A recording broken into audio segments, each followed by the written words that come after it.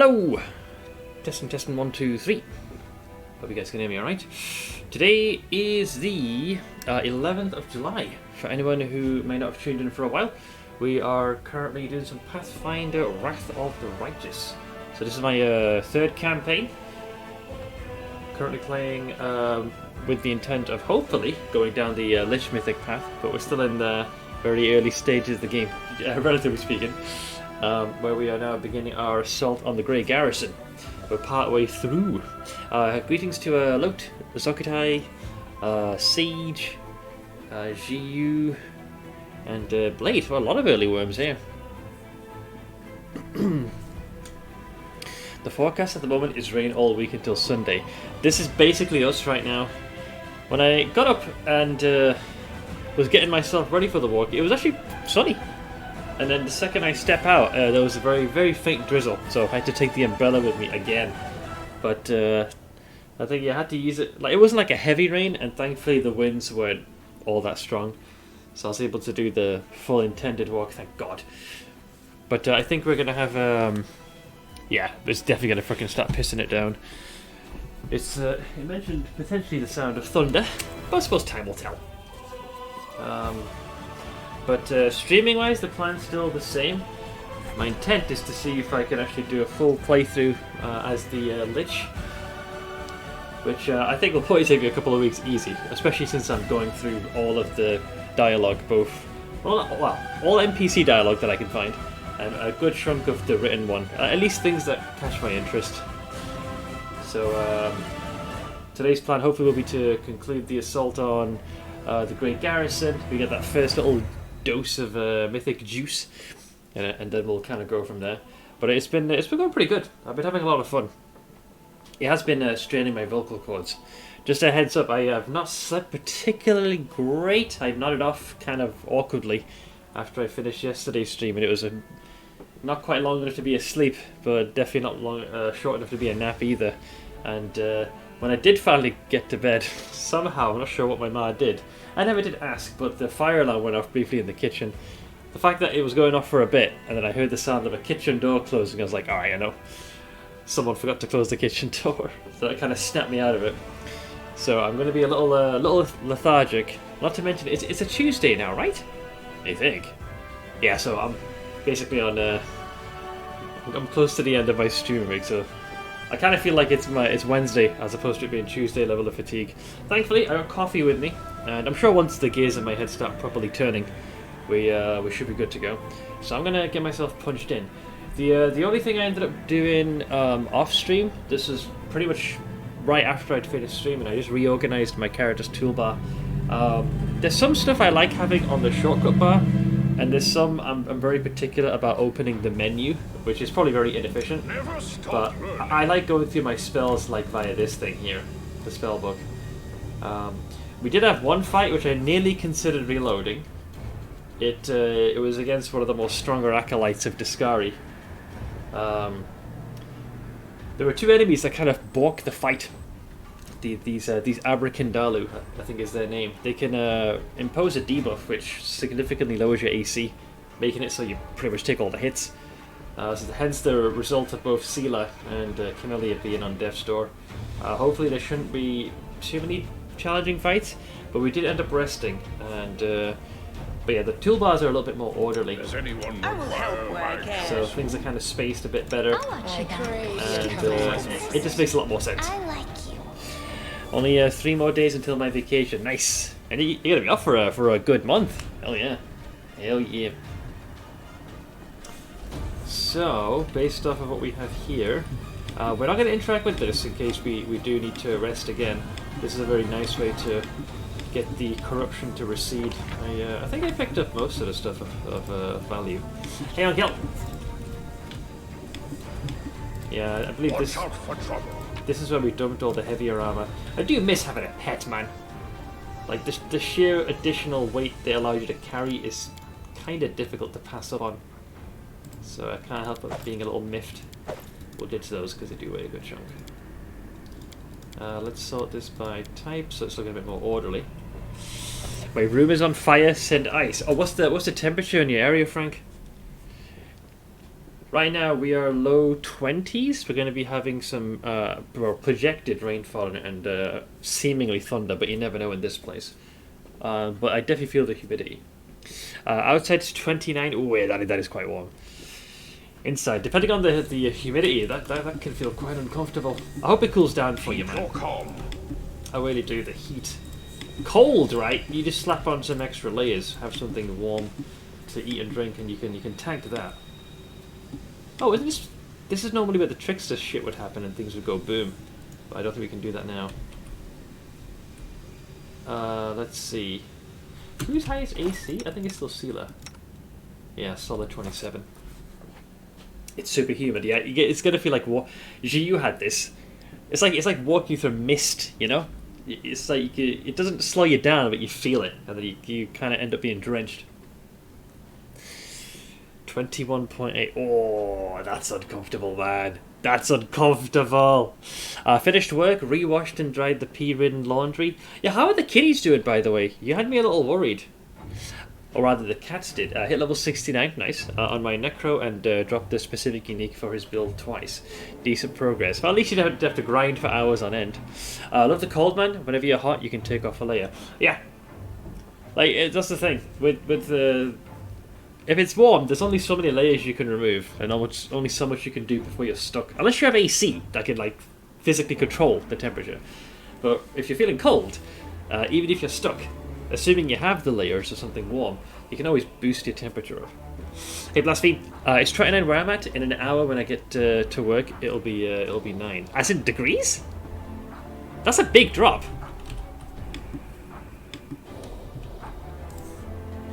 My theory is that I delayed emptying the litter box too long, so one of them got tired of it. Oh, yeah, I've heard this. Cats have they're very particular in terms of, like, they do keep themselves clean, but if they feel like where they normally go isn't up to par, then they'll go somewhere else. Elevation is it? Where are you from, Blaspheme? Out of curiosity.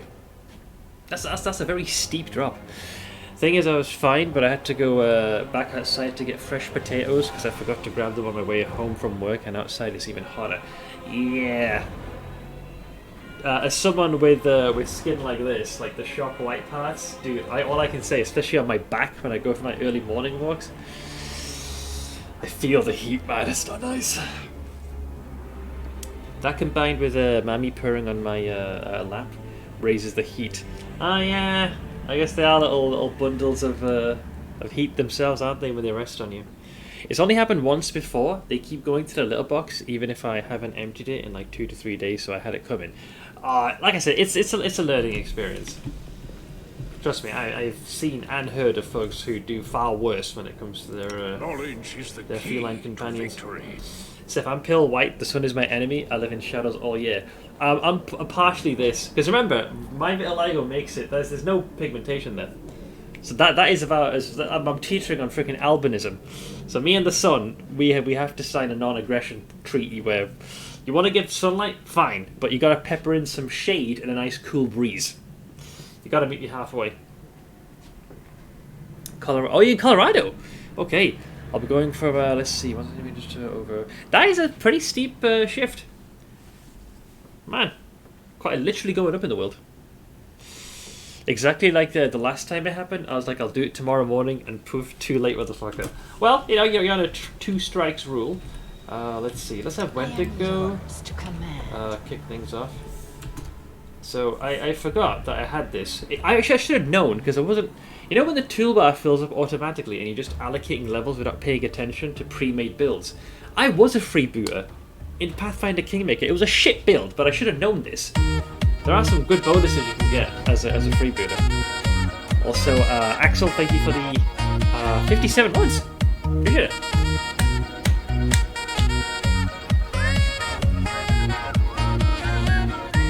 Git. Knob. But thank you so much. I'm not a fan of this Wendu build. I don't mind so far. It gets the job done. I like this option because this is a freebie that you can do. So now everyone for the next minute, all allies within 30 feet, you can see or hear the freebooter gain +2 bonus on flank, on attack rolls and flanking, which will basically be these three, which is fine by me. And then this one was, I think, So at first level, the freebooter can, as a move action only, indicate an enemy in combat and rally her allies to focus the target. So basically, it's a +1 to hit and to damage. 5th level, and every 5 levels thereafter, it basically goes up by 1. So it's like a +1 extra you get in there. Freebooter is great and all, but it feels like you get nothing done. The character in question probably not, but I reckon I can make this work. Besides, it's normal difficulty. I expect my Lich to carry me. So we're gonna have Wendu eat. I'll rip you apart! Time to practice my combat abilities. Oh, am I not in turn based? There we go. She rolled a nat 1, and then the enemy proceeded to counter attack, which is very rude. And another nat 1. Wow.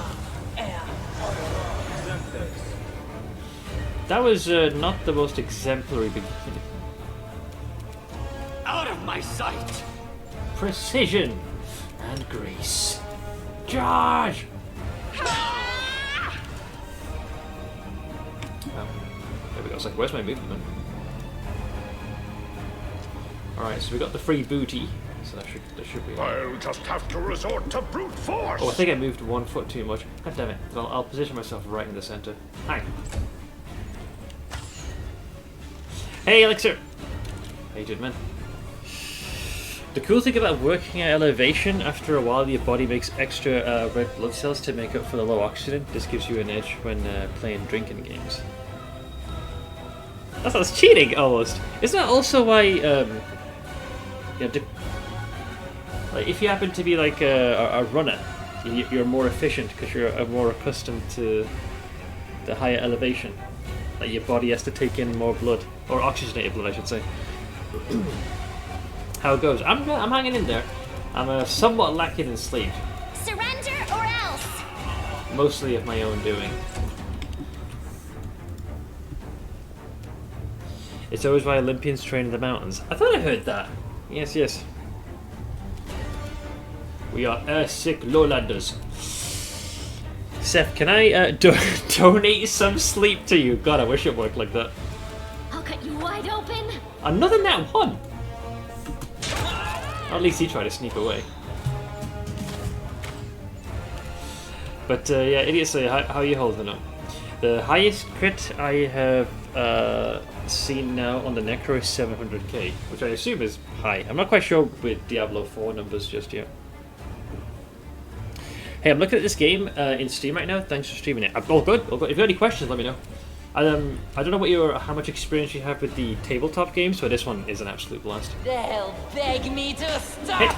Miss! Hit! Alright, that's done. Wait a second, where's this spellcaster? Did someone cast it east? Archer. Wait, is someone hidden? Like someone's missing. I will see to your demise! Let's see. Well, once we're in their melee space, then they're gonna have to struggle to fire their attacks. I guess it must have been the cultist Archer. Huh. Into the fray! I wonder if it was a scroll or something they used. Too far for a charge, and they're on the way, so I'll have to do normal melee. So it comes to this. Boy, did she go flying. Let's do a sleep. Go to bed. That is a success, so they're out cold. What do they roll? 8+2, that'll do it. I'm trying to beat the heat. My AC is on break right now. Or is it a little overtaxed? Work is going well though, so I'm alright. Glad to hear that, man. They nerfed the Civilodon heart from Kingmaker to this one. Civilodon, interestingly enough, is what I used in Kingmaker. I made a Mad Dog Barbarian. Still pretty powerful. Though, I ran into an issue when Wrath of the Righteous first came out. There was an unintended nerf. So what ended up happening is when a Civilodon does a full attack, like a charge, full hit, it's supposed to do all 5 attacks. There was a weird quirky bug where it would only attack twice, even on a full attack. The only thing I could do to fix it is I have to like respec the character, but the moment I would save the game and reload or restart the client, it was almost like it lost those extra hits. Fortunately, by around about late chapter 2, it was fixed, but I felt like I lost the main shtick of getting this Similla done. I love this Similla done. Let's see, so Camelia's gonna go there. Stab it. Spirits demand your blood. I did it again. I went too far. I need to impose a limit so I don't overextend. They're asleep. Let's go there to get a better vantage point. Oh, there is a caster! I knew it! Shit! Okay, so they're obviously hidden. So they oh no. Where is that little shit? Wait, glitter dust, right? All creatures within a 10-foot... I never get to use this all that often. Let me double check. A cloud of golden particles covers everyone and everything in the area, causing creatures to become blinded and visibly outlining invisible things. Okay. All within the area are covered by the dust, which cannot be removed and continues to sparkle until it fades. Each round at the end of their turn, blinded creatures may attempt a new will saving throw to end the effect. Alright. Well, I never get to use this damn thing, and I suspect the person I'm looking for is somewhere in this hellscape. I think. I hope. Can't quite get them all. Oh, you can't target this because they haven't entered the rotation yet.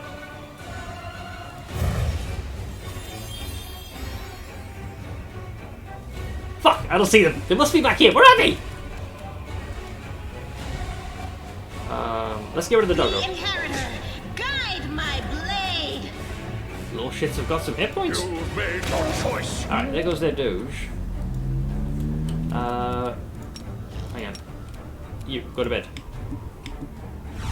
Alright, they rolled poorly on their save. Okay. Hey Galacticus. Where the hell are they?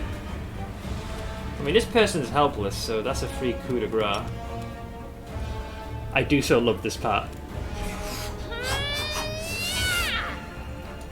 The world in crimson. I mean, when they're helpless, they're helpless. If you do not to kill them. Alright, is there a caster here? Oh, I hit something. Come on, where are you, little shit? Where the fuck are they? They keep casting stuff. That little shit. Your pain is my pleasure. Alright, well, the wolves seem to be trying to go for Wendigo, so I was getting a feeling. You should know where they are. I think they may be here. But whoever it is casting with impunity, and that's kind of rude. Precision and Alright, that goes the other wolf. no glory without risk. Did a Sylvan Sorcerer turn my Similodon into a dragon and laugh my way through the rest of the game? I heard folks did the hardest difficulty of the... Hang on. Yeah, the hardest difficulty of the game with a full retinue of Sylvan Sorcerers. Never used them myself. Don't have a distinct pleasure. Alright, let me go here. I don't see them. No fear. Where's the thing? Eventually they're going to run out of juice. Eventually. I do worry for Windowag a little bit. You are today's sacrifice. Alright. Good. 5 steps. This is one of my favourite features of the game. I'm glad they gave this. I'm assuming it's an official tabletop. Normally if you attempt to flee from a target that's in melee, you would provoke an attack of opportunity. But you can instead forego your entire normal movement and instead move 5 feet very carefully, and that's enough for you to move away like this without having it bite you, and then I can still attack the bastard. I'll rip you apart. Where the fuck are they? There's 3 more wolves.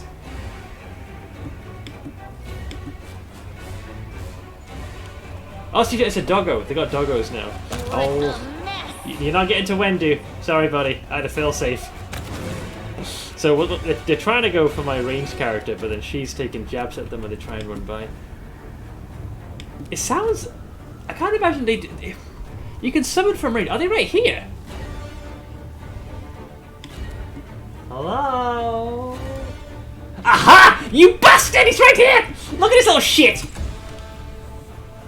You're gonna pay for that! light take you! What a fucking weenie! I'll just have to resort to brute force. Yeah, I thought you could summon him at a bit of a distance. I forgot that they can only cast him in front. That was the hint.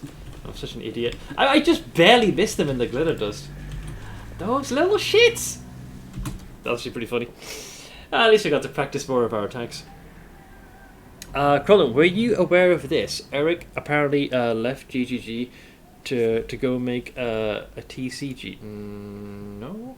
Hang on, sorcery, contested round TCG, an interview with game creator Eric Olson. Well, he's making his own trading card game? I had no idea. Should I have? Working on something he enjoys.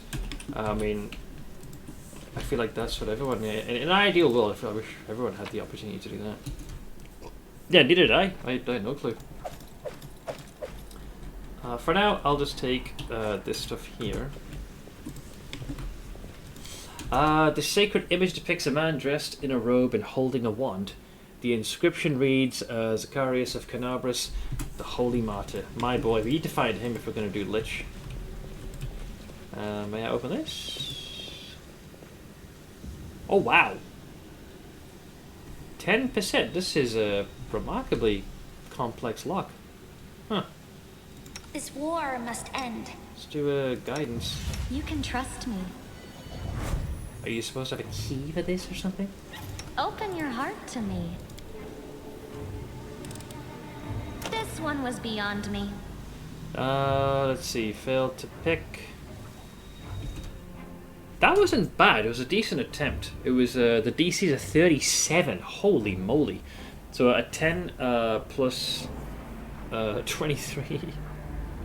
I would have to have rolled a little higher. Can I attempt again, or am I? Is that beyond now? Not this time. Okay, so now the lock's jammed. This time natural one. that kind of tracks. Shit. Maybe there's a key of some kind.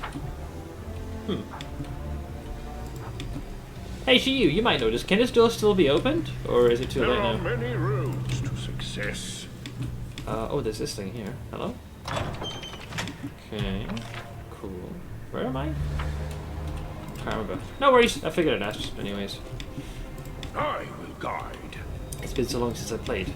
No, fair. I figured maybe, in case you knew off the top of your head, it's a very high DC lock. Like 37 is pretty crazy. Together, we stand. What I should have done actually, it was an oversight. I should have used this thing, the signet. It wouldn't have worked, but yeah, I would have given myself a circumstance bonus of a chosen skill check. So I would have done trickery. That could have been a +5, which would have put me at.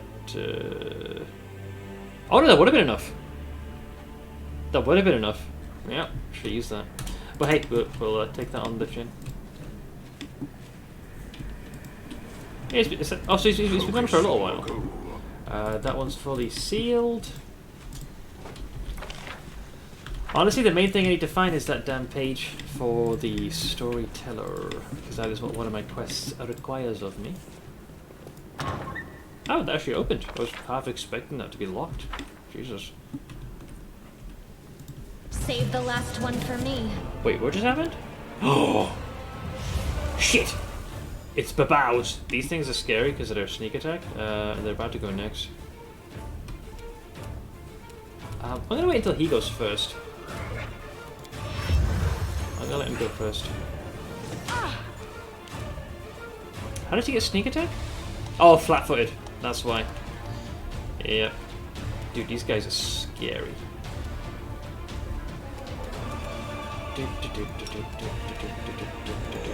Boink! Alright, you little shit. Into the fray! May I charge? Yes! Although, he shrugged it off like it ain't no thing but a chicken wing. I guess I'll heal, because we did take a bit of damage.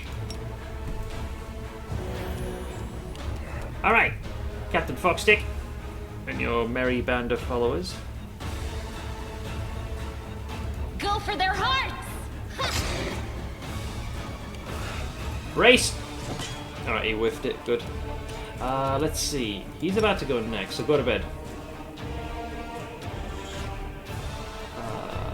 Wait a second.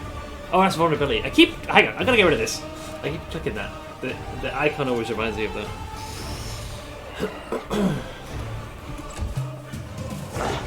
Whiffed. Whiffed. Hit.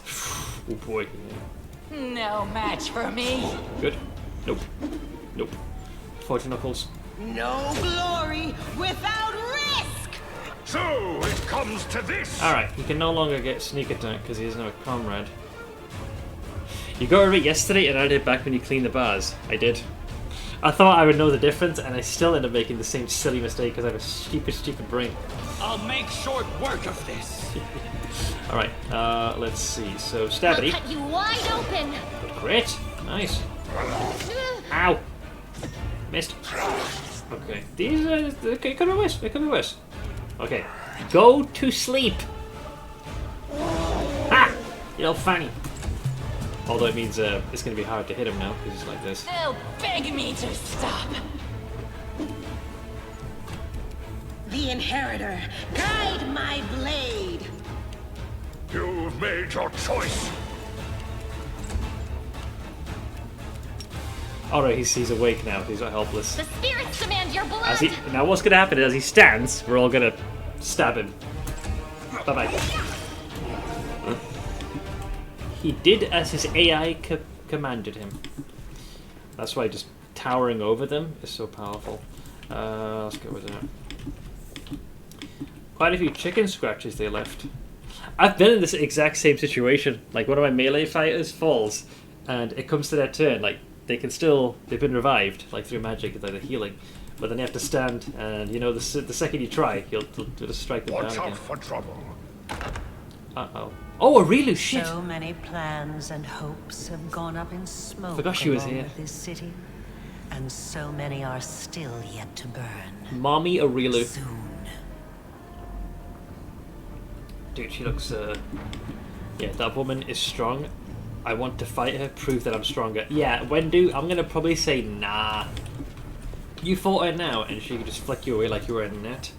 As I live and breathe, that was the architect of the world wound. The vilest wish of them all.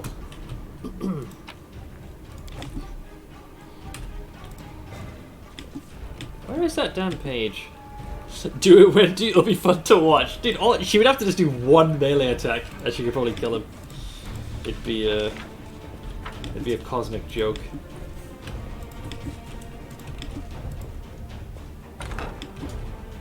Huh?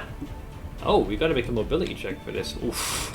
I'm not exactly brimming with confidence. So, who's got the highest mobility again? Let's see. 5, 1, 8, 2.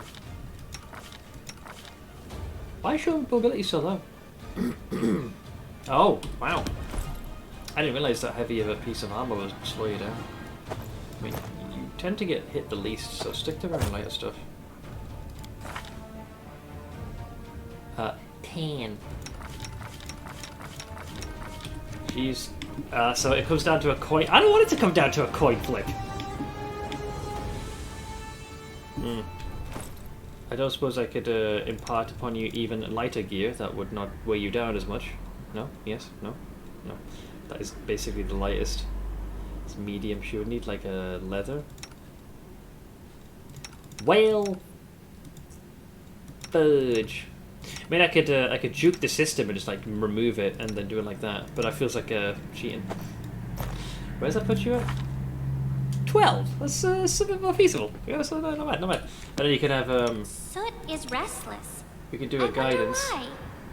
to give Wendy a +1. Huh? Huh? Not bad, not bad. Why is she going? You're supposed to take the person with the highest skill. I Why? heard Why? the voice of the spirits. Why was she going? I did not have her selected. Isn't it supposed to take the person with the highest mobility stat? That is rigged. 1 second, where is it? Oh, sorry, mobility. Not athletics. I have a damaged brain, so it's taking the next person who's equal. Oh, Jesus. Yeah, sorry, I'm looking at the wrong one. Alright, fine, whatever. We must stop this war. There's There's no hope, only us. The gods have abandoned. Not this time. Just now. Yeah, wait. Wanna play together? Wait, so do we actually make it across, or what happens? Oh, so we don't make it across, we fall down. What does she roll? Useless cow, roll a 7. Oh, and apparently this perception check's being made. Why am I here, exactly? Keep your calm. Wait, why were there perception checks being done then? What happened? Huh? There was obviously something we could perceive. Oh, this is how you would have entered in this laboratory room. Right. I think I just closed the door probably, didn't I? Yeah, because here's where we fought the alchemical dude. Wait, did I miss this? Ooh, free stuff. Okay, so we go back up the stairs. Well, at least time didn't get wasted. In the sense that you take on like fatigue or exhaustion. But that's different. I won't let you hurt my friends. I was looking for the bathroom. Fireball! Fuck!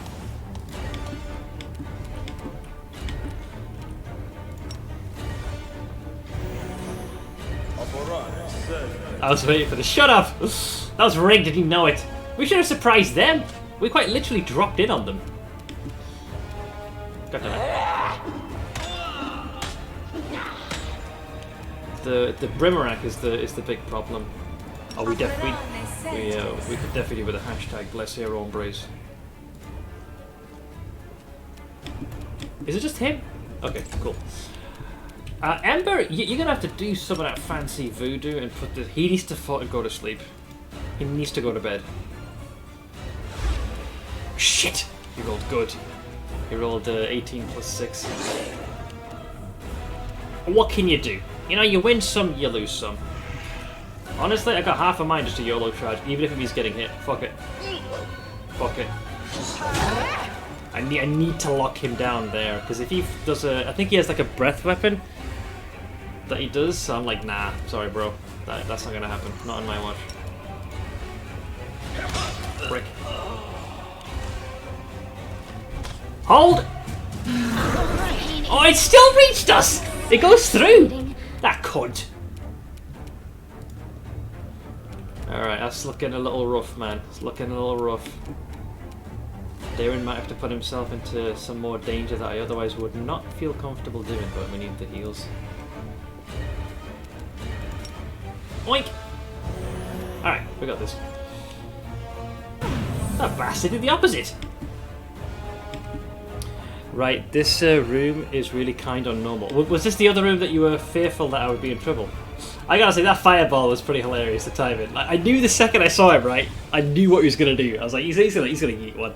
We're in a confined space, narrow corridor, and we're just funneling it. Like, it's like fish in a barrel made manifest. No match for me. On higher difficulty. Oh man, that would have been 2 fireballs and 2 gout. Fuck that! I'll be dead!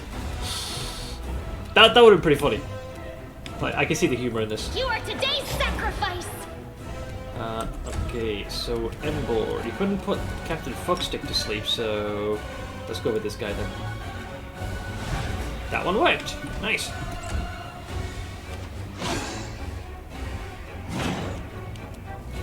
Hi. Into the fray. Nice. That was a resounding crit on your boy. You don't enter this room through that wall because it'll just AoE to death. Yeah, I assume there's probably a secondary entrance there. No fear! Okay, so that's his main shtick. The fireball and I forget what the attack is where he does like a flamethrower. That's like the main thing. Once he's used those, he's out of tricks. So you gotta eat those initially. How much space do you have? So you can actually move a few feet back if you wanted to. Although he's got reach though. You know what? Just stay put. Don't do anything. Just hold. I'm okay with that. That's safer. I'll rip you apart. Alright, there goes Captain Fuckstick.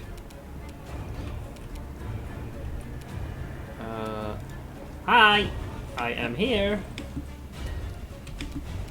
Hey! Go for their hearts. good damage. Alright, now that we're there. I mean, you could try and put this one to bed if you wanted to. Nice! In case you're wondering, you can only attempt this once on an enemy. If they succeed the save, you can't do it again for the rest of the fight.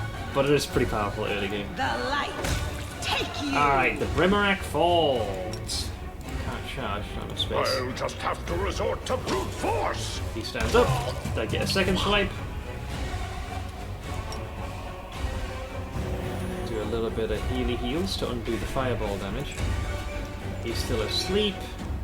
Wendu can finally come out of her hidey hole.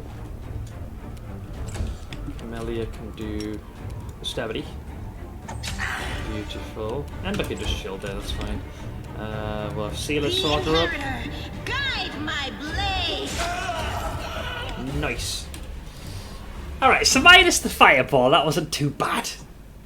Plus the giant column of flame. Where's the drink?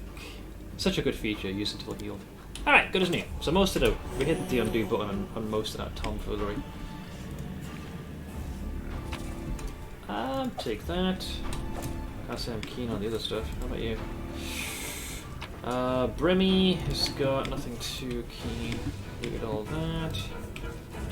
A will check. I shine in all endeavors, even failed ones. 9 plus 9, not enough. It is tattered, blood spattered drawing.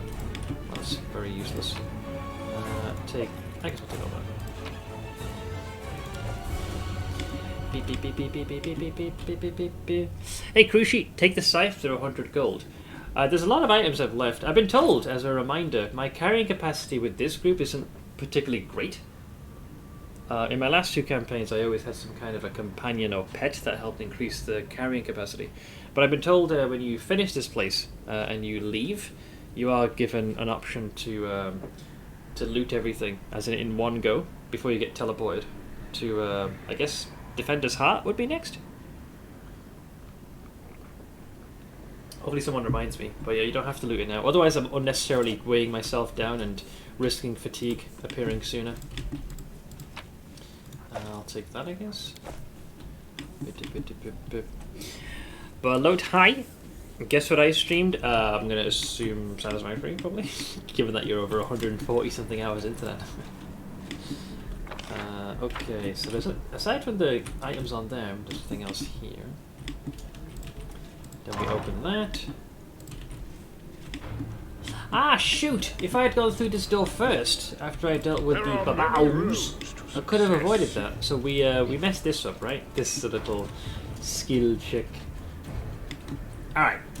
It's a mobility. What's on your mind? Of, I wonder. I guess I'll use this stupid thing. Can I choose? There we go. Nice. Now, repeat after me, Seth. Not athletics, mobility. Mobility. There it is. Okay, this thing is on. I'll watch your back. Trust in yourself. You've been given the grace of a deity and the signet of House Vespertilia. Don't fuck this up. Come on. You can trust me. This one was beyond me. What? That is fucking rigged. What did you roll? A 5. Right, Camellia, first opportunity I have to sacrifice you, right? I swear for all that is above, you are definitely on the menu. She pulled a LAN. She pulled a LAN on me. For those who don't know, just type in !! YOLO and you'll see what I mean. We're passing this come hell or high water. She is helpful, is she not? Someone plays. Let's see, let's try this again.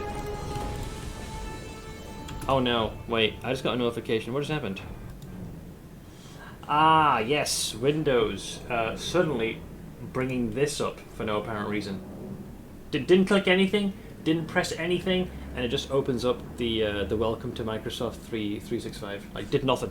It just decided to unzip its pants and stick its applicational dick on my screen. Fuck you, Windows, and the horse you rode in on. What's it doing? We'll make things right. Alright, look. Guidance. Right. And once again, by the might and the signet of House Open your heart to me. Vespertilio. Don't fuck this up. Come on. time. You are functionally brain dead, woman.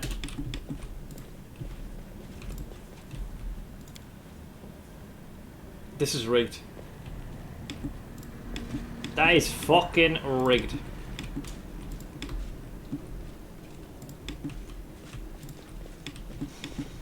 Ah, boy. Alright, let's just try this again. This war must end. Well, I am helpful, am I not? Yeah, sure. Was it worth it? Yeah, it was worth it. What did you roll, by the way? 18! See, do that from the beginning! Cow. But yeah, that is useful. And this thing? This page depicts a woman in full armor holding her sword aloft towards the sky. The inscription reads, Yaniel of Dresden, the Holy Martyr. Fair, and... Ooh, okay. The roll is easier. Don't fail. I hope you appreciate this. Natural 20, good. I think she just wanted to get all the bad rolls out of the way. Voice of the spirits. Alright, let me heal her useless carcass. Hey, Yar! The kidney pains are back. Uh-oh. Kidney stone again? So what you're saying is that you've played a lot more load. I get you. I'm right there with you, pal. Okay, so... let me do an F5 on that one. So... the only door that I'm aware of that I haven't been through is apparently in this direction. And to the right? Watch out for trouble. Hello! I bring death.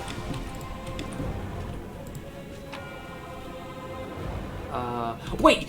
I missed this in the last campaign? It's out in the open on a fucking table! How the fuck did I miss that in the last campaign? I thought it was in some chest or you had to do some elaborate perception check. It was right fucking there! Wow! I had a Seth blind emote. Holy shit. That was the most blatant item in the entire collection. Keep your calm. Maybe I didn't hold tab. Wow, that is scathing. Alright, I'm somewhat disappointed in myself there. Lel.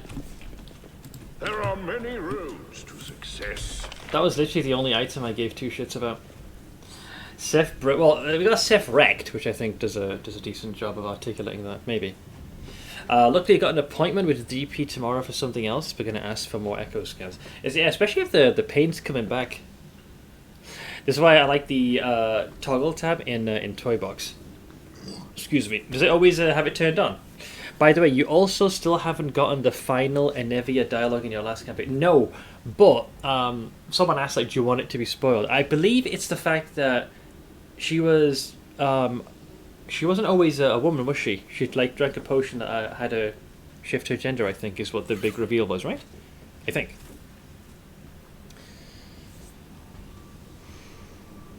Yeah. So I haven't seen it myself, but I know of it. I think I had to pass a very high skill check or something, and I didn't. I was unable to pull it off. I will guide. But yeah, that genuinely surprised me. But I guess in the settings of, you know, where one can turn a Similodon into a giant dragon, maybe one shouldn't be surprised that one can shift from male to female. But it's more her reasons behind that I found compelling. She was never sick. They sold the heirloom sword to buy a gender change potion. Yeah, hence why I've got the scabbard on me. It's a 60! Dear lord! That explains a lot. Focus on the goal. By the way, I have no idea where I'm going, so I'm kind of aimlessly meandering. You've got first floor. Ah, there we go. Third floor. What was that sound? Oh, they're fighting downstairs. Keep your wits about you. I thought I got attacked then.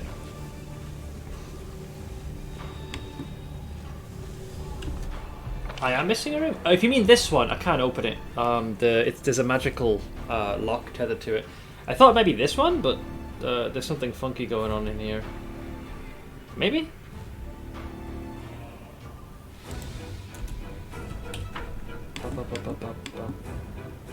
Can I open that door? I think that just takes you back into the hallway again. Watch out for trouble. Oh, hang on. Wait. Oh, yeah, the trap. Yeah. Uh-oh. Ah, shit, I rang the dinner bell. I made that mistake last time. Wait, they're coming! Fuck. Oh, it's too late. They know we're here, and not even I'm that fast. I'll prove I am the best. Do not fear. Do not waver. Fudge knuckles. That is quite the Clown Fiesta squad. Oh, they don't trigger their own traps! Wait, we're still separated! Uh-oh. Well, this got awkward very quickly. Thankfully, it's the two squishiest, so I think we can manage. Hi? No glory without risk. They'll beg me to stop. 1, 3, okay.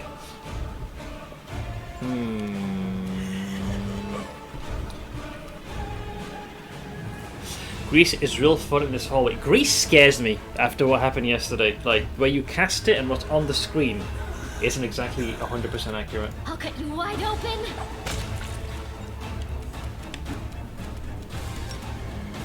I mean, I'd like to charge, but I trigger the trap if I do that.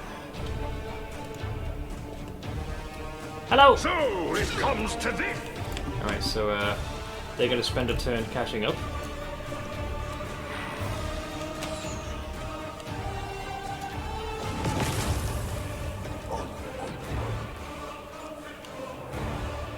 I forgot he was here. They have a Minotaur. Well, that changes a lot. That rogue needs to go as well because the sneak attack is going to be an issue. Yeah, they got a big boy. Into the fray.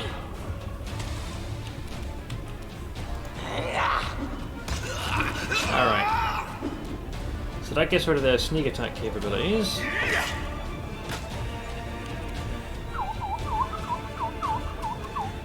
The spirits demand your blood. All right, another dredge.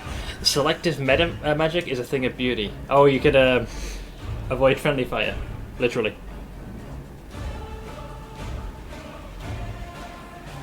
Well, the good news is the big guy needs to approach us to get anything done, so I can wait for now. Only for now. You've made your choice. Give a little spanking. Alright, Ember, it's time to show us why you're the Alpha and Omega. Put the Minotaur to sleep. I command you, bedtime, with no supper. Fuck! He made the save. Hold! Ow. Okay, he flummoxed the roll. I'll just sit here. Well, there goes Seela. Don't worry about me. Hopefully we avoid any AoE and she avoids a more permanent demise. What do they roll, by the way? 15 plus 12. Oh, he just about got the DC. Metamagic is so strong, sadly. It was bricked on launch. Well, it didn't work as it was supposed to. Yeah, I don't think I can get Seela to her feet in a timely fashion. What else do I have that can cause a bit of a ruckus?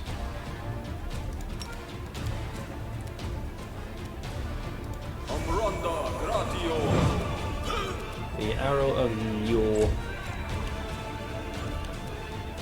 No match for me. Alright, so they got one more here. You are today's sacrifice. Natty one, baby. Natty one. No fear.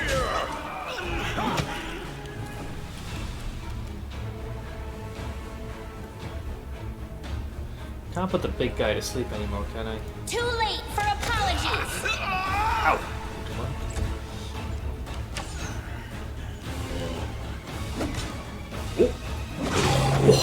Okay, I managed to stop the first one, but the second hit was a bit too much. Even for my little legs.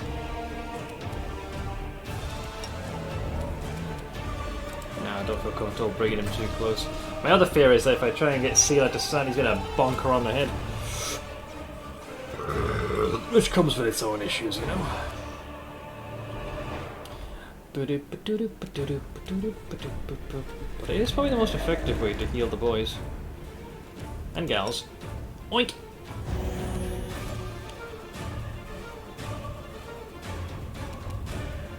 Yeah, it'd be too risky. You should have to stay put. Hopefully we can deal enough damage. I'm Marky. Oink. They'll beg me to stop. Go for their hearts! Kidneys. Go for the kidneys. Hi, big guy. I'll just have to resort to brute force. Can you get close enough to put Captain Frogstick to bed at least? Ooh, it's gonna be a little close. You, go to bed. Fuck! He made the save. Oh, see, this is what I was afraid of when you attempt to revive somebody. Unfortunately, this constitutes a reload because I don't want to go through the resurrection. Well, technically I could use Tyrendalev's skill. I do have one. And I think you only need to have one of them in general to do this. You restore life to a deceased party member. A raised creature has a number of hit points equal to its own. Raised settles removes death still condition. There's no deal. Yeah, sure. I'll take the hit. I'll take the... For the sake of RP, I'll take the hit. We'll say we'll use one of Tyrendalev's skills to hit the undo button. This is why I was hesitant to heal someone who... They're in negative hit points, but they're not suffering any sort of, impending permadeath. But if you try and, if they see signs that they're obviously awake, then they'll turn their attention. You see the thing on the PoE site? They're taking a news break. I saw the headline for it. Out of my sight! I'll rip you apart! Right, so am I allowed to do this now? I should probably wait until combat concludes. Also, these motherfuckers, man, they've rigged this place to blow. So let's spend this turn just getting there for now. Now what is You're that? kidding me! You put 2? You sick, heartless pricks! Probably a good thing we got them to come to us here. Rude. Oh, these guys are mean. Who pissed in your cereal? Hi, I appear to be in your personal space, so if you want to attack with arrows, by all means, feel free to do so. I think we can still put one of them to bed. This guy succeeded, but this one did not. He's asleep! There you go, he's switching to melee now. Let's see... Darren, I need you to do your thing, man. I will see to your demise!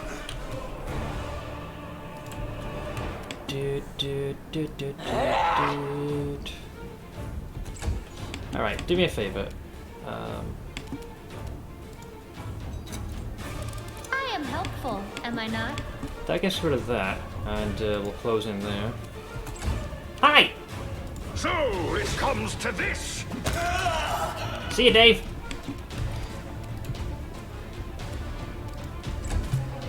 He's still asleep. Darren can chill there for now. Wendu can start eating these. No match for me. This kill is for you. I'll cut you wide open! Alright, ladies and gents, nobody do a goddamn movement. What'd I say? Stop right now. Cease! What's the stop? G, right? G's to make them not move like morons. Nobody fucking What's on move. your mind? I wonder. The spirits guide me. I am helpful, am I not? Oof. Okay, so where is Seela? So this should work. I don't think there's a timer that is affixed to this. And You're a good person. I don't think it takes anything I like fancy. you. There it is. So this says you restore to life a deceased party member, race creature. Yeah, this should work. So is restless. I think. I wonder why. Return to us, etc., etc. Problem solved. There you go. It's like she never died. She even got rid of her death store. Yeah, the fact that we have 2 scales is the only reason I did that. I welcome your company. Heal, please.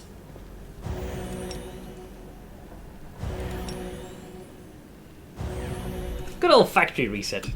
You select the whole party after a fight, so blame yourself. Yeah, that was definitely my thing. Thankfully, there's a key to stop that from happening. I figured I'd commit to my misplay, or the enemy's good RNG. This is stuff we don't imminently need to carry on us at the moment. That was rude. Probably a good thing, though, they came to us, because if I had ran through, I probably would have triggered both traps. And that likely would have put me in a more graver situation.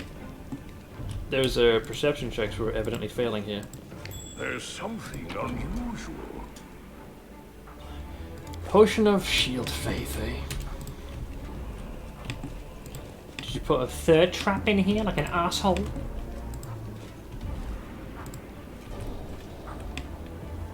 Hang on, there was another failed perception check. I don't like that. I don't like this. Wait, why is there so many failed perception checks? What are we missing? Okay, this is rigged. I have a bad feeling. I will heroically take the hit. Allow me.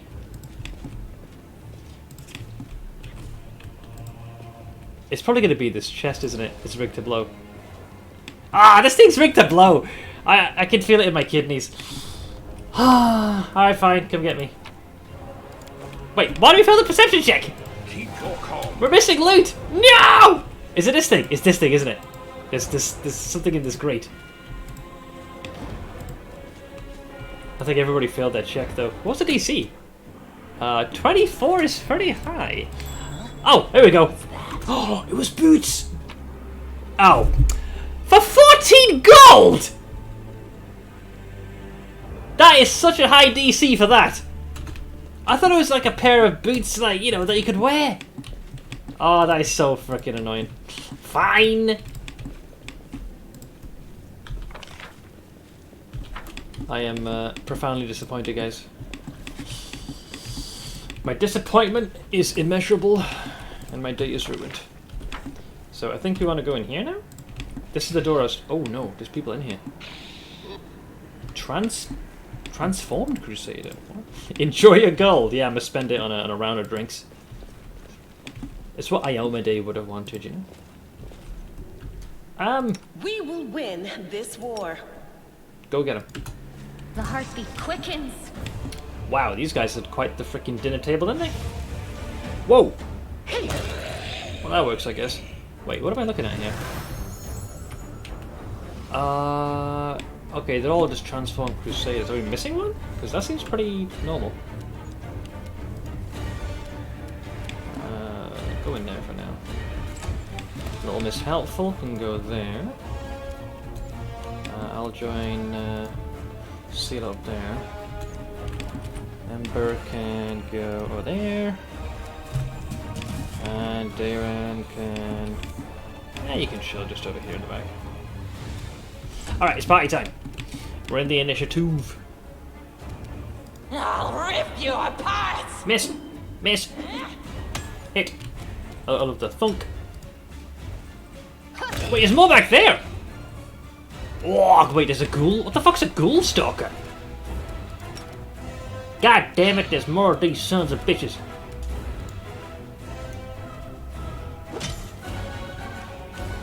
Uh-oh. Wish her to hit? That's not crazy high. Although Stalker, I wonder if he's a stealthy boy. You are an anomaly, but I can't get you properly from where I am. I'll just spank you for now. Alright, well down he goes.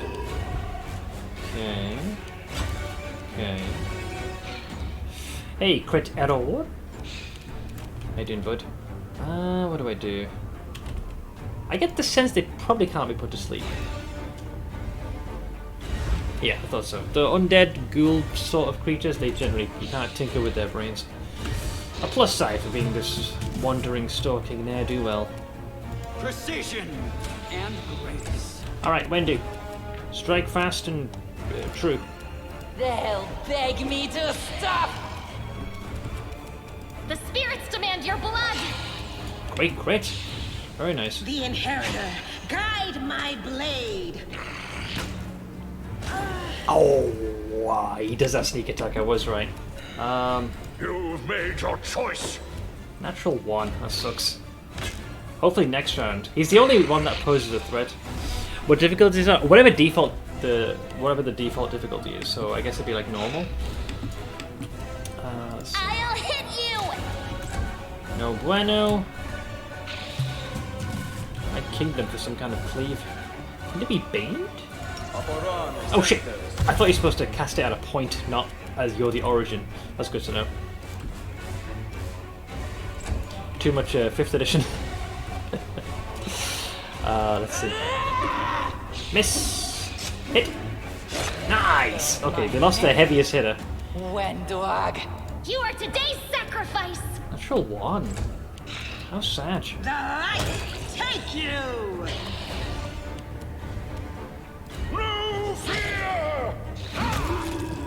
Just bashed him with the old shield.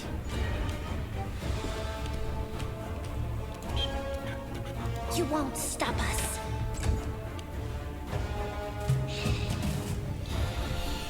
Let's see. What is my tin? Goddammit, I'm freaking unemployed. Your tin? Oh, TIN. Oh, this is a transfer number, right? Or international. I'll make short work of I this. thought we were talking about the alloy for a second there.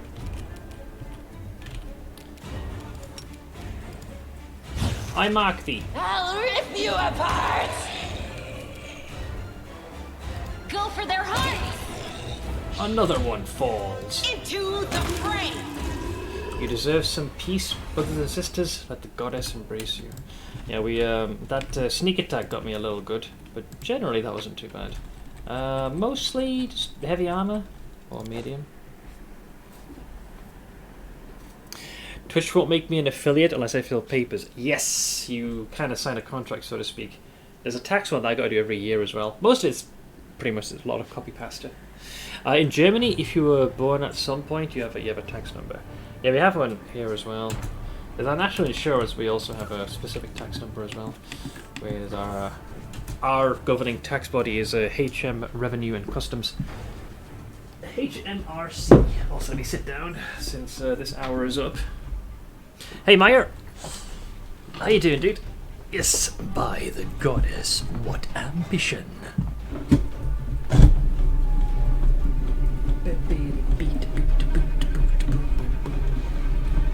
Bear with me, I'll be with y'all in a moment. As my desk slowly but surely descends.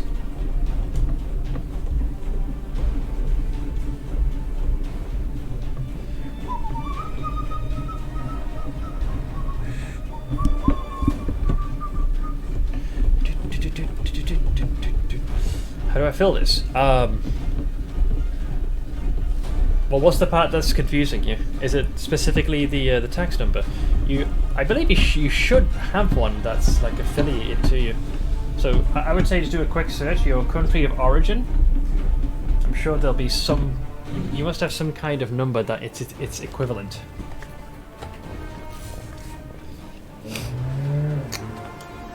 Do you have to rest to recharge skills like Neverwinter Nights? Yes. There are like spell slots.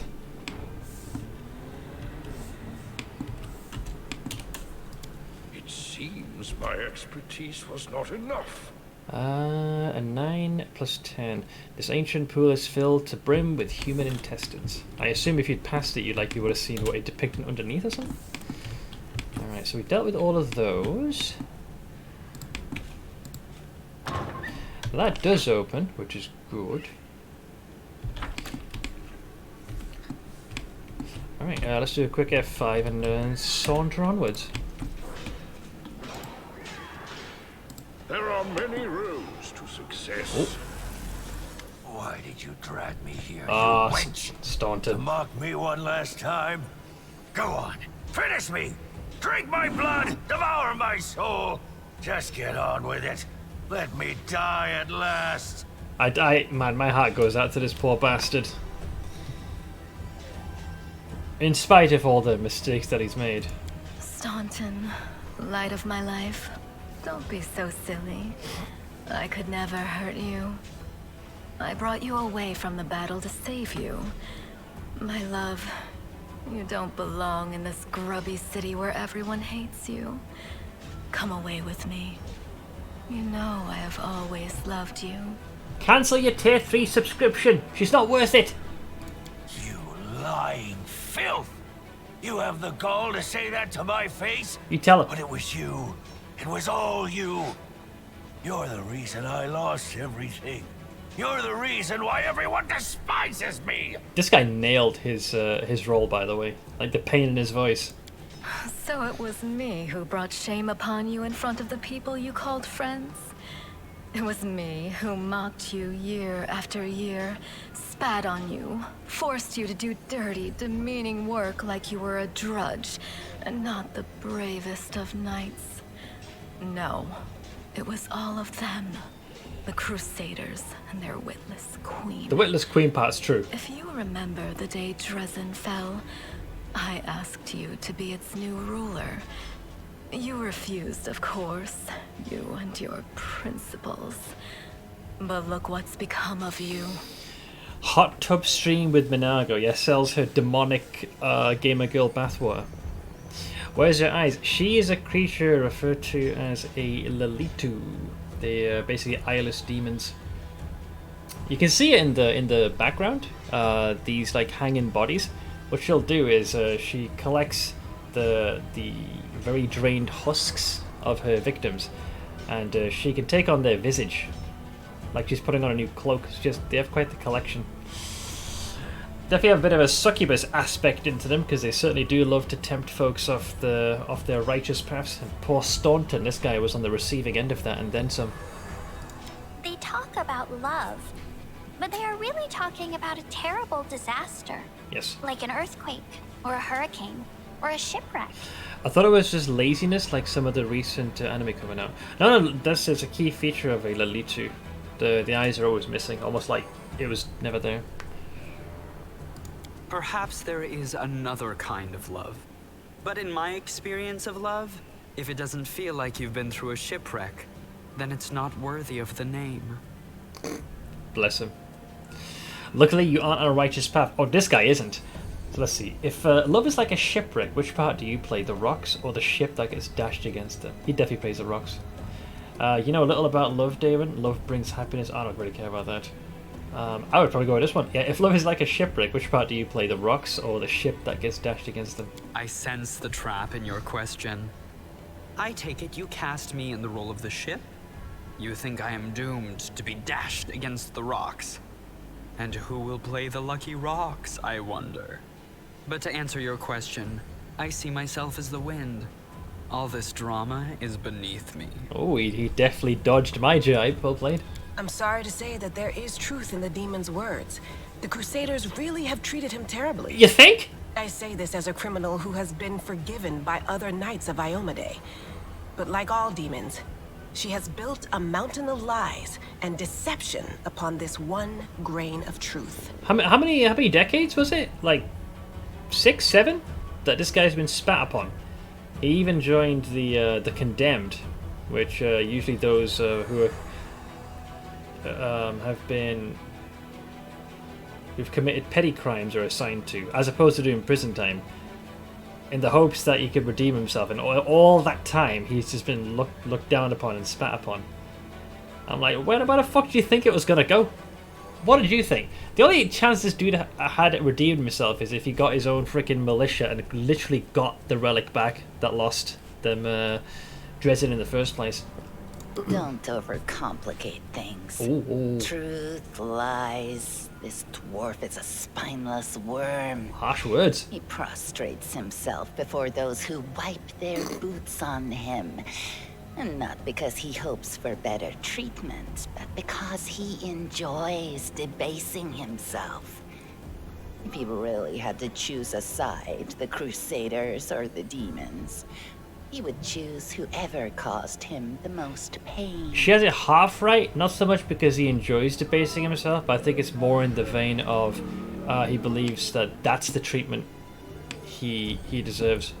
Because his reckless actions cost the crusade dearly and lots of lives up until this moment.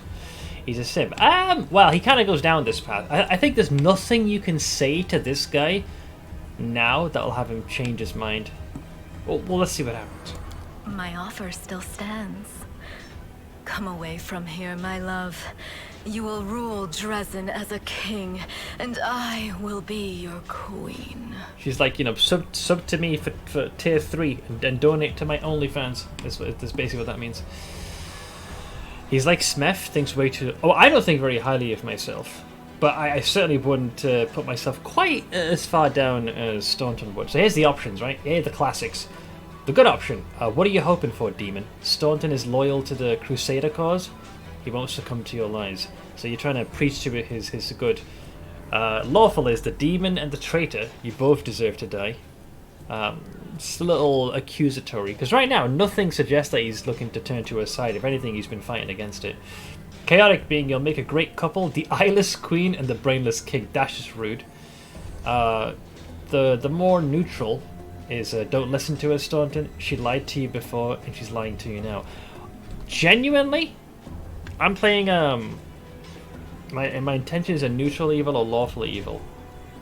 At this point, I'd be curious to like I literally do not give enough of a fuck about either of them, but there is an undercurrent of curiosity to see what decision he makes. So I won't spur him on, but I won't hold him back either. So I won't interfere. So Staunton gets to his feet and looks at the eyeless Lelitu with a strange expression on his face. A mountain would sooner weep than this grim dwarf, but tears now well in his eyes. Dearest, it's all right. I'm here. We'll never be parted again. Let's go. Come. Oh wait, they're bailing now? Get back! Wait, was that supposed to happen? I thought he reprimands you and then and eventually joins it. Grasping his weapon, Staunton slashes at Minago's eyeless face and with surprising agility for one of his stature, flees up the stairs. Curses! Oh, okay. Stubborn as a mule. Never mind, my pet. Pet. Never mind. You won't get far. You will kiss this scratch and beg for forgiveness. You will be mine. Wholly, eternally, and willingly. Man, she really wants to drain his bank account. Yeah, that was supposed to. I thought now he was going to make the switch. See ya. All right. Well, that was. They definitely need some couples counseling. They definitely need some couples counseling. The cow used teleport, man. Rigged. Any hoozle. One floor, please. Oh, am I supposed to take this stuff now, Jiu? Because that's all the loot. I'm pretty sure I'll be very over encumbered if I do this, though. That's a lot of stuff. I feel like I won't be able to move if I take all this stuff.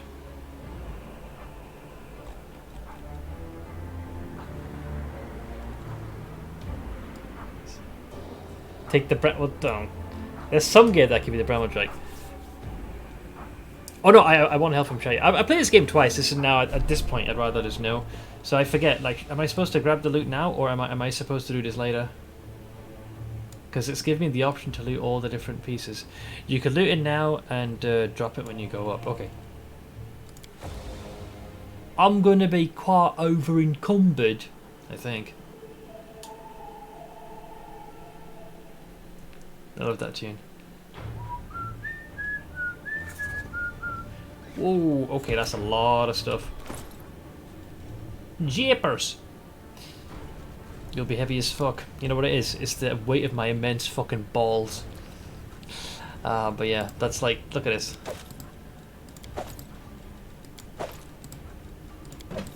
$23 individual chain shirts. It's enough to equip a small militia. Good lord. Where's Stidge, man? I need Stidge. I need the oink. That's what I always called my my Similodon. Fucking hell. I mean, look at this. Wait, what has the most girth? Ah, yeah, that'll do it. Do you even need to drop it? Well, I'm not sure what's coming up. My brain forgets. As long as I can pick this up later before I leave. I just want to kind of offload just a bit. Just to go down to medium. Alright, so I've got it all here in this little pile. Otherwise I literally couldn't move. Always take the glaives and... Yeah, glaives and anything masterwork, because it's they kind of go for like 100 gold a piece. Alright, so let's do an F5 in case I fuck this up and I mosey on. They will break against our resolve. Kinda forgot he was here. My memory is really bad of certain encounters in this game, I must say. Hashtag bless. Also, Jamses, hi. Bought flaming hot Doritos. Didn't expect them to be hot. There's a bit of a surprise Pikachu face to that statement. Alright, we have the freebooters bound. And I guess I can move a little bit closer. Wait, this guy's named Duradnu. Oh, out of curiosity, it just occurred to me, is this the guy that actually attacks the defender's hat if you drag your feet too long? I forgot about this. I just realised. I'll cut you wide open.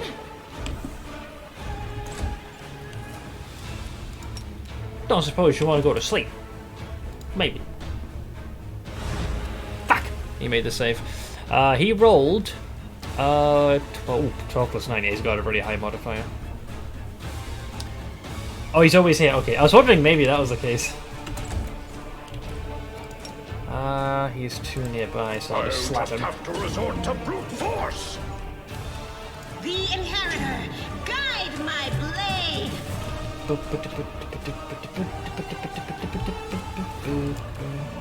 Allow me to strike at thee with the arrow of law. Fail to overcome the spell resistance. Mine is that Sag. This is one thing I never liked about the Pathfinder rule set. There's already layers to spellcasting, so creatures have this innate ability to shrug spells off without it even doing anything. But yeah, you have to overcome this part first. I always envision when someone does the insight button, their player character is flipping through the Pathfinder bestiary. It just brings out this massive tome and just starts flicking through it, going past all the different bookmarks and the little labels they've attached. Alright, I mark thee. No match for me. Ow, that was that had to be oh yeah, that was a cleave. That was... it's a little rough. Just about. The spirits demand your blood. Can the spirits go fuck themselves, perhaps? Surrender or else.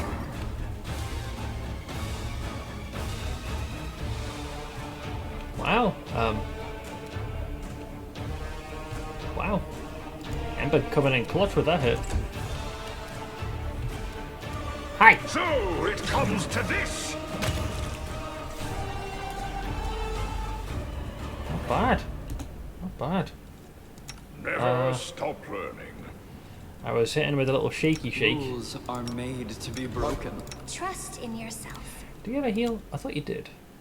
Yeah, she got a little baby heal. Am I doing it wrong? No, you did fine. I just misclicked. Yes. Thank you. I feel right as rain. Let's do another one of those. Missed me already. Yes? We'll do two little put that there actually. Two little baby heals. Yes. Thanks. What class is your main? It looks like heavy considering he has outflank already. Yeah. Does anyone require my counsel? So it's predominantly invulnerable barbarian. I'll give you a link actually as to what it will be.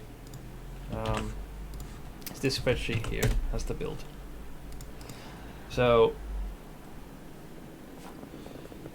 we only take one level in sorcerer cross-blooded, and the rest are pretty well. The vast majority are in barbarian as an invulnerable rager.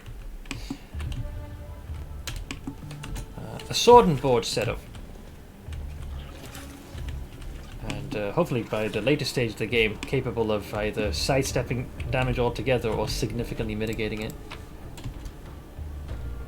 Ooh. The blocker. That sounds fancy. I remember this vaguely. So it is a great axe. Whenever this +1 cold iron great axe lands a hit on an enemy, The enemy must pass the 42 saving throw DC 10 or become prone. A very low save. Even if chances are, it won't be long before a creature's freaking their modifier is higher than the DC, but they can always roll a nat 1 and still be knocked on their ass. Smith, I heard you're suffering from Nocotitis. I have the cure for it posted in Discord. Prescription provided in cat. No catitis. Okay, I was like, what is Nocotitis? It's no catitis. Okay, let's see here. Here we go. Do you want some serotonin, guys? There be the kiddies.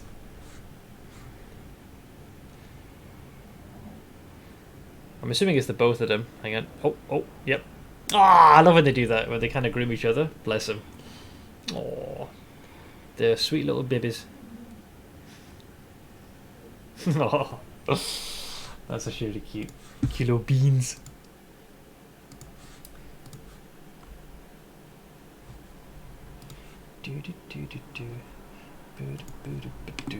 Okay, let's see.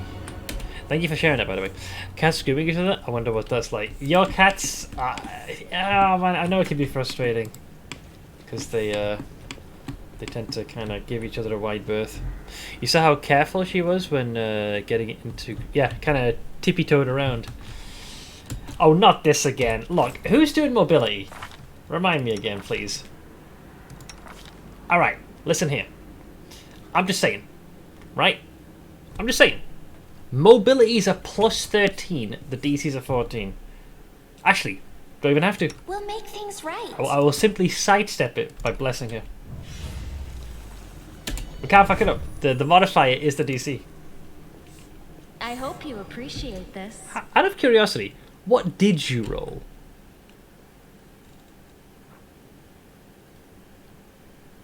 See, if I hadn't given her the signet, that would have been a fail. You have to roll at least a 1. Believe me, this has happened before. Oh, this is where it's pie time. Oh, wait, this is where all hell breaks loose. So, question, Jiu, super quick.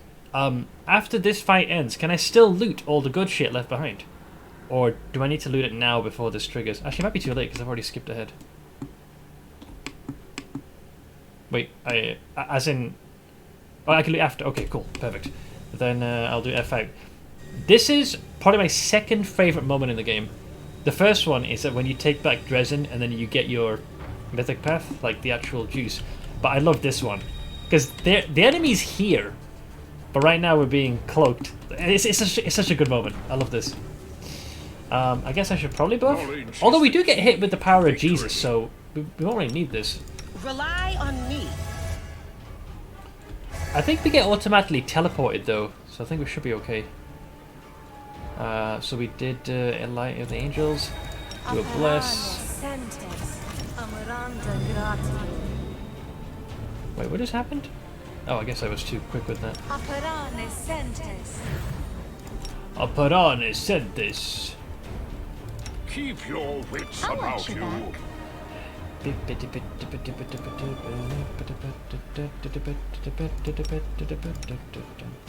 This is one of many spots in the game you can abuse it.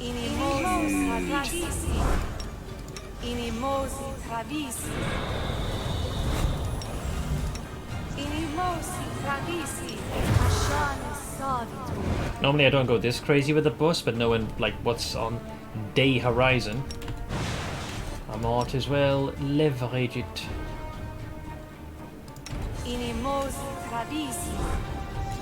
No reason to pause. Man, she's looking pretty darn swole. It's actually kind of cool. I like it. Probably because you get asked right before you go into the cutscene and not actually on the world map, I'm guessing. I suspect that's probably what happens. So you can actually... Where do you want me? We'll do freebooters. Smile, They roll the world's what you not got. ending just yet. You're a good person. I like you. Oh, she says that so sincerely, it kind of... I'm up for an adventure. Alright, Blood for Gorum, etc. There we go. There's the thing. Alright. I believe time freezes here and my buff is not running out. So day 20, month Aridus 8, year 4715. Upon entering the chamber where the vanquished Wardstone resides, The Crusaders could have expected many things, an ambush, deadly spells, or a horde of enemies, but not an empty hall, still and silent, with no Menago or her henchmen, only the obelisk and glimmers of light dancing on the dirty floor. But then again, all is not as placid as it seems. Ainsmiro once again hears the seething choir. This time the voices sound louder, more insistent. One step, another, and suddenly Ainsmiro sees the wardstone, not that it was moments ago, but somehow completely different. It's no monolith emanating light, it is a cage made of pure energy. The place where Discari struck looks like a festering wound, from which tendrils of dirty red and purple darkness creep throughout the entire artifact, and there, inside, two hosts of flaming warriors are locked in battle. One is light, the other blood red, but they're all waiting. For what? Indeed, great question. The first time you can do it is when you exit the maze because it teleports you to the tavern, which I appreciate, because like you still get to grab all the little knickknacks. No ways, crit! Look away, buddy. So let's see, hearken to the Light Warriors' words. The Light Warriors speak of duty, service, and sacrifices made. Their words reveal the truth of the wardstones. Each one contains a host of angels, volunteers from heaven, who committed to this indefinite imprisonment in order to guard mortal kind from the demonic threat. They make no complaint, they ask no easing of their burden. If the goddess and her herald offered them the same choice again, they would consider it the ultimate honor to sacrifice their freedom for the cause. The angels know Discari's evil plan.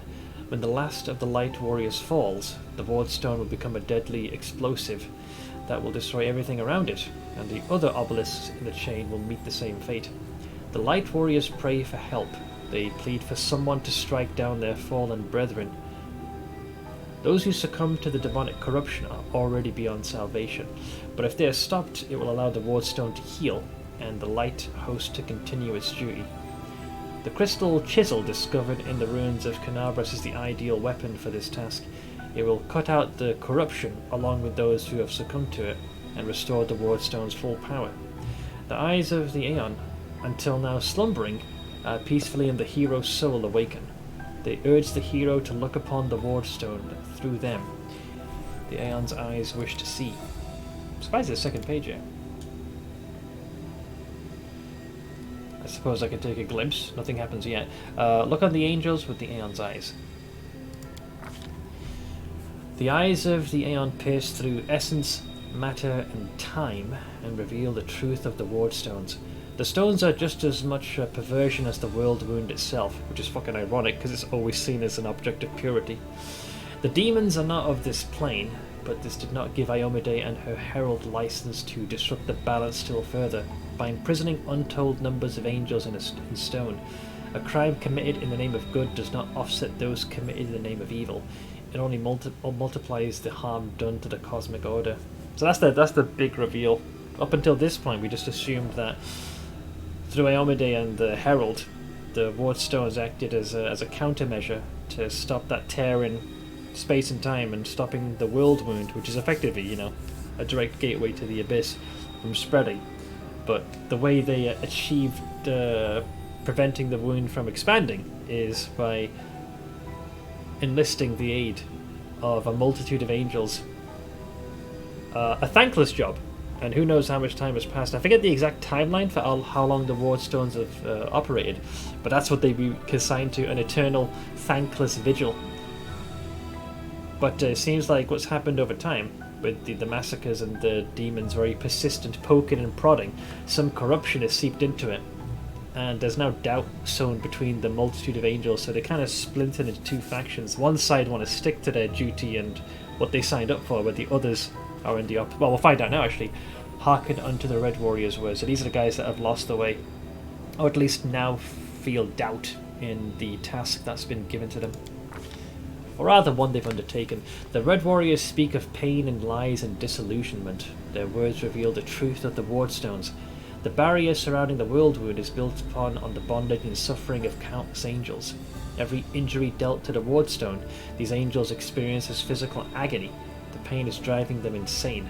Deceived by the hollow platitudes about duty and service, they suffer torment day after day for the sake of ungrateful mortals who do not even know their names. Enough. The Red Warriors know that their blades, now turned against their former brethren, hasten the triumph of Discari and his servants. Once the Wardstone has been wholly conquered by corruption, it will become a deadly weapon under the demon's control. Some of the obelisk's prisoners beg for freedom, while others pray only for death, but they all agree that this existence is unendurable. The crystal chisel discovered in the ruins of Canabras is the perfect weapon for a massacre. It cannot force open the door for those who wish to escape, but it can destroy the Wardstone, along with all its prisoners, willing and unwilling. None will be able to claim victory, but all will be gifted a merciful death that will end their suffering once and for all. So it is up to me to make a very tough decision. So there's a few here. There it is. There he is, the fate of two angelic hosts, faithful and fallen, and the fate of Canabras, perhaps even all Mendev, now rest in the hero's hands. How will he proceed? Whatever this crystal chisel may be, its power is great indeed. It can destroy the stone along with all its inhabitants, or it can mend it by killing the angel defectors within. Which it cannot do, alas. What it cannot do, alas, is free those who wish to escape, and keep the stone intact for those who wish to remain. Hey Chandros, any significant stories that I missed? We've reached the Wardstone. So you're at the pivotal moment where you have to make a very difficult decision. The Aeon's eyes perceive a solution to the goddess's tinkering, one that will cost no lives. One strike with the crystal chisel at the perfect point, and the stone's magic will be destroyed, and all the angels will go to their rightful place, to heaven or to the planes of chaos and evil. The remnant of the Aeon's power draws all that is left of the Aeon's existence to the hero, urging him to put things right. But somewhere deep down within the hero's soul, the familiar ire, ceaseless, endless rage, unbridled hatred. What will happen if it is unleashed here at the stone? So the options are thus. So the most neutral of all neutrals is destroy the stone. This obviously would result in... I assume by doing that, the barrier, the Wardstone projects, goes away. But it means the angels can go whatever the fuck they want. Some can be set free, some can return to heaven. But I'm thinking it from my guy might be evil, but at the same time we need to ensure that the demons are kept at bay. So losing the Wardstones is not an acceptable result. So destroy the Wardstone with the angels inside is not what I'm going for. The good is requires the angel mythic path. You quell the anger of the Red Warriors by offering them peace. It's a potential, so it's a maybe. Lawful is requires angel mythic. Cleanse the Wardstone, destroying the fallen celestials. So I believe you purge the red ones, the ones that have kind of defected or become disillusioned. Then there's the Aeons, which is wield the stone's magic and return the celestials to their rightful plane, as the Aeon would have wanted. And then there's the last one, unleash the demonic fury. I'm not keen on several of these, if I'm going to be honest. Your guy is evil, but not demonic evil, which doesn't make this one. Wield the stone's magic and so if you do this, I assume they're all set free, and that the result is the Wardstone and the barrier is gone. Is that right? Because that's what the Aeon's suggesting. Yeah, you strike it at the perfect point, and the stone's magic will be destroyed, and all the angels will go to their rightful place, to heaven or to the planes of chaos and evil. So the Aeon says you strike it at just the right point, and they can all fuck off to their respective realms, whether it be the realms of chaos or whether it be back to Elysium. But if you're destroying the Wardstone, where we're losing that potent tool, so that doesn't serve my character's purposes. I need the barrier to stay. The angels in this specific stone. I always assumed that because this is like the core one, that it would trigger a chain reaction. So are you telling me that if I pick this option, the barrier stays up? I just naturally assumed because this, if corrupted and if the demon succeeded, you know, there'd be a trigger a chain reaction, I would assume whatever I did would also trigger a chain reaction. So if it's just this one, I would consider sincerely doing the Aeons one, because that makes it so both sides can go to their respective domains. It said earlier I thought it was a chain reaction as well, so that's why I'm hesitating. So I can't see myself unleashing demonic fury. It's just silly. That's a close approximation. Cleanse the Wardstone, destroying the fallen angels is probably the next closest. So that would mean that those that have become disillusioned or defected, they're removed, and those that are still bound to their duty, they will continue. So that's the closest that I can think of. And then this one's too much pie in the sky. So I think... So here's the thing. So it's a toss-up between these two. So I would have considered Aeon if the result is that the barrier still stays up. I'm going to probably go for this one, which is, I know, surprising, the Angel Mythic, but that is most closely to my alignment. Load, need to contact Serbia Tax Administration, and they just closed their call center a half an hour ago. Need to try tomorrow. Well, you can always try tomorrow. We blow them all up. That is not the solution. Then I'll go with this one. We'll cleanse the Wardstone, destroying only the fallen Celestials. I think in the original Angel run, I chose this one. So the result is that you quell, like you come to an agreement. You tell the ones that have defected, like, hey yo, just hold out a little bit longer. Like, there will be freedom, but you just gotta hunker down a bit, and then you can compel them to agree. In this one, I'm just gonna excise them. You're like, you don't want to play? Fine. But those that do, stay duty bound. So I will do cleanse the Wardstone, destroying the fallen angels, or fallen Celestials. Let's see, a righteous hand never misses.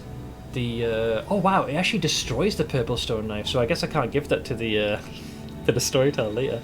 The chisel strike. Wait, I just lost Discari's blood. I lost the Hindu crystal for that. We're not going for the perfect ending, so fuck it. So a righteous hand never misses. The chisel strike destroys the fallen angels who had succumbed to corruption and betrayed their brethren in sacred mission. The warriors of the light greet their deliverer with a joyous battle cry. Cleansed of corruption, the stone fills with blinding light. The Crusaders succeeded. The angels' battle within the Wardstone is ended, and the threat to the entire chain of stones has been eliminated. Of course, this is no guarantees of safety for the future. What happened here can happen again. The Mendevians can no longer rely on Iomede's gift as they once did, but the danger has passed for now. Unable to bear such a flagrant violation of the laws of reality, the magical eyes of the Aeon fade away for good. So that mythic path is now close to me, because that was like that choice matters. It has weight, so you forsake the Aeon mythic path entirely now.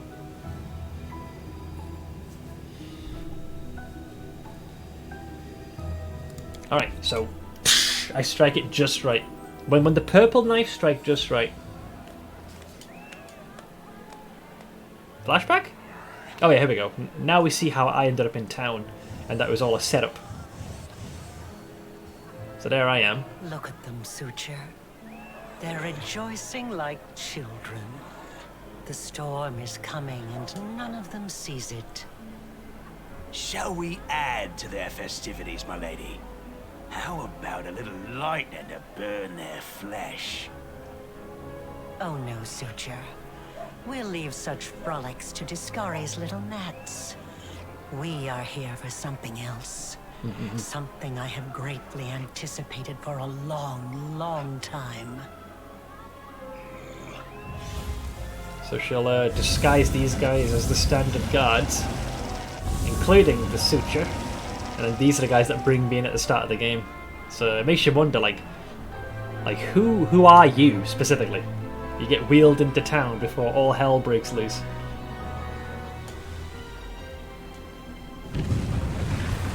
So this now we get to see the aftermath of what happens at the Wardstone. This is I love this moment. We're about to gain the power of gods. Momentarily, we are transcendent in power.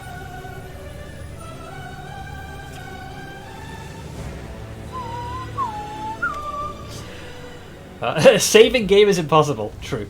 The blisteringly vivid memory releases you, and you return from the depths of the past to the present. You feel a fresh breeze on your face. The energy expelled from the wardstone has blown the roof off the Grey Garrison.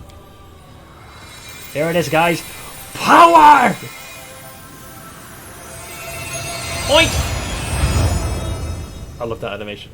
The wardstone's energy suffuses you, and through you flows into your allies. What an odd sensation. Ain't it though? I've had my fair share of perception-altering experiences, but this is a novel one. These guys got hit by the strongest dose of cocainium. The moment in the game where during your first playthrough you realize this game's going to be special. When you look at the... I'll show you the buff in a second what you get. They did this part so well.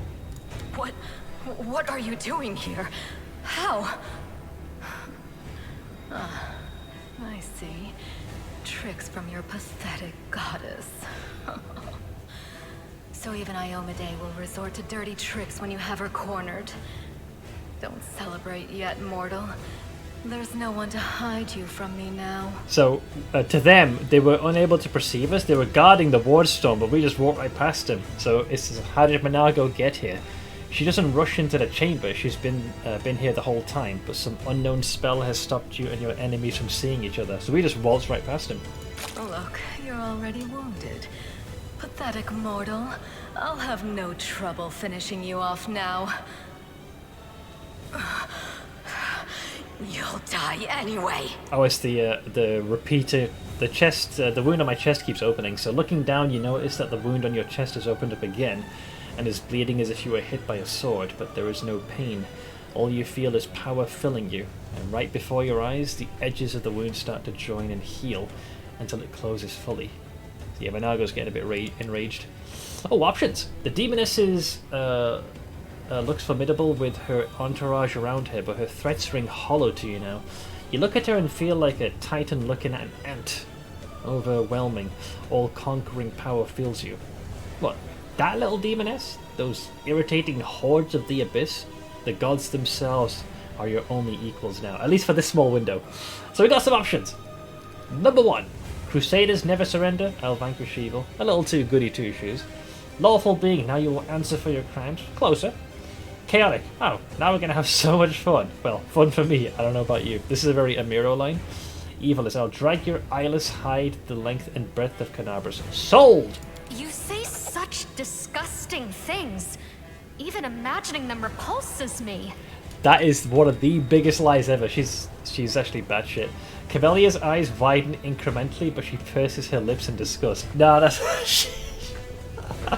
When you find out her true nature, right, that line is comical. I've never wondered if demons feel pain the same way mortals do. This would be an occasion to find out. I shall be delighted to observe this execution. Darren grins cruelly. Trying to be brave, are we? That's nice. But never dish out threats if you can't make good on them. Oh, Degenerate doesn't even describe her. Your goddess sent you to die. You think that's a victory? All you've done is postpone the deaths of all the other mortals. And not even for very long. But your wait for death is over. You won't see what I'm going to do to your little friends, because I'm going to kill you right now. Bet. We are the light. Alright, guys. They are the darkness. Waves of fatigue. Fireball does nothing. Peasant level damage. So in case you're wondering, right, do you want to see what we just got, by the way? This is the buff. It's fucking mental. You only get this once, by the way, but man is it good, because you did just gain pure Jesus juice. Mythic power. You're imbued with mythic powers. You get 2 additional attacks per round, and a +5 mythic bonus to attack. All your attacks ignore enemies' damage reduction. Automatically confirm all critical hits, and deal additional 100% divine damage. Every first attack you make during a round deals 4d6 divine damage in a line or a cone, depending on the attack type. You get 100% fortification, damage reduction 10, So that's the physical. 20 acid, fire, electric, sonic, and cold resistance. That means that the first 10 points of physical damage does nothing, and the first 20 points of acid, fire, electricity, sonic, and cold do nothing. All your spells ignore enemy spell resistances and energy resistances. Enemies fail all saving throws against them. All healing and supporting spells additionally heal and grant the target fast healing 10, which is basically 10 health at the top of the round. All offensive spells deal additional 100% divine damage, make targets sickened and shaken. That is fucking mental. And by the light of Jesus, I love it. No glory. What? Power! Is that all? Even hang on, if it said, can she, if they've all failed their saves, can Minaga be put to bed? Oh, that's embarrassing. Dude, her, the DC was 65! What the fuck? Holy shit. So, under normal conditions, right, the only way she could fail that is she'd have to roll a 1, and that's it. Dear Lord. What a shit show. Yeah, only 65? Yeah, it's nothing. It's a trifle. Oh, it looks so good! Can't I keep this power forever, please? What? DPS! DPS! I love this woman. Out of my sight! Can I charge her? Fuck it, you know what, I'll rage. Hello, Minago! Made your choice. Oh, she got a second wave of comrades. Oh, she teleported. Fancy. So that's a second wave of allies. Oh yeah? I'll see you in rage, you fuckstick. Into the fray. Hey! Even got incubuses here. Stabity.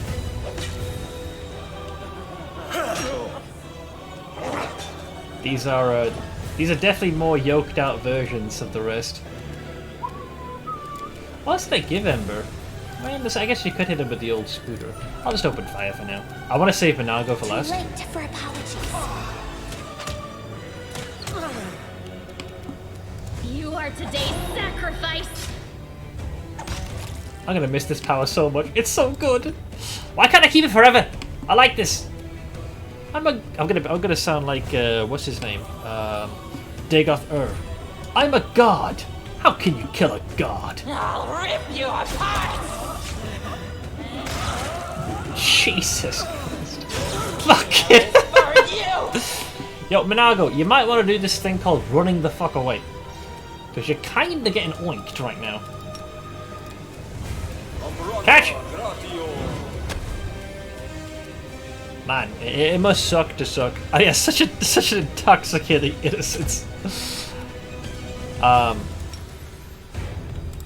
You're lucky I can't charge you yet.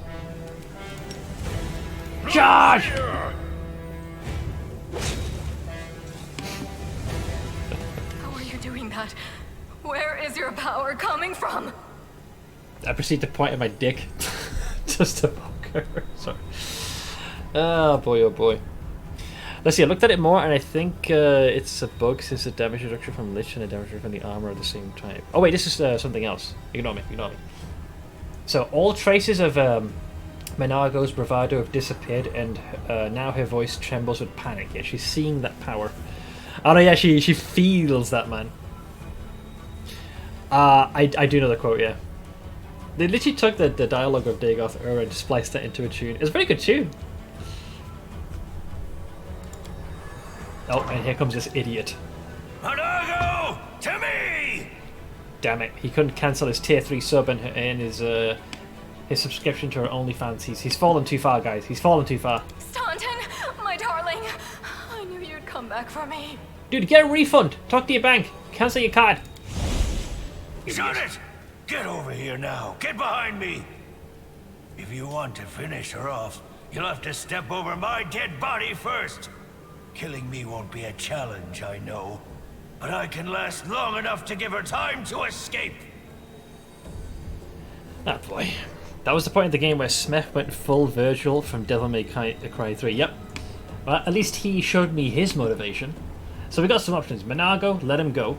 Staunton, don't do this. Or the Crusaders were right, you're a traitor, you're always a traitor. Here's the thing. Based on the backstory of this guy, and from what we've heard from all the different NPCs, including his brother, none of these options I particularly like. The closest thing I would have is don't do this. Because I can see why he would betray them. But for now, I'll say Staunton, don't do this. Don't do it? And why not? So let's see. Oh, wait a minute, this gives me more options. What did she promise for your betrayal? Dresden? You must know that's a lie. She doesn't love you. Demons don't know how to love. Good being, you still have a chance to redeem yourself. If you betray us, I will get you, and I'll make sure that your death is far from quick. Oh, that's very Lich-like.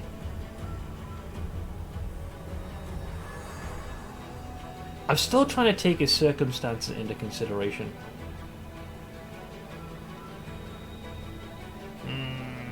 It's tough. Trying not to do it just because it says evil, that's the right choice. I'm trying to get into my character's actual shoes. Amazingly, it's this one. What did she promise for your betrayal? Dresden? You must know that's a lie. She's already given me a lot more than all you Crusaders ever did. Compassion, understanding, kind words. So what if it's a lie? I want to believe her lies. I've had it up to here with yours. Your lies about forgiveness and redemption. Smith got baited. Did I? Did I, though? Wait, I see what happened. They nerfed this build. The build just got a lot weaker. Oh, is it by... Well, I'm still playing in normal difficulty, so will it still be feasible? You're hurting yourself, just so she can hurt you even worse later. And all that so you can feel hurt until the day you die. You're awfully silly. See? This is just speaking truth. Patch 2.0.2c. Damage reduction doesn't stack anymore now if there's more than one source of it. Instead, the highest number of the... So, it lost a major defensive boon. Oh, that sucks. So, what's the highest I can get to? Because, like, the build's main shtick has just been whisked down from underneath it. Which kind of sucks to find out when we're already, like, partway through. 15... Doesn't matter on normal, you'll still heal for more damage that you can take. That's fine. As long as I can get to the, through the game, I reckon I can still make it work. It's fine. It's good enough for me. I guess this is a thing. What is this? Microsoft wins FTC fight to buy Activision Blizzard. Oh, I thought they freaking lost. The monopolization of the games industry, guys, made manifest. I know, girl. But it's too late for me to learn any different. When I die, pour one out for the old fool. Oh, we still get to continue. She doesn't love you, knucklehead. Demons don't know how to love. You think I don't know that demons cannot love? You think this is news to me? I know that lying wench can truly love me. But what of it? Maybe I love her anyway. No matter what. And if I don't, what's it got to do with you? Man, so yeah, your average freaking tier 3 sub right there, man. No worries, Load. Go take a breather for a second, man. Monopolization of the AAA industry, which, is that really such a loss? I'll be honest, most AAA games I've played in recent memory have not left the most resounding impression, so, maybe. Enough talking. Monago, cast your spells and get out of here! I'll hold him off! Quickly! Before I change my mind! No, my sweet. I won't abandon you. We'll leave this place together, and we'll go where we can be happy. Yeah, good luck with that, dude. Go! Let me finally... God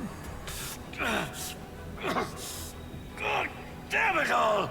Let's go! Well, there you go. Job done.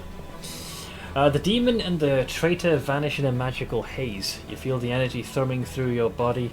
and souls start to fade. It doesn't leave you, it hides somewhere deep down, leaving behind a small amount of incredible energy, as well as the understanding that you'll one day master that inconceivably huge power. So if momentarily we lose the Jesus juice, we have a more reductive version of it now. But you know what? It was worth it. So now I grab all the stuff, right? Right? Okay, so I grabbed all those. So there we have the mythic points. Let's F5 that. I love that moment. It's so gosh darn good. I need to concentrate. Oh. Well, right now you start with just Mythic Hero. But yeah. God, look at all these, man. That's all the freaking options you can potentially have. So here's where your journey begins. Think Microsoft make better work than Activision Blizzard did on their own? Might let a fresh wind breeze through there in terms of higher ups. I suppose time will tell. I'm not brimming with confidence. So let's see. Mythic heroes are set apart from their contemporaries, capable of amazing feats of courage in the face of overwhelming odds. In spite of this, they're still similar in many ways to other adventurers. They have hit points, an armor class, and saving throws. In fact, most of their statistics are comparable to non-mythic characters of an equal level. Where mythic characters differ is in the special mythic abilities. These abilities enhance mythic characters both in and out of battle, allowing them to take part in extraordinary, larger-than-life adventures. So they're of a different ilk. Alright, so let me go into my little handy-dandy spreadsheet of my booble. For us, we take the first option of... so it's close to the abyss and then limitless rage. So close to the abyss is thus. So, mythic characters that draw their power from the abyss grow a pair of horns, gaining a gore attack. This attack is made with a -5 penalty and deals 1d8 plus 1.5 times their strength modifier points of piercing damage. It counts as cold iron and magic for the purposes of overcoming damage reduction. On the second mythic rank, those characters become closer to demons, gaining resist electricity 20, which is great, and an immunity to poison, which is also great. In Blizzard news, they did another classic Blizzard. In D4, there's a title, Predator. They recently changed that title into Enemy. Why did they change that? It's an odd one. Oh! Wait, because of... are they like self-censoring or something? Like how they, you know, when it came to certain depictions of assets in WoW, where they changed the portraits of women into fruit. Man, leave it to them, man, to literally turn what was previously a more, shall we say, you know, provocative image and literally turn women into objects. It's a classic Blizzard move. What is Demon Kind, by the way? Oh, this is where you get the juice. Cool. So I'll take that, and then Limitless Rage, which I think is your rage is just simply unending. This, I feel like this is when Bantix falls off the highest point in the current tower in Jump King. Limitless Rage. Your rage knows neither limits nor bounds. You no longer have a limited amount of rage rounds per day. You just keep pushing. You just to success.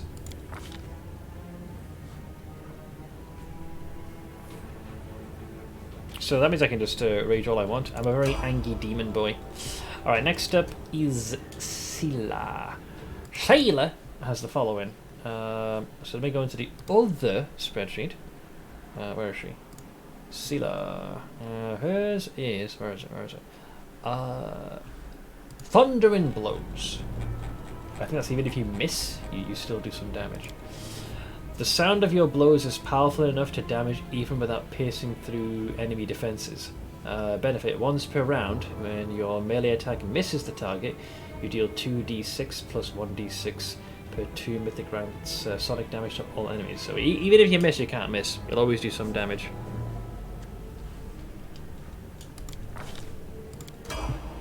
Then it's Little Miss Psychopath over here.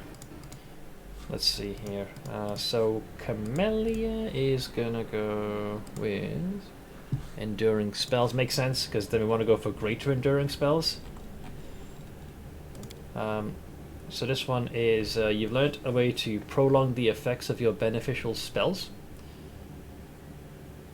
So the benefit is affects your spells on your allies that should last longer than an hour, but shorter than 24 hours now last for 24 hours. This is very nice. And eventually you get this one. You've mastered a way to prolong spells. The benefit is effect of your spells on your allies that should last longer than 5 minutes can last 24 hours. So basically, 1 hour. This version is 1 hour spells last 24 hours, and the upgraded version is for spells that would last 5 minutes last 24 hours. This just makes it so the buffs can be pretty damn good. Yeah, AoE is nice. Yeah, so not only do you do 2d6 extra, but it's AoE as well, so it's guaranteed. It's good, consistent. Next up is Wendu. Oh, good old Wendu. Where's Wendy's? Where is she? There she is. Wenduog's is ranging shot is what's recommended. Which is this one? So this is every time you fuck up, your chance to hit improves. But every time you miss an enemy with a ranged weapon attack, your aim improves, giving you a stacking +1 bonus on attacks against the same enemy up to the maximum of your mythic rank, which right now is only a 1, but eventually that can be nice. Every successful hit lessens this bonus by 1. Which brings us to Dairon. Where's my boy? There she is. Dairon is abundant casting, so basically just gives him more spells, or more instances of being able to cast that. So you've learned a way to increase the number of spells you can cast per day. Benefit, you can cast 4 spells per day of 1st level, 2nd level, and 3rd level each. And then later on, improved abundant casting is for spells of the 4th, 5th, and 6th rank. So just more spells. You can't say no to it. It's good shit. More spells means more things. Next is our little cinnamon roll. Ember. Where is Ember? Oh, Ember. Hang on. She always disappears. Code, Cabelia, Land, Lineo. There she is. Ember. Who will also take abundant casting. So they're both spontaneous casters, so it makes a lot of sense. Right, so how can I grab all the stuff I left behind? Because if I do this, surely we exit, right? Or does it give me the option to do that as I'm leaving now? Oh, hang on. I think I need to do this mobility check back. And then I leave? Is that how it works? I am helpful, am I not? So we do that. Wait, where's the stuff gone? It was supposed to be here, the bag. It'll give you the option when you go out the door. Oh lord, okay, let's hope so. I am helpful, am I not? I left stuff on the ground.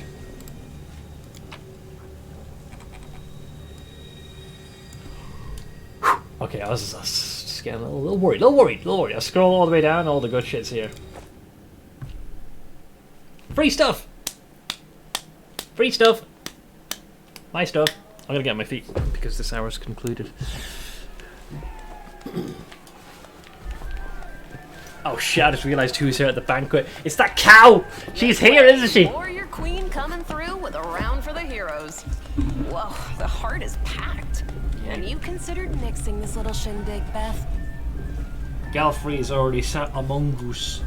So when Anevia reaches the long table your party is gathered around, she heavily flops onto the bench and hands out the tankards of beer. Scald! I did consider it, and I am still considering it. It hasn't even been a week since the last demon was booted out of Canabris, and we really should be in a period of mourning for all the city's fallen. But the people deserve to celebrate, and he deserves to be honored for saving the city and possibly all of Mendev. That was one hell of a fight. One hell of a fight calls for one hell of a party. According to the Watch reports, there has been no demon activity whatsoever outside Canabris. I get the feeling the fiends are as shocked by what happened as we are. What happened in the garrison, what you did, it was a miracle. I truly believe that the gods remembered us and decided to intervene. Beth, come on, you agreed.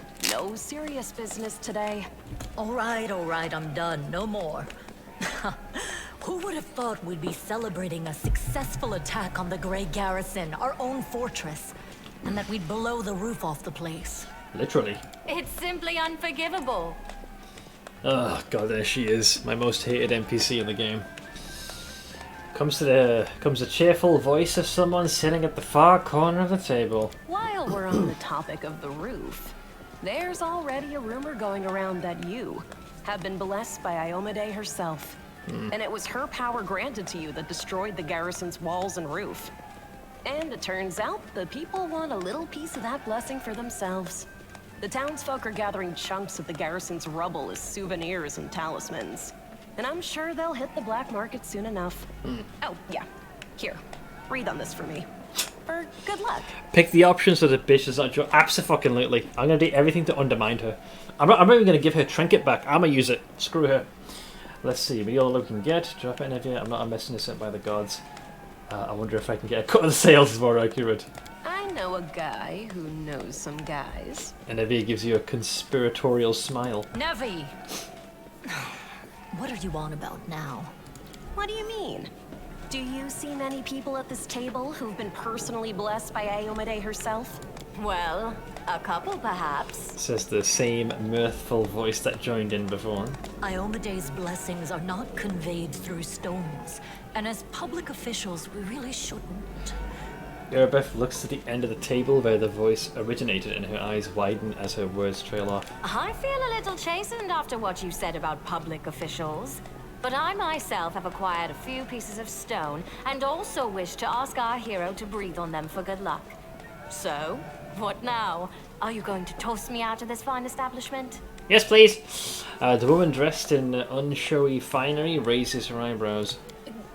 Your Majesty. Oh, don't placate yourself before that cow. Best title she has is Her Majesty of Stalemates. Yes, it is I. Yeah. I made the journey here to deduct the cost of repairing the garrison roof from your salary. We have not been introduced. Galfrey of Mendev.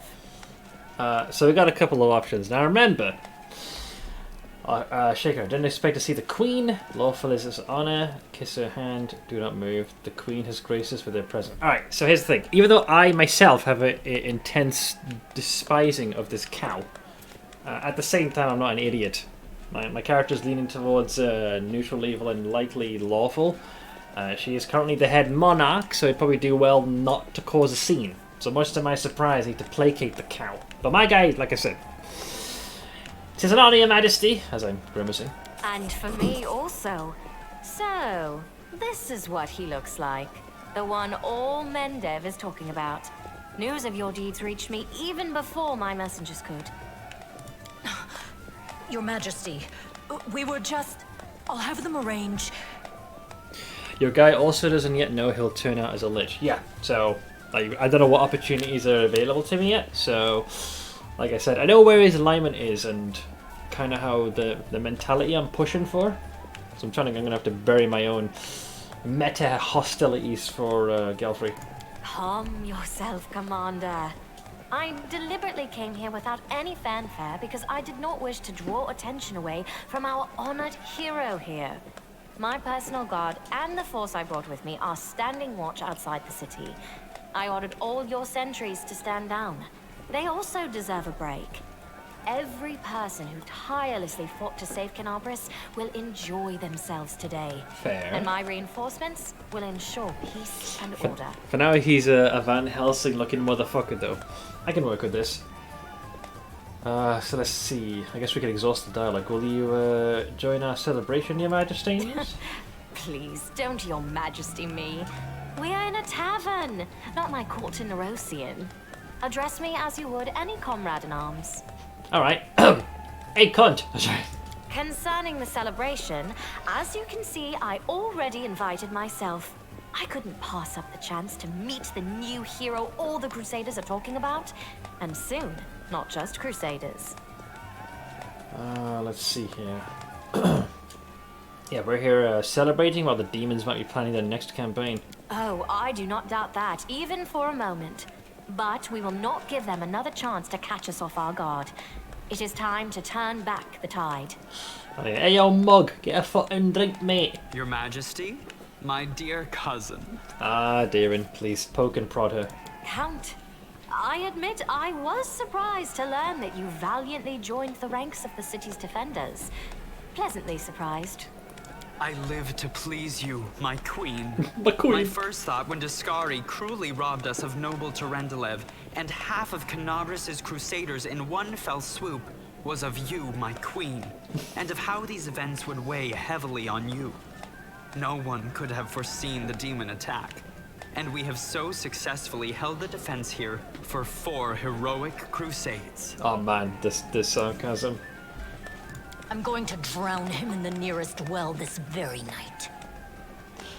No, please continue. List her other accolades, Darren. I value your dedication and your eloquence. I hope you will continue to aid our soldiers. He's such a troll. I know, that's why I love him. Not a chance. You know that I am not made for the front lines. Excellent bash, but alas, I really must go. Important matters to be getting on with. A new shipment of wine from Kionin, and 3 beautiful creatures of the same provenance. But I will most assuredly come to say my farewells before your army departs on its campaign, which, wherever it may lead you, will undoubtedly be crowned with victory. I shall hold you to that, Count. And now allow me to devote some time to the hero of the evening. I did not come here solely to give you this chance to celebrate, but all serious discussions and official announcements can wait until tomorrow. I have big plans for all of you, especially for you. Oh. But I want to keep you in suspense for a little while longer, so I shan't say another word. Let us mark this victory. My first toast is to you, the hero of Canabris. Now, what are we drinking?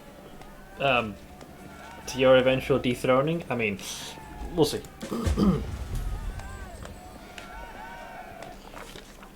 The fires of Canabris have died down. Now the army's path leads to the walls of Dresden. That's the big a one. fallen citadel that the Crusaders have been trying in vain to reclaim for 70 years. The new piece on the board might give their efforts some added momentum. So yeah, for 70 years Staunton had been stuck in that hell. So and they wonder, they're like, oh god, he betrayed us. Who saw this coming? Idiots.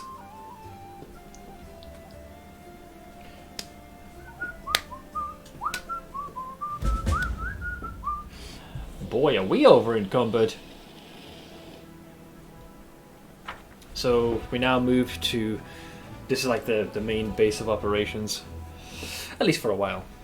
How is your adventure going? Let us know, leave a review. Oh, that's kind of sweet for them to say. Aww. Let's see, is that him next to Irpa? The hero who saved Canabris? Yeah, mate, it's me. The queen's coming. Te queens. Rise, warriors. Today is a day of sorrow and pride. Sorrow because we weep for our brothers and sisters who perished in Canabris. Doing an inspiring speech. Pride because despite demonic treachery, our heroes repelled the attack and saved the city. I, Queen Golfrey of Mendev, declare this day the first day of the 5th Crusade. And I am glad to introduce the one who will lead the attack on the forces of the Abyss. The hero of Canabris, Knight Commander of the 5th Crusade. Your leader from now unto victory or death. I think she's here no matter what. It's later on that you decide whether to bring her with you. Time to rest. Everyone is dismissed. I don't believe I saw an option where I could have told her to fuck off. Does that happen later? The troop review is finished. I'll give you some time to look around the camp, and then I shall expect your presence at headquarters. I'm pretty sure she comes with you no matter what here. Kicking and screaming. Oh. Commander, please allow me to join you while you inspect our encampment. Sure. You sure? It feels like she's gone already when I get to this point. Probably in your mind's eye, probably. No, I think she's supposed to be here. Alright, where's is there a vendor I can speak to? Keep your calm. Where is he? I think it's Wilster Garms is your boy, right? I need to offload. There we go. Let's see. The burly soldier with an impressive beard greets you with a broad smile. Wilson Garms, the camp quartermaster, at your service. Show what you got. We'll start with this first and then we'll learn a story. So take all the crap, plus anything that isn't magical, with the exception of Radiance.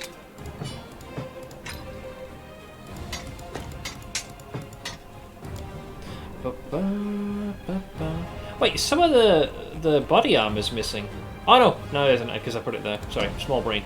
My brain is heavily damaged. Do you want a reminder? Oh, when we can boot Galfrey, please, and in case I forget. Hey, Baldur.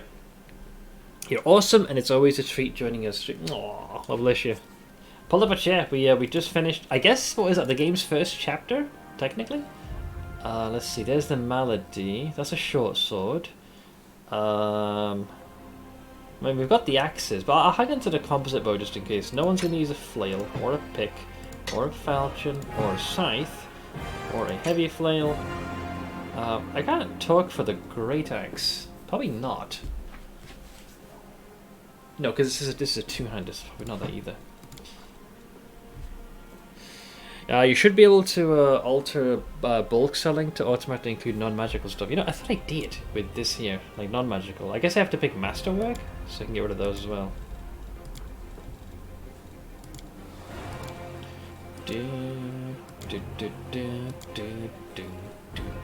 Oh look, a severed head. Frickin' deer in that asshole. Why am I hanging on to this stuff? You can't do anything with these cups and forks, can you? Yet I seem to have taken it with me for some weird reason.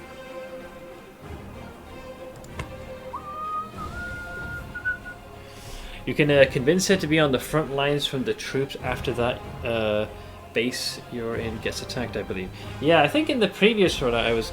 Did I convince her not to come with us? Yeah, I think that was... I believe that's what happened. Maybe. We shall see. Also, Darkness High. So that's 22,000 schmeckles. What do we got here? Let's start with weapons. Double Jeopardy, apparently. Oh, wow. It's a great club, so we're not using these types of weapons, but I'm curious nonetheless. Whenever the wielder of this +2 great club lands a hit against a new target with it for the first time, the next successful attack against the same target is 2d6. Pretty nice for an opening. By doing so, she leads the attack on Dresden in your stead, so you can go with the Hell Knights without any negatives. I mean, I'm going to be getting on pretty well with Régol Gerange. I like that when I finally play this game, I'm going to have a really biased view on Galfrey. I mean, like I said, you could... I'm probably being very, very critical, but damn it, she does some very silly things. Punching Dagger, Heavy Mace, Short Spear. These are all standard +1 related weapons, so we can forego with them. I'm after the fancier stuff. I could never figure out how the armor mechanic works. It wasn't a fun addition in my experience. I got the gist of it. Earthbreaker, Flail. Oh wow, they got +2s no less. Wow, they're here we go. Here's where we got the name stuff. Ruse is a dart. Whenever the wielder of this +2 dart confirms a critical hit, the enemy becomes flat-footed for a round. There's the Blade of Order. This looks fancy. Get a general with spellcasting and blow everything up. Yeah, I made that mistake previously where I had a more martial-related one. Blade of Order. Whenever the wielder of this +2 scimitar lands a hit with it on a chaotic evil creature, it applies a -1 penalty to that creature's damage rolls until the end of combat, and it can stack up to 5 times. That's a nice weapon.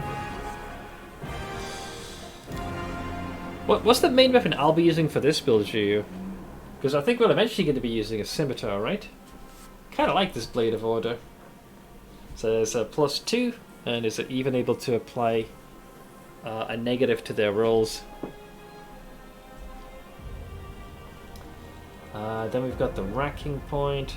Scimitar always. Probably the Blade of Order I'll nab for myself. What else is there? We've got this thing. Long Spear. Whenever this +2 Radiant Long Spear confirms a critical hit, it pierces the enemy for 1d4 rounds. All subsequent hits against the target deal 1d3 positive energy. That's even worse. You just need anything until you can get the weapon at the end of Act 3. The one off the Baylor, right? Let's see, Black Dragon's Fang. That looks fancy. That's a +3. Whenever this +3 corrosive longsword lands a hit on an enemy, it deals 2d6 acid damage to all enemies in a 30-foot area. Wow. Just lands a hit. Oh, hang on. That's the part I was waiting for. After this ability has been activated, it can't be activated. Okay, I was going to say every time? That's a really good weapon. I can see why it's so expensive. Yeah, 75,000 makes a lot of sense. We got a wide sweep. It deals 2d4 of slash damage to all adjacent targets. Jinx is a foul charm. If they're under the effect of Hex, it deals additional damage equal to the weapon's base damage. Axiomatic punching daggers. What is axiomatic? Oh, it's based on their alignment. Wonder how many builds have been bricked with all the patches. Yeah, chances are, like, maybe some of the ones I'm following in Ko's one might not be as effective. But then again, normal difficulty affords me a lot more leeway. An axiomatic weapon is infused with lawful power. It makes the weapon law-aligned and thus bypasses the corresponding damage reduction. Deals 2d6 points of damage against chaotic creatures. Well, there's a lot of demons in the game. Bug Crusher. It's a Bardiche. Whenever this +1 Bardiche lands a hit on a medium or smaller creature, the target must pass a fortitude saving throw of 17 or suffer additional weapon damage. We got an S stock. Wait, what is this one? Oh, it's a Dwarven Axe. While the wielder of this +3 Dwarven War Axe is wielding a second weapon in another hand, whenever they confirm a critical hit with it, they also make an additional attack with a second weapon. Action economy. And the final one was Nimble Edge. Oh, this looks fancy. Whenever this +1 speed S stock confirms a critical hit on an enemy, the wielder gets a +2 morale bonus to dexterity, and each attack they make deals 1d4 piercing damage for 2d3 rounds. Speed, I think, is when you make a full attack, you make one extra swipe at them. It's certainly a nimble weapon, I like that. I think the only one that really stood out to me the most is the Black Dragon Fang. That's really good. Like, a +3 already is good, but the fact that you can do 2d6 acid damage to all enemies in a 30-foot area, with the potential of being able to do it again depending on how well you roll, it's quite nice. And it naturally does 1d6 acid on top of that. Let's see. Full plate scale mail. Well, there's a few things here actually.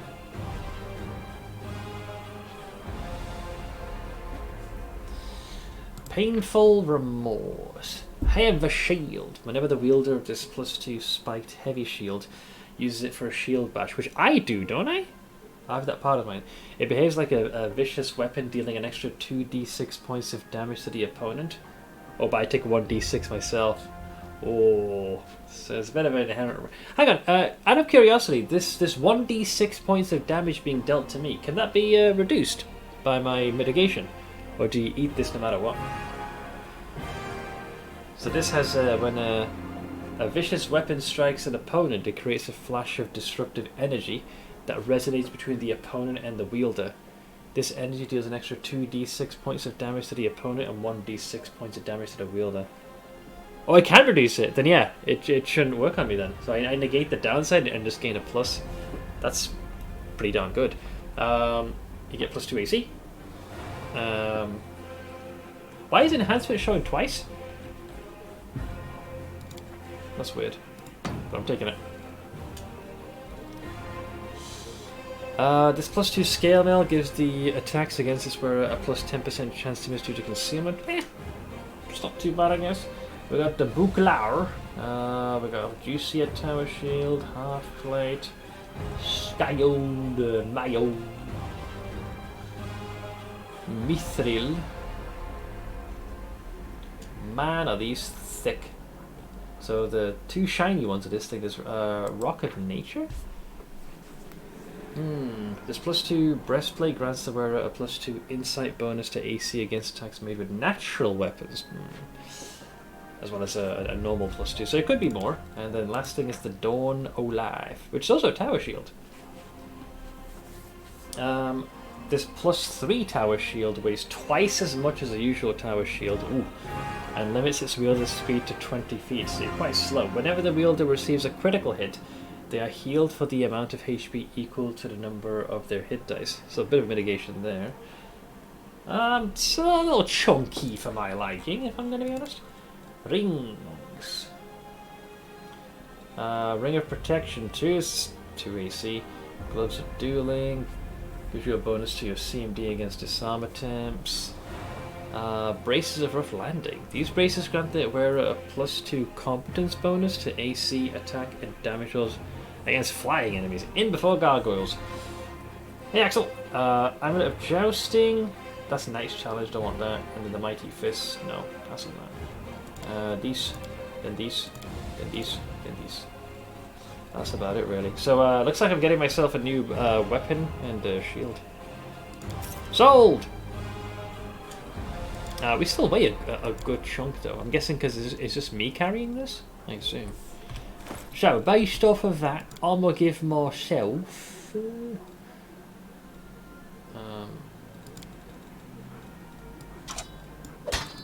this.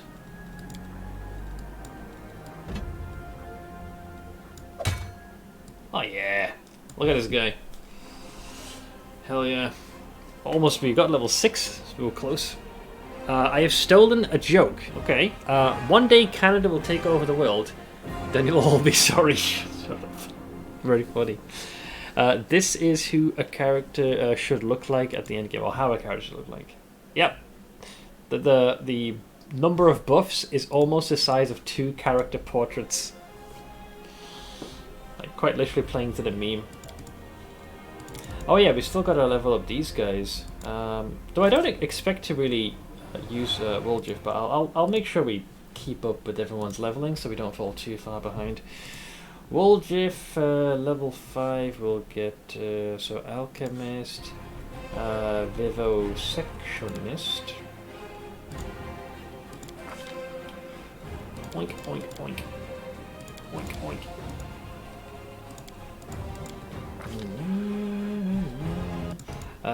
So from there it is Doge. Good old Doge. And it is Feral Mutagen. As for thine Obillo Tittles, Magic Armor, Mirror Image of Glitter Dust. I mean, you pretty much have all this stuff. Sure. And we got to give him his mythic power. I assume it's going to be abundant casting. Yeah. So for more spell slots. Nice. Okay. So that's the party has been leveled. Nice. Find the portrait more important. He looks like frickin' Frodo, just that it's Frodo on steroids. Wait, for which character? The one that you had. Yeah, my shield looking pretty damn good, man. I like it. But if we can get some more coin, we can continue to make Sealer that more tankier. We might actually end up getting enough experience for a level up. The Queen is expecting you, Knight Commander, so I shall not detain you. We can talk later after our sovereign departs. Let's get the whole thing with the good Queen out of the way. Wait. There we go. We're gonna get a tour. Oh, there's our boy, Darren. Ah, there you are, you dashing troublemaker. Darren flashes you a self-satisfied smile. Our short acquaintance is coming to an end. Very soon you will depart on your crusade, where you'll scrape by on horrible rations, struggle vainly to fall asleep amid snoring soldiers, be rudely awoken by the freezing cold, and have to look upon the dour faces of self-righteous prigs before you finally perish in the maw of some demon. I have a journey ahead of me too. I've just rented a sailboat in the south. I've also hired an excellent chef and a host of other entertainments. Well, to Easter Road, I suppose. So Darren pauses, then suddenly adds in a more serious voice. You know, I'm genuinely sad to see you go. If it sounds like mockery, forgive me. I cannot switch off my venom gland on a whim, you see. But you intrigue me. If only we could have spent a little more time together. But of course, not under these conditions. Let the Crusaders and the demons have at each other. With any luck, they'll take this entire sanctimonious spectacle down with them. This little shit. So we've got some options. I'll be blunt, you don't intrigue me, not in the way you obviously had in mind, but you're a valuable companion. You could have stayed in my party. Just so you know, I would like it if you stayed, you intrigue me too. If you feel you don't belong here, go. But I'd like to see you again someday in the future to get to know you better. You can throw a banquet for me to celebrate our victory in Dresden. What do you say? Or the classic, get lost then, I won't miss you. He has been a bit of a venom bile spewing little shit. How would I respond? His healing was pretty useful.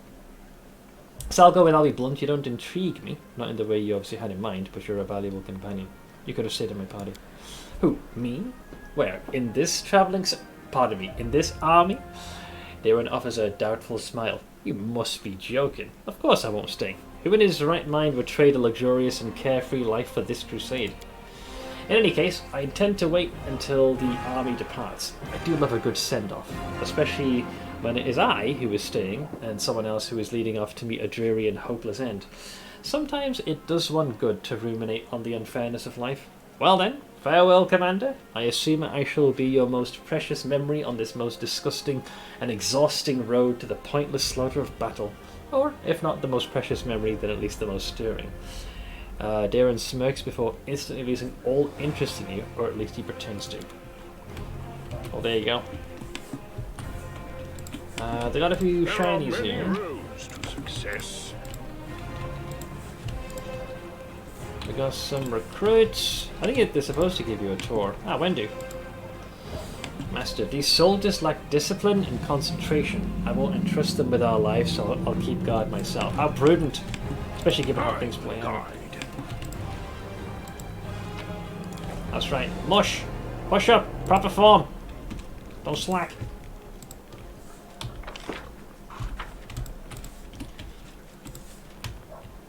These are the fighters of the Eagle Watch. I personally chose every one that's standing here, and I'm ready to vouch for each of them. Great. So you finish back to the satisfactory grind. Sounds like someone's been having fun. There's Ember. So I see so many of our own have perished, and for what? I've seen so many happy faces today. It's so good. See? She's a little cinnamon roll. She's a little BB. What else? I'll take that.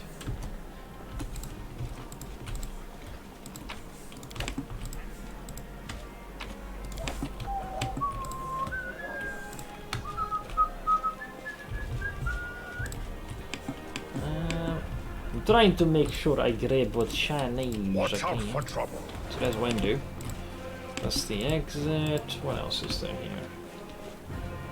He's like, happy to serve, Commander. Great, excellent, stupendous, majestic, transcendent even. Keep your calm.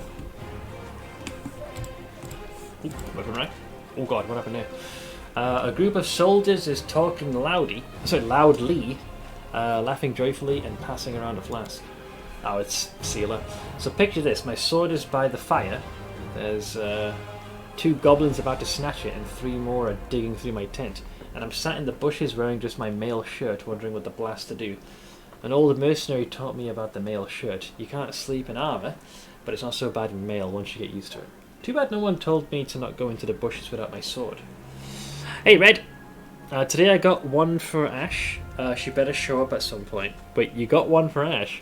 I believe she should. What is it, Tuesday? So she'll be in office.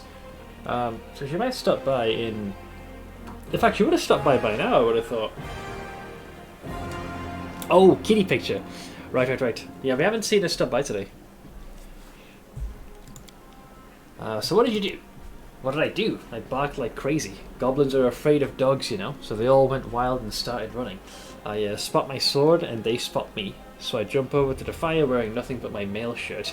And I grab my sword and I yell in my big tough voice, "Oh, Inheritor, grant me the power to crush these filthy creatures." My sword shining, the goblins are screaming. I jump to attack them and they fight back. But I fought them off somehow. But ever since then, I never take a step without my weapon. And in a setting like this, I'll always keep your blade handy. So that's some story. Hey, stop gulping. Leave some for us. We've only just set off and you're already drinking? And with the queen in the camp? Stop this at once! The knights quickly snap to attention. Sealer raises the flask and says loudly, "Right you are, Commander Turbate. We are but drinking to the queen's health." Let's see here.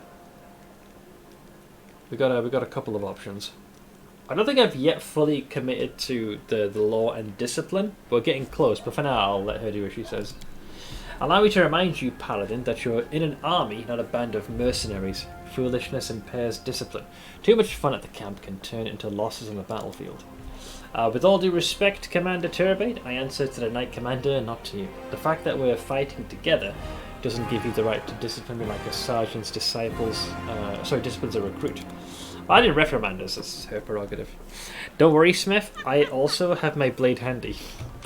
"I'm not sure if we're talking about the same thing, mate." Yeah. So I'll take that, because it's free stuff. I sense something. Huh? What is this? Oh. Oh, is this, hang on, this is some salt. "May Canabras be damned." Ooh, that's some bile here. Anonymous pamphlet. "I spit on the... Oh god. Hey, Narashu! You little sausage! It's been a while. Thank you very much for the 73-month resub. Tier 3, no less. Seth Gobble, all praise Lord Gobblestone. Right, Gobblestone Seth be Gobble. praised. How you holding up, man? How is thou? I think you missed me doing my playthrough of Warhammer 40k Rogue Trader. I've been looking into some it literally became a Lorehammer situation. I'm all good. Yourself? I'm hanging in there. I have plenty of ups and downs, but thus far we're coasting through 2023, keeping ourselves mostly away from the rocks. But right now I am doing my third playthrough of Pathfinder Wrath of the Righteous with the hopes of taking the Lich Mythic path. I don't know how far into July I'll be before I finish this game, but the hope is that when we get to the 3rd of August I'll switch straight over to Baldur's Gate 3, and sometime middle of next month is when we get the new PoE content, so at that point we should switch over. Trying to avoid anything about it for the moment. Probably a good idea. All I will say is what I did play so far is looking really promising. If they continue to add, I'm sure there'll be a bunch of stuff that's going to be balanced and tweaked and polished, but what I've done so far was pretty good. So it's looking to be a title that I'll very likely end up streaming, all but guaranteed. Though I don't know what the timeline's looking like for that game's development, but I suppose we'll find out. So let's see, "May Canabras be damned," an anonymous pamphlet. "I spit on the streets of Canabras, I spit on its granite walls and its stained glass windows. If tomorrow the ground trembles, splits apart and devours this cursed city, I will not shed one tear." I mean, isn't that literally what happened? "No one here, not a single soul, deserves any compassion. Everyone who lives in this city is a criminal. If there were any justice in this world, every one of them would be hanging from the gallows. Prelate Holrun and Queen Gallifrey chief among them." Well, this person got most of their wishes confirmed. The city has been all but razed to the ground. Holrun died at my hands. Gallifrey's still around, so we're close. I've also been seeing Valheim shows, keeping into my suggestion. Oh, mine! Yeah. I've been trying to upload at least one a day. Some take longer to edit than most. I'm actually almost out of footage. Pretty sure.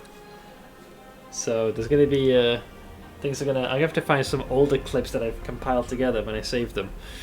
But Valheim gave quite a decent chunk. Quite happy with that. Some have been faring better than others. Others, sadly, the algorithm doesn't really pick much up, or folks don't have an interest in.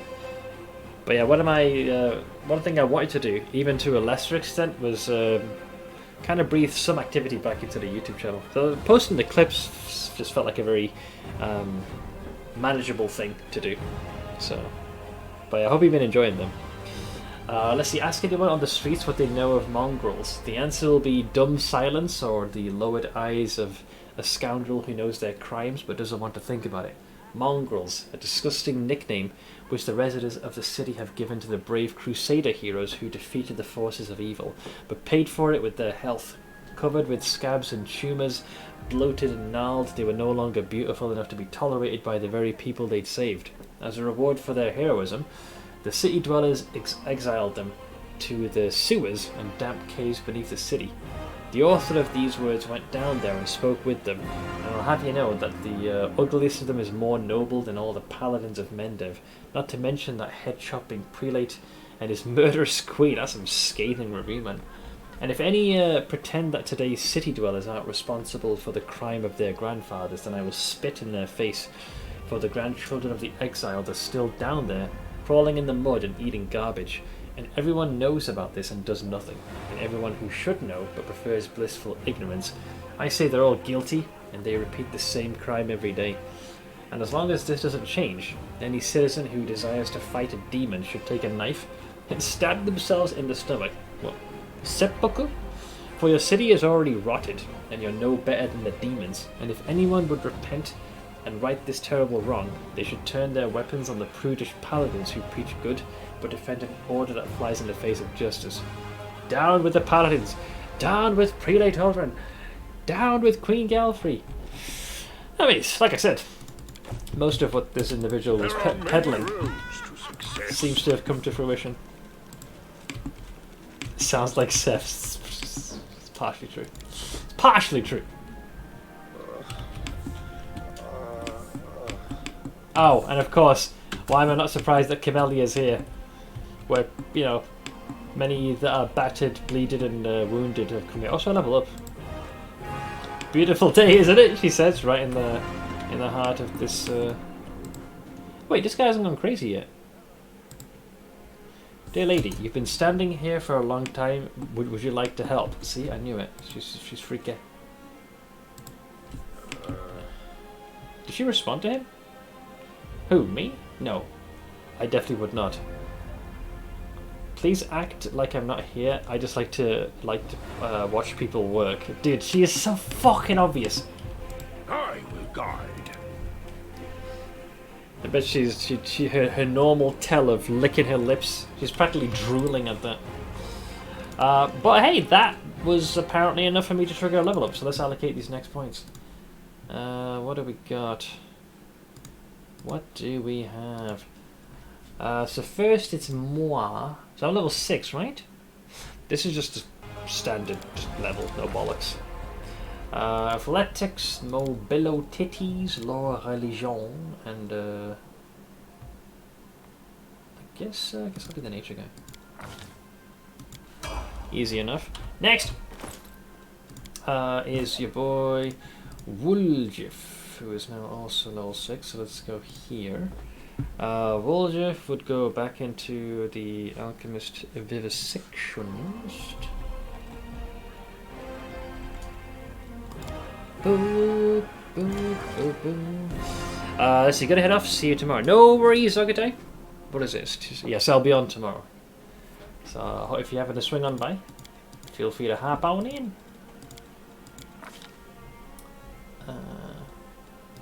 Guess I'll take that.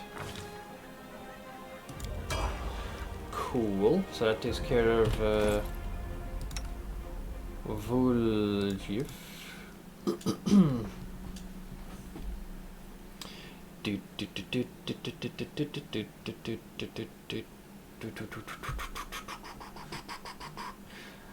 Who was next, by the way?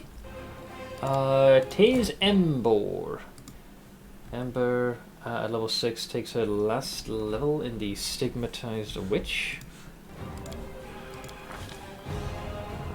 So Arcane, Persuasion, and use of magic device. Alright, as far as the spells go, recommended ones are things like Reduce Person or Cure Moderate wounds. But I think you have to take the little Reduce Person and Cure Moderate.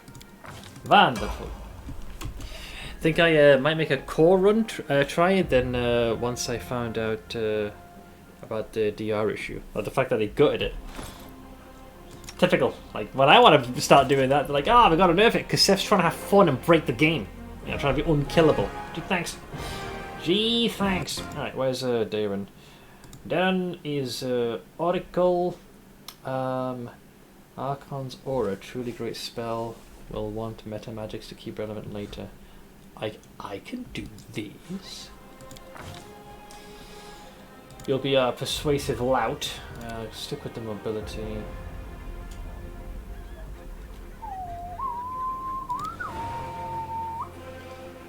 Bum, bum, bum, bum, bum, bum. So Archon's Aura is said, right? Why is this thing so good again? I think it gives you like a bunch of bonuses, doesn't it? You gain a powerful aura similar to an Archon's Aura of Menace. Any hostile creature within a 20-foot radius of you must succeed at a will save to resist the effect. If the creature fails, they get a -2 penalty on attack rolls and saving throws. And to armor class. Oh, nice. Or until it successfully hits you with an attack. A creature that has resisted or broken. So basically, just keep them away. You can probably change some things around to get defenses back. I mean, if I feel like I'm significantly struggling, then we can always speak to our friend, our pathfinding friend, to change some things.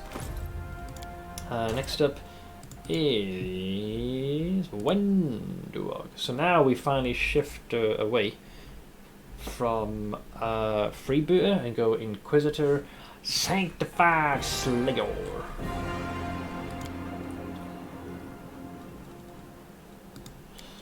Which is this one. Want to try and get the core difficulty achievements. I forget the subtitle, the literal difficulty of the game. So this is described as, while all Inquisitors root out enemies of the faith, in many orders and churches there's a select group of these religious hunters devoted to one goal, and one goal alone, to terminate the enemies of the faith wherever they can be found. Sometimes these sanctified slayers are given special dispensation to commit ruthless murders for the faith's greater good. Other times they're simply willing to take the initiative to revel in the zeal of such grisly work. Sounds beautiful. We get study target.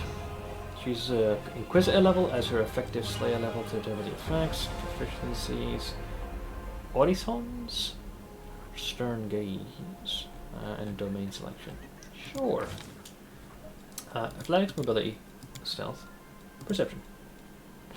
This is basically what my Owlin Rogue is very good at. You know, anytime you gotta see something, or you gotta be, quick on your feet, or sidestep some shit, or hide in the shadows, I'm your boy. I'm also very small.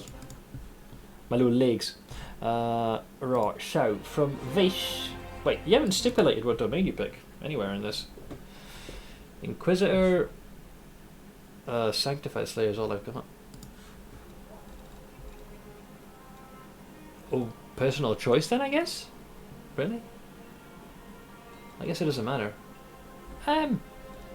Well, if I had to pick any, I guess Trickery would be the one I'd like to go for, because it makes you a little more annoying to hit. It's only these abilities, right? Nothing else really matters. You're a master of illusions and deceptions. Trickery and stealth are class skills. Copycat.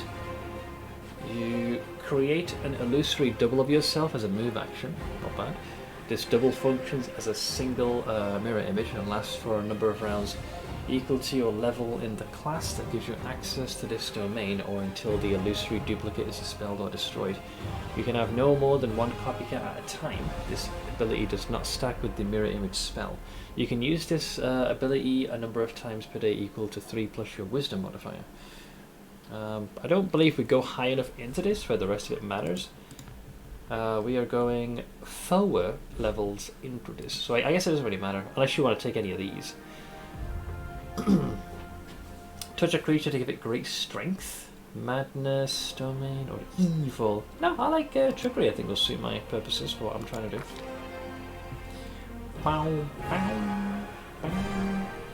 Seeing you play them makes me really want to do a run. But what's left to you again? You haven't done Aeon, and there was one more, right? I think is what you said. Yeah, they really don't give you many recommendations as to the spells. Dealer's choice, I guess. Hey Hawk, hanging in there, man. Oh, Aeon's the only one. I mean, there's a playthrough just waiting to be waiting to happen. Let's see, what would I like? +1 lock bonus on attack. I think Divine Favor for yourself could be quite nice. And we have plenty of other people that could do Bless. So anything you can do to kind of prop yourself up. I always liked the Magic Weapon. Magic Weapon gives a weapon a +1 enhancement bonus on attack and damage rolls. An enhancement bonus does not stack with a Master Weapons bonus of +1. But if it's a a magical one, that's fine. Sure. Oh, the mythic one is you essentially renounce and just you're a super mortal, if you will. Okay, that takes care of that one, and that leaves us only with 2. So we got Camellia here. She is there. She is level 6. This is just straight up level. You don't really gain anything. Deafy Trickery and Perception. So she was the simplest. And last, but by no means least, we have Seela. Good old Seela.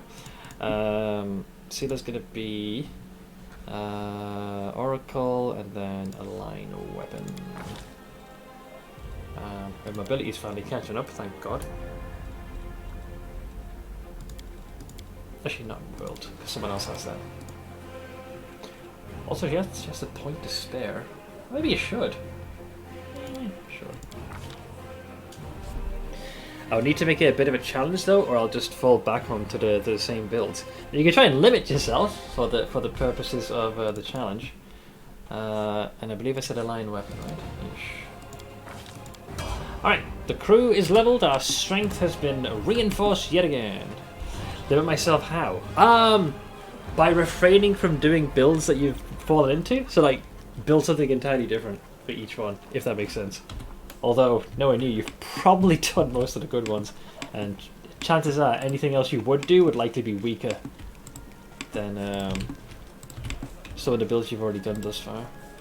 Let's take that. What is this one? Ah, the chapel tent. Let us praise to a god.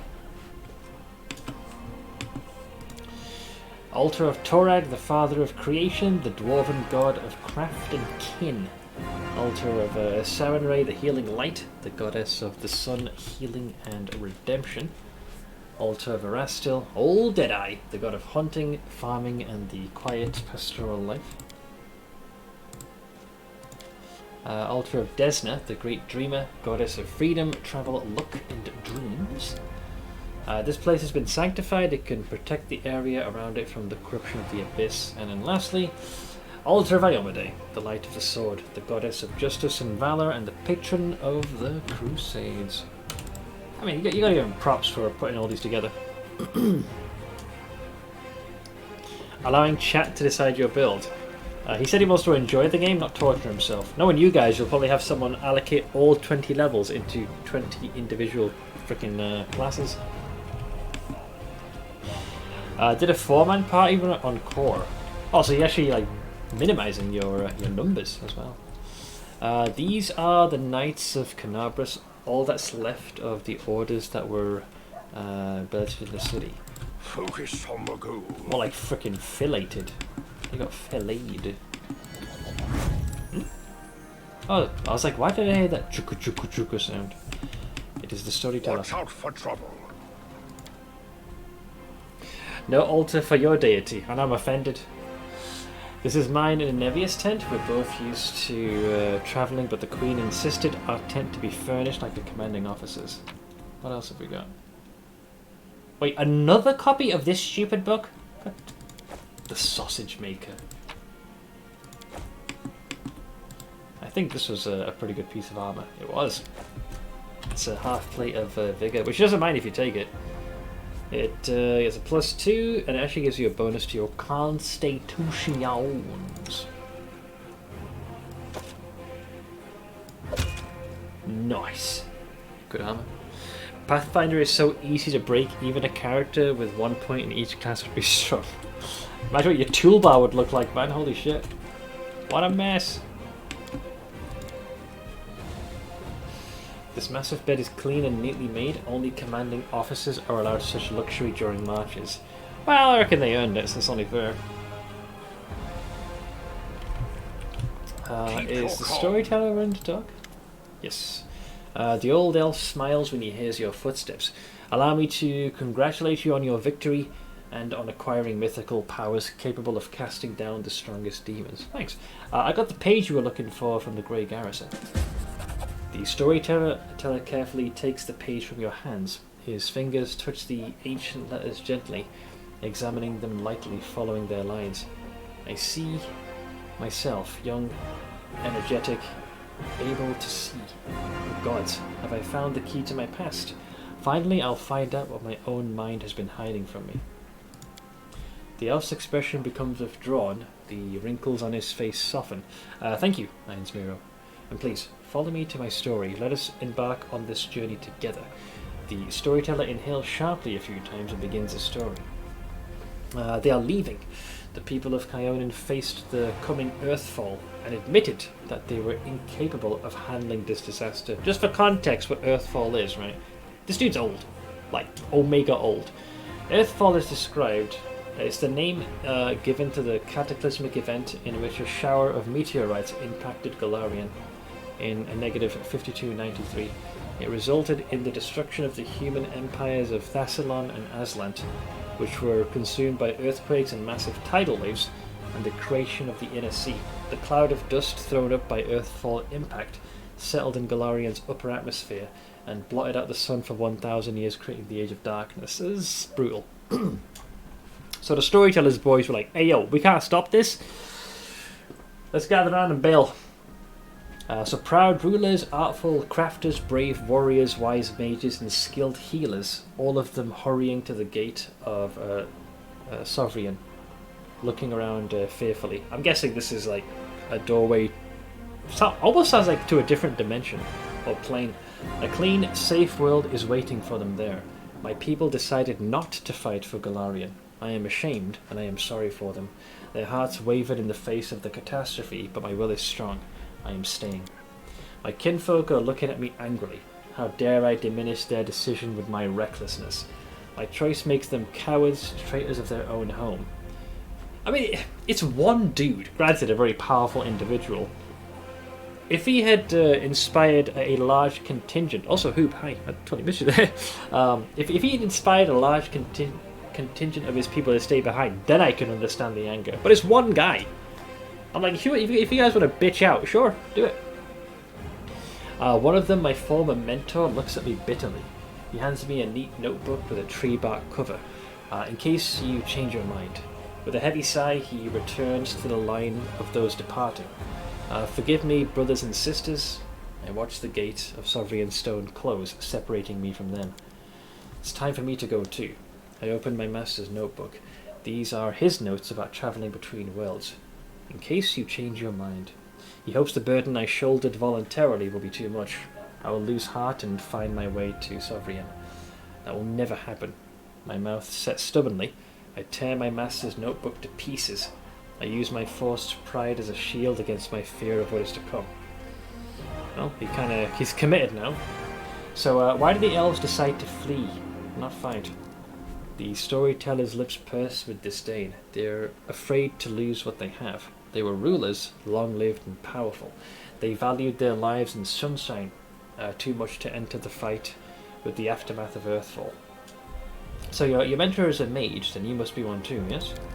Yes, I'm an archmage, and this title is well deserved. I have acquired delicate mastery and succeeded in many areas of magic. But curiosity has always pushed me forward.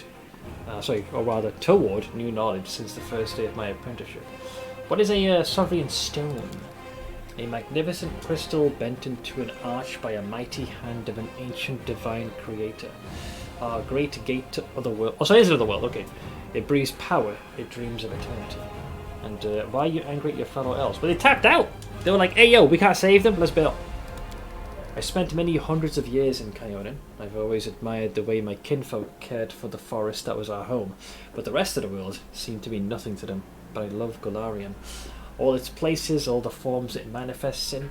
I travelled widely, and then came home and told my kinfolk about my travels, but they weren't interested. They only cared about Kyonin. Their lack of desire to hear about the wider world makes me sad and angry. So what happened next? Earthfall happened at night.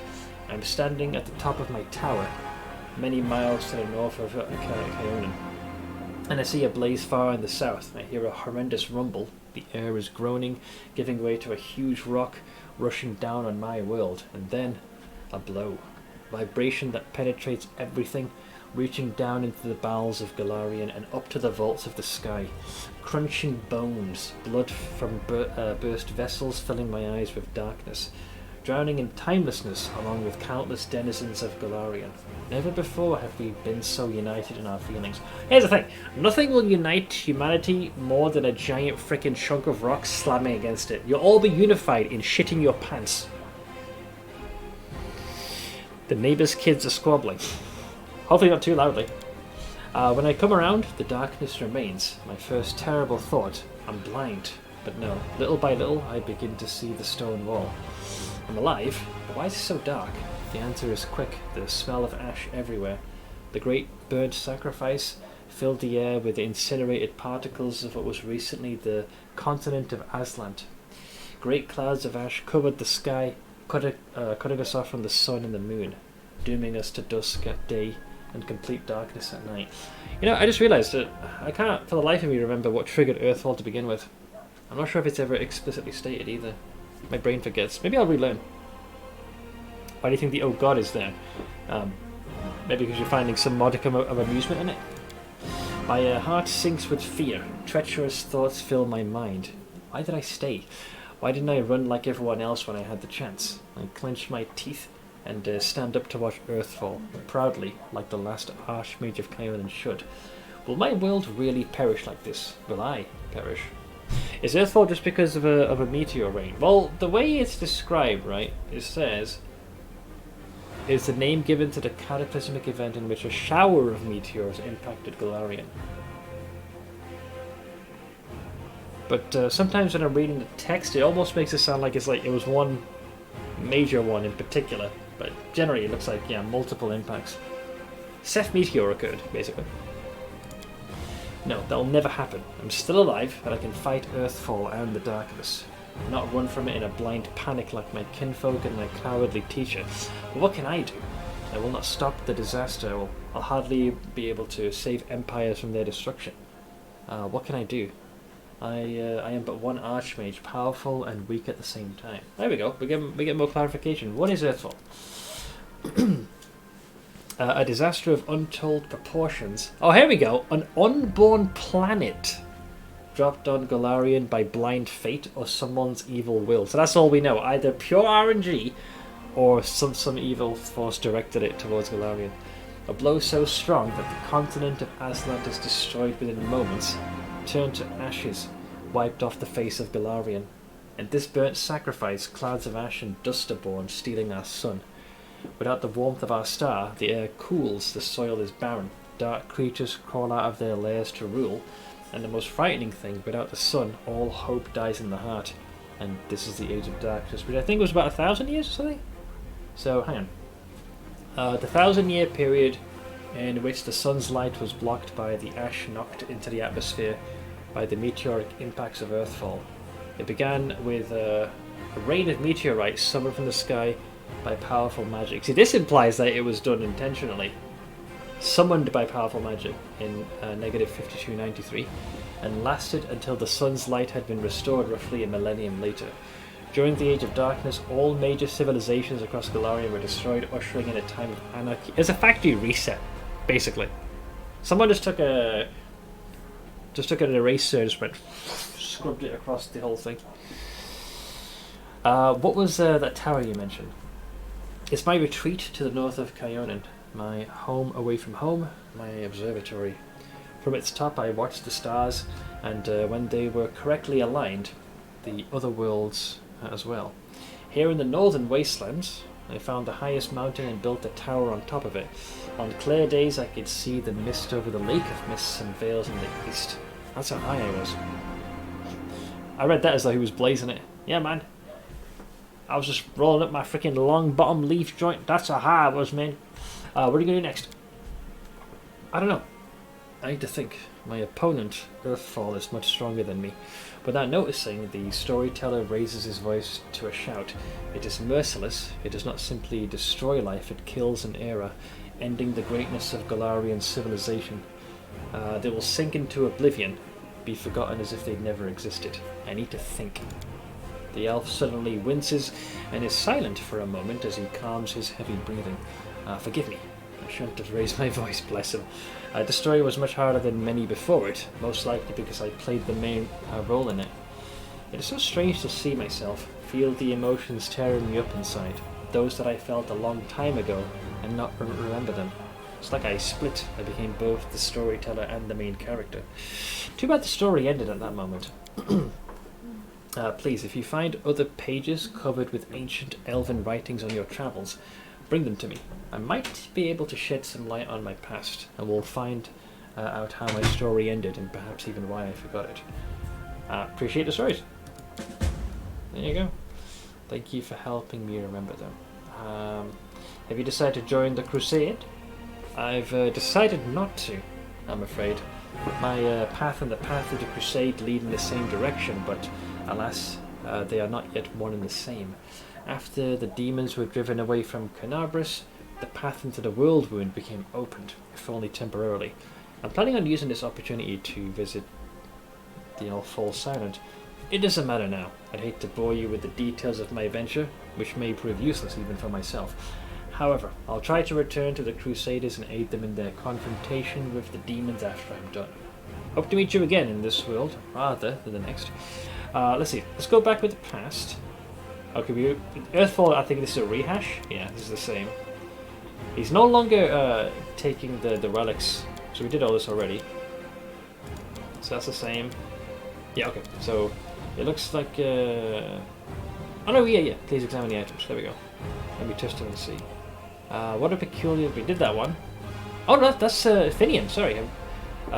What a peculiar weapon. I sense intelligence in it, but it seems dented. He's like, Grandpa Elf, watch where you're poking your fingers, it tickles. The elf looks at you with unusual impatience. Shall we? What do you see about Finian? Hello, Grandpa Elf. The storyteller carefully takes Finian from your hands. Hello, Finian. He closes his eyes and takes a deep breath. His face contorts into a painful grimace. I'm coming to again. How long have I been here? They kept me in a cage for 3 days. I know this because 3 times the light under the door disappeared for a long time. Then they chained me to the table, and the bladesmith, everyone calls him the bladesmith, he placed a device with a jar over me. It feels like I'm being fried. At first I tried to break free, but I got tired. Then I screamed. But now I've lost my voice, though the pain is burning right through me. The storyteller stops, his voice changes, becoming more frightened.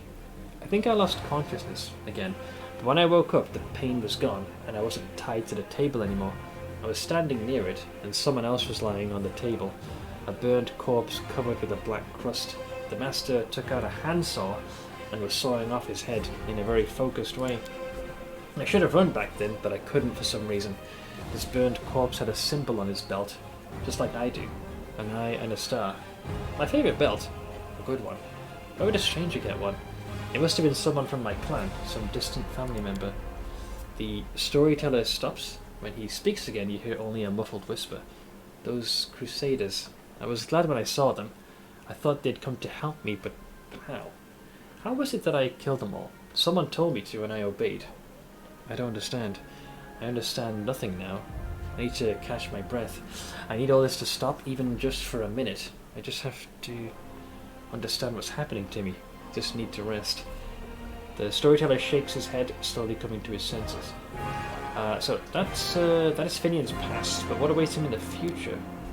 The dead have no future, but the storyteller smiles. I see an endless ocean on a good day, and a boat flying over the waves. I'm so excited, but I don't know whose vision this is. Is this a soul existing here and now, or a soul reborn? So yeah, I think it's very easy to infer, even if you have like very lackluster knowledge, that Finian, in all his dialogue, seems to think of himself as though he is still alive, and based on his the storyteller going through Finian's memories. You know, he sees the body of someone wearing attire similar to his own but burnt to a crisp. I think it's safe to say that his essence was shunted from his now charcoal-looking husk and forged into a weapon. And then you have that confusing memory where he's been compelled to strike his own comrades, the Crusaders. So it's very easy to figure that out right from the jump. Thank you for the story. The storyteller gives Finian back to you. Please take care of this young lad. He is finally in the right hands. Do not worsen his suffering by involving him in dishonorable deeds. I will try not to. Come on, Grandpa Elf. I can take care of myself. I'm not a kid. I don't know what horrors you were talking about, but don't worry about it, alright? Look after yourself. Oh, he's a little babu. Okay, so I can actually restore one of the relics. This is the one that you could give to Galfrey. She ain't getting this, because screw her. So give the storyteller the broken buckle and the necessary materials. Restore this relic for me. The elf cautiously uncorks the vials and begins to work his enchantments. The essence evaporates, turning into light that streams onto the buckle. The light thickens, becoming gold. The Covenant of the Inheritor. That is the name of this relic. This buckle once adorned the belt of a glorious knight from Mendev. It is the embodiment of a promise made to a young girl by a powerful deity. A great promise that has changed much in this world. When you touch the restored relic, a strange vision comes to you. It's as if you can see the events that happened to it in the past. A burning sensation spreads across your chest from the very spot where your mysterious wound sometimes opens. What is this? The influence of the storyteller's spells or something else? I'll be like, I had a vision, me. The old elf frowns. How strange. You are a remarkable mortal. No one has ever shared my visions before. What do you think caused it? Perhaps these things have something to do with your destiny, or the fate of someone related to you. I don't have an answer, only advice. Seek out such relics, look for what links them all, and you will know the truth. Great, I must leave, but thanks. I wish you... Oh, interesting adventures we have in abundance. Alright, so we got... where is it? What's the thing? I think it's, isn't it like an accessory or something you slap onto your toolbar? There it is, this thing. And I think previously I gave it to Seela, but you know what, I'll wear it. So it does the following. It's pretty nice, mate. Oh, we'll get to that lore in a second. That is extensive. This symbol of Iomade, when placed on the belt, emits a holy aura. All party members in a 30-foot area get a +2 bonus to caster level checks made to overcome spell resistance. Their weapons become good aligned and count as if they're made of cold iron. Actually, given the nature of this weapon, I kind of feel like Seela should be using this. I think it suits her more than me. I'm going to be an evil wiener, so seems best if she has that. Interesting adventures. Oh, if the storyteller knew the path we're planning to walk. The path of copious amounts of undeath. It's going to be glorious. It's going to be good. Right, so we did that. In pursuit of the past. We're working on that. Oh yeah, once we're done with Irabeth giving me a tour, we can ask her about the scabbard. Later. Galfrey ain't getting this, but I'll still talk to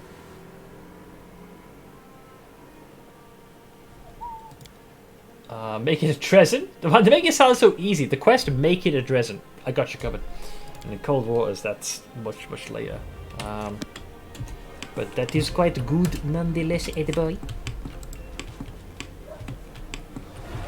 There are many roads to success. Alright, let me F5 the balls out of that. And now we're in the commander's tent. My home away from home. Before I talk to her, let me grab some... I think this is my chest for storage. Yes, it is. Then we got this one. Some half plate. More shinies. Oh god. God, no. I just realized who's in this. I forgot about this asshole. Social and boy. Cannot be bothered with these guys, man, I swear to God. Alright, hello. Happy to help the cause, Commander. Great. It's good to meet you. Yeah, sure. Alright, so, Galfrey, hi. The Queen greets you with a stare. She has dropped the pompous air with which she just announced the 5th Crusade. The face of the ruler of Mendev appears calm and thoughtful. She has made her move and now awaits her opponent's reply. Commander, I'm satisfied with the troop review, but I do not expect they will be sufficient for the task. You will have to prove yourself a shrewd leader and hire the necessary troops with the provided funds. So basically do everything the opposite of you to succeed. Gotcha. I have chosen a target for your campaign, and that target is Dresden, our lost outpost within the World Wound. The Sword of Valor was kept there, a banner that was once carried by Iomade herself. Our greatest relic was lost when the city fell. I should make one thing clear from the start. The Sword of Valor is no mere symbol, but a powerful weapon against demons. Nerfs them. The No teleportation. holiness of the banner weakens them and robs them of one of their most dangerous abilities, teleportation. Yes, when Staunton got it into his head that he could, you know, rise to greatness and took the relic on some hopeless campaign towards the World Wound, he just gave the demons a free ticket into Dresden. A forced march to Dresden awaits you. The Sword of Valor is kept somewhere within the Citadel. The demons probably think it's a hunting trophy. Its recovery is just as important as retaking the city itself. I hope the task is clear. I'm sending 2 specialists to help you, along with the soldiers. A historian, Nura Denduar, and a cleric, Soziul Bainik.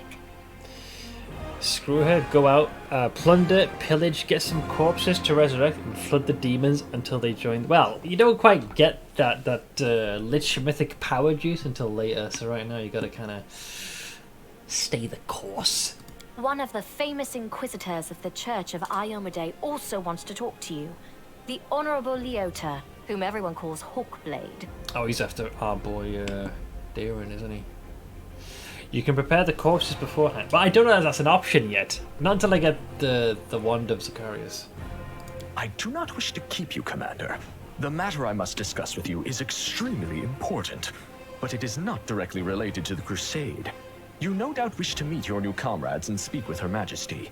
Therefore, I shall leave you now, but I ask that you seek me out in the camp at your earliest convenience. Yeah, sure. Hi! Listen, it's amazing here. It's like I'm in a ballad. There's knights in shining armor, deadly dangers, glorious feats. We are going to show those demons. I'm so tired of sitting in a library reading books about history. It's time I took part in it. It's Lindsay 2.0 kind of energy. I'm glad to help our cause, Commander. If you have some time later, I'd like to speak with you further. Nah. You'll have plenty of time to talk.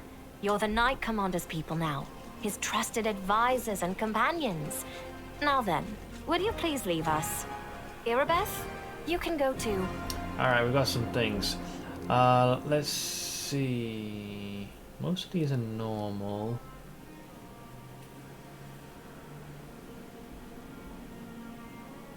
Generally, most of this is fine. So, when we met at the Defender's Heart, I never imagined you'd make me the commander of the new crusade. Some actions may be deemed bold, or even extreme. And beyond those, there are some you might call the Queen's last resort. I am not a simple monarch. I am at war with the Abyss, a war which has lasted over 100 years. I cannot allow myself the luxury of caution. In you, I see a chance, and I am willing to stake everything on it. Nora sounds way more good aligned than I thought she would. Kind of, which is why you can figure out her true nature, before her treachery. However, you cannot blame me for putting you in charge of the crusade. Oh. I only formalized what had already happened in the hearts and minds of many. People spoke of the power that descended upon you and helped you save the Wardstones from corruption and total destruction. Word of this feat quickly spread far beyond the borders of Mendev. There was no other person who could better fit the role of Knight Commander of the 5th Crusade. Let's see, I've got some questions about my mission to retake Dresden. Of course. I shall answer. How did the demons manage to conquer Dresden? Well, the Sword of Valor got taken. Staunton, idiot. That's a good question. Its walls were built by dwarf craftsmen, and the power of the Sword of Valor protected the city. Alas, where raging hordes Hey, fled, Skyhawk. a single lying tongue was all they needed to succeed. The demoness Minago convinced a young and ambitious crusader named Staunton Vane that the banner belonged on the battlefield. He went on a daring and unapproved raid, and the banner ended up in the enemy's hands. The city fell soon after. Ever since then, for 7 decades, it has served as a citadel for the forces of the Abyss. So Staunton Vane, I saw him at the Great Garrison. He defected to the demon side. Oh, really? I wasn't informed of this. Yeah, I bet. After Dresden fell because of Staunton, he was nearly sentenced to death. He deserved it. In wartime, men are hanged for far less. But you have no idea what a terrible sight it is. A raging crowd of crusaders baying for blood. Never have my fighters looked so much like the demons we are fighting. I was doing prep for season 1 in D4. When is the first season going live? Because is it near? I think it is. I commuted Staunton's sentence and stripped him of his rank. Idiot. Not just for him, but for my army and my country. We are not Hell Knights. We do not maintain discipline with public executions. That was probably one of the worst choices she could have made. Although I'm saying this in hindsight, because the guy spent the next 70 years being stepped upon with no recourse or means to redeem himself. This guy could have, let's say hypothetically, right, that Staunton spent every waking moment trying to put together his reputation. Anything short of reclaiming Dresden and reacquiring the Sword of Valor, nothing was going to work. So she knew that she committed him for however long he was willing to stay in the game to a life of just absolute hell. And it's no fucking surprise that when the tipping point occurs, where this guy's been pushed to the breaking point, that he would end up defecting. Oh, that's not too far away. Yeah, 9 days, nice. So let's see. It was a tough choice, I understand. No. You punished him with a life of disgrace and humiliation, and that finally broke him. It's sad but not surprising. I mean, it was close up to that last sentence. You should have exiled him, let him go wherever he wanted. That way he would have either changed his life for the better or realised he had no one to blame but himself. That is much closer. You shouldn't have stayed the hand of justice. If he died, he wouldn't be betraying you again now. Getting closer. I can't believe no one decided to punish him unofficially. Or the past is in the past. What matters now is that he's fighting for the other side. I expect we'll meet him in Dresden. Excuse me. His fuck up. It isn't like, oh, I just spilt some tea. Like his foolish action not only cost the Crusade a very solid place of prominence, a defensive position within the world wound, but led to a catastrophic loss of life.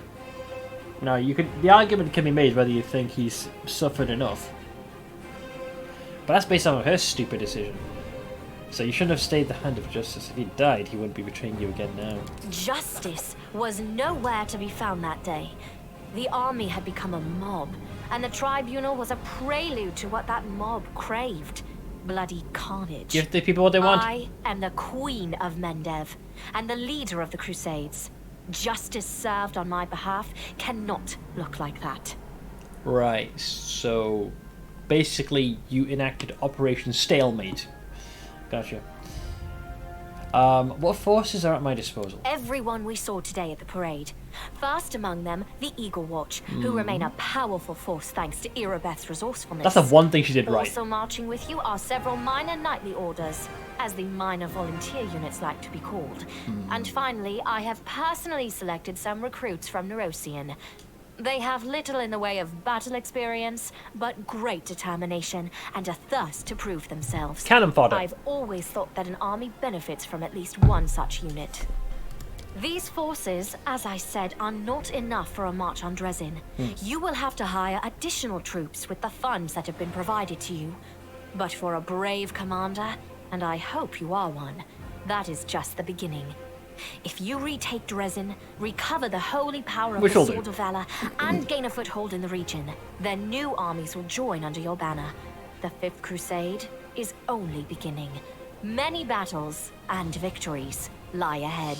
Willing sacrifices, yes. Thralls that shall rise to serve me. It's been decades and no one has managed to retake the city.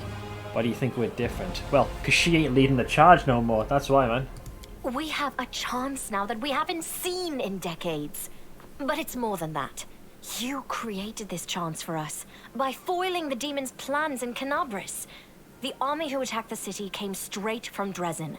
Demon hordes from the Abyss are usually encamped there, but many of them perished on the streets of Canabris. Yeah, they pushed their advantage, so Dresden, despite being fortified as all hell, has likely the least amount of demon reserves that it's ever had. So the demons kind of overextended themselves, and not only did we repel them, but we butchered them. So now is a very good chance to do a little reversal of fate.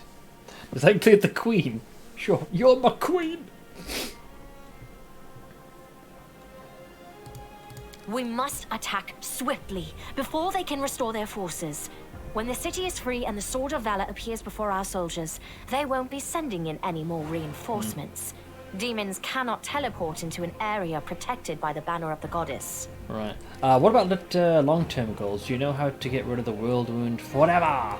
Now you are talking like a real knight commander. However, answering your question is not easy.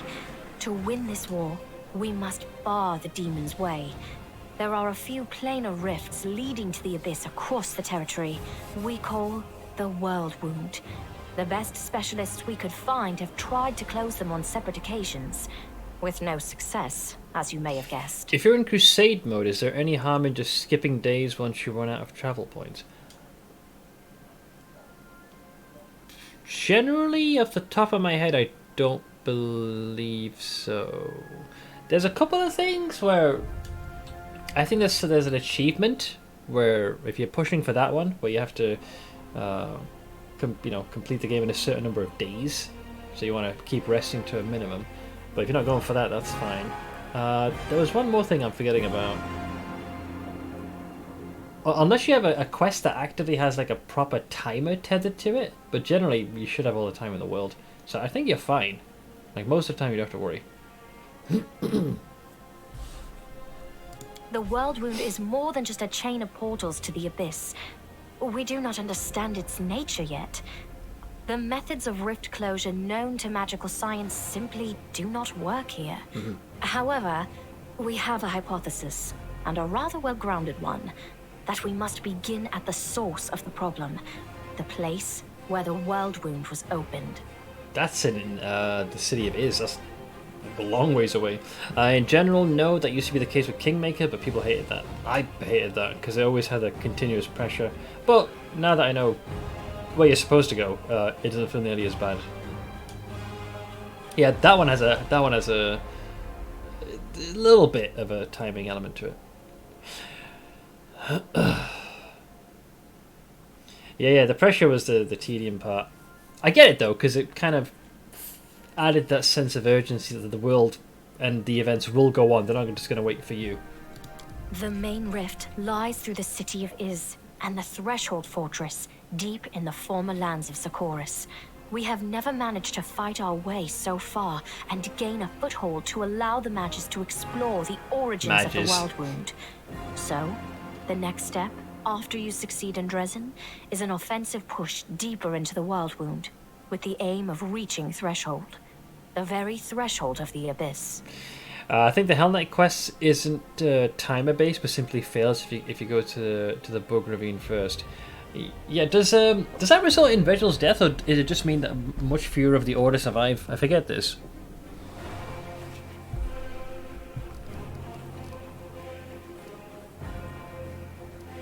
Wonderful. Let's see. Did you know that the souls of angels from heaven are confined in the Wardstone? I had guessed as much. Ah. Many angels fought alongside us in the First Crusade. Heaven was unable to mobilize its full might to aid us, but individual celestials volunteered to fight for our cause. Then one day, they all vanished, saying that they were setting off on an important mission.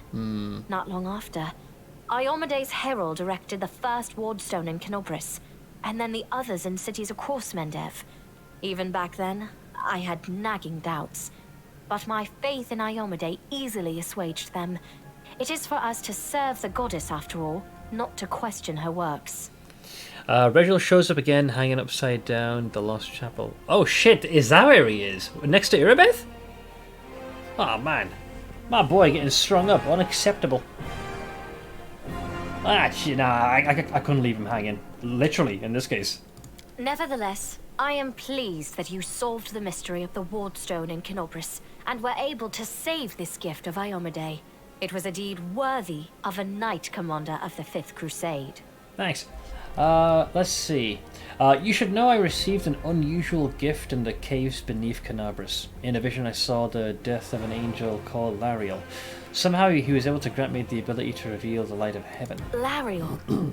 I knew him. He disappeared shortly before the world wound grew, and Dresden fell into the enemy's hands. In the chaos, we had more important concerns than investigating the fate of a single angel. Even one so righteous and beloved as Lariel. And afterward, matters took a turn for the worse. The angels left us to go on this special mission. Yep, to become the Bloodstones. It is so strange to hear the names I used to hear when I was young. What's up, like Uncle? Getting a message from the past. It is sad news, but it brings me back to the times when we strongly believed in our victory, and we rushed headlong toward it without fear. Could it be that such times have come again? Wasn't the Dragon Quest time gated somehow? Which one? Thanks for introducing me to Amphibian. Oh, he's got a lot of videos, not just specific to Kenshi. It's a lot of fun. There's something about his tone as well. I think Seth Zentash also uploaded a video as well that I'm looking forward to watching when I'm done today.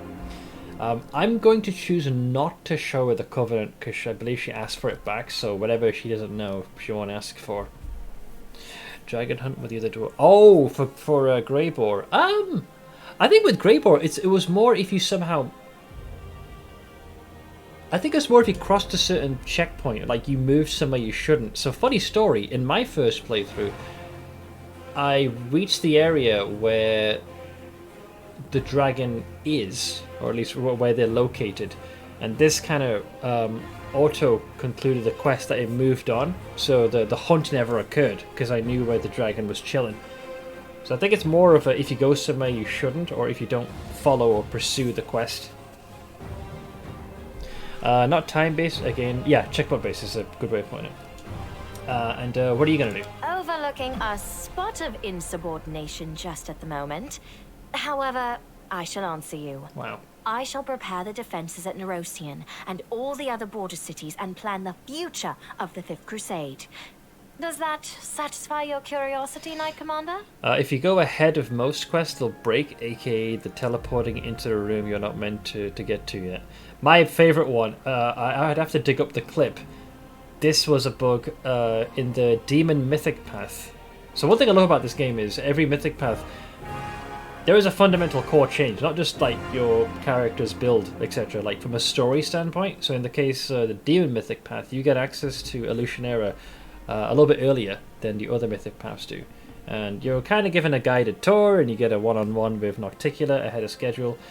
What's supposed to happen at the end, once that event concludes, is you're meant to be teleported back into the main room and then you head home. In my case, when I was teleported back, the screen would instantly say that your party's dead. Just dead. It's like I got teleported into lava. I wonder if I still have that clip. I grabbed a few things, but I might not have done that one. Twitch clip, Pathfinder Wrath of the Righteous. Does it exist? Big Fail, Boulder, Dragon Breath, Falls, Light of Jesus, Mimics, Nenio. Yeah, here we are.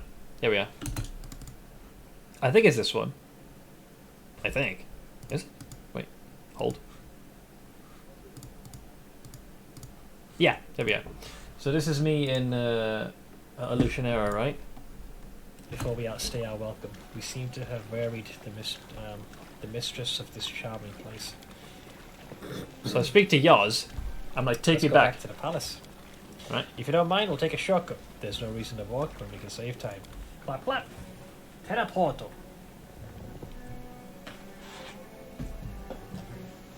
So, your party has been defeated.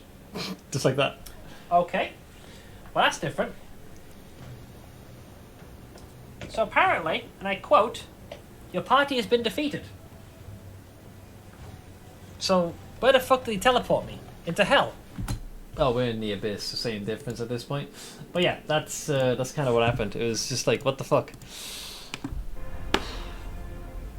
Looks like a few folks were suffering that bug. What I had to do is I had to load an earlier file by a couple of hours, and when the event occurred later, it was fine. It was very weird.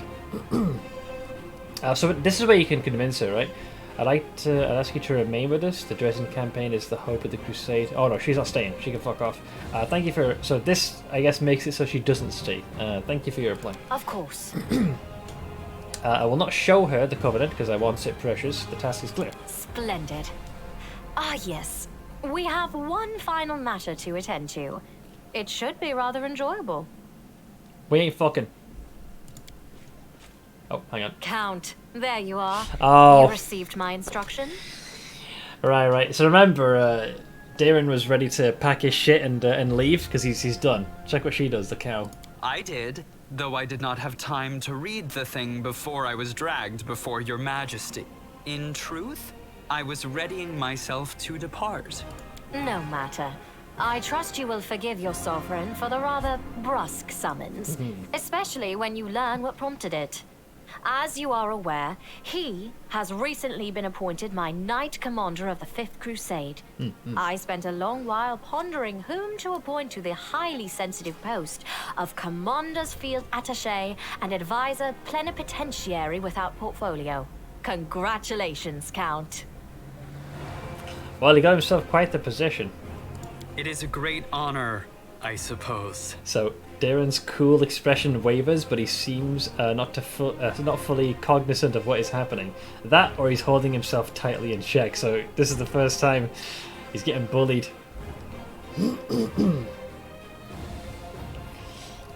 Let's see. That's a rather frivolous gesture for a queen. A wonderful gesture. I imagine our dear Count would have been inconsolable if you hadn't given him this chance.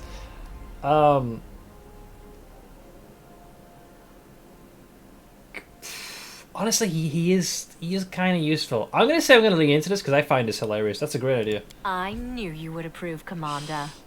I did say I needed him. I had my doubts about whether you were ready for such a responsibility, Count.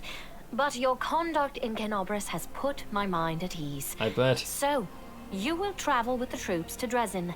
Only the commander may remove you from your post. But I trust that you will dutifully fulfill his orders and make a good showing of yourself.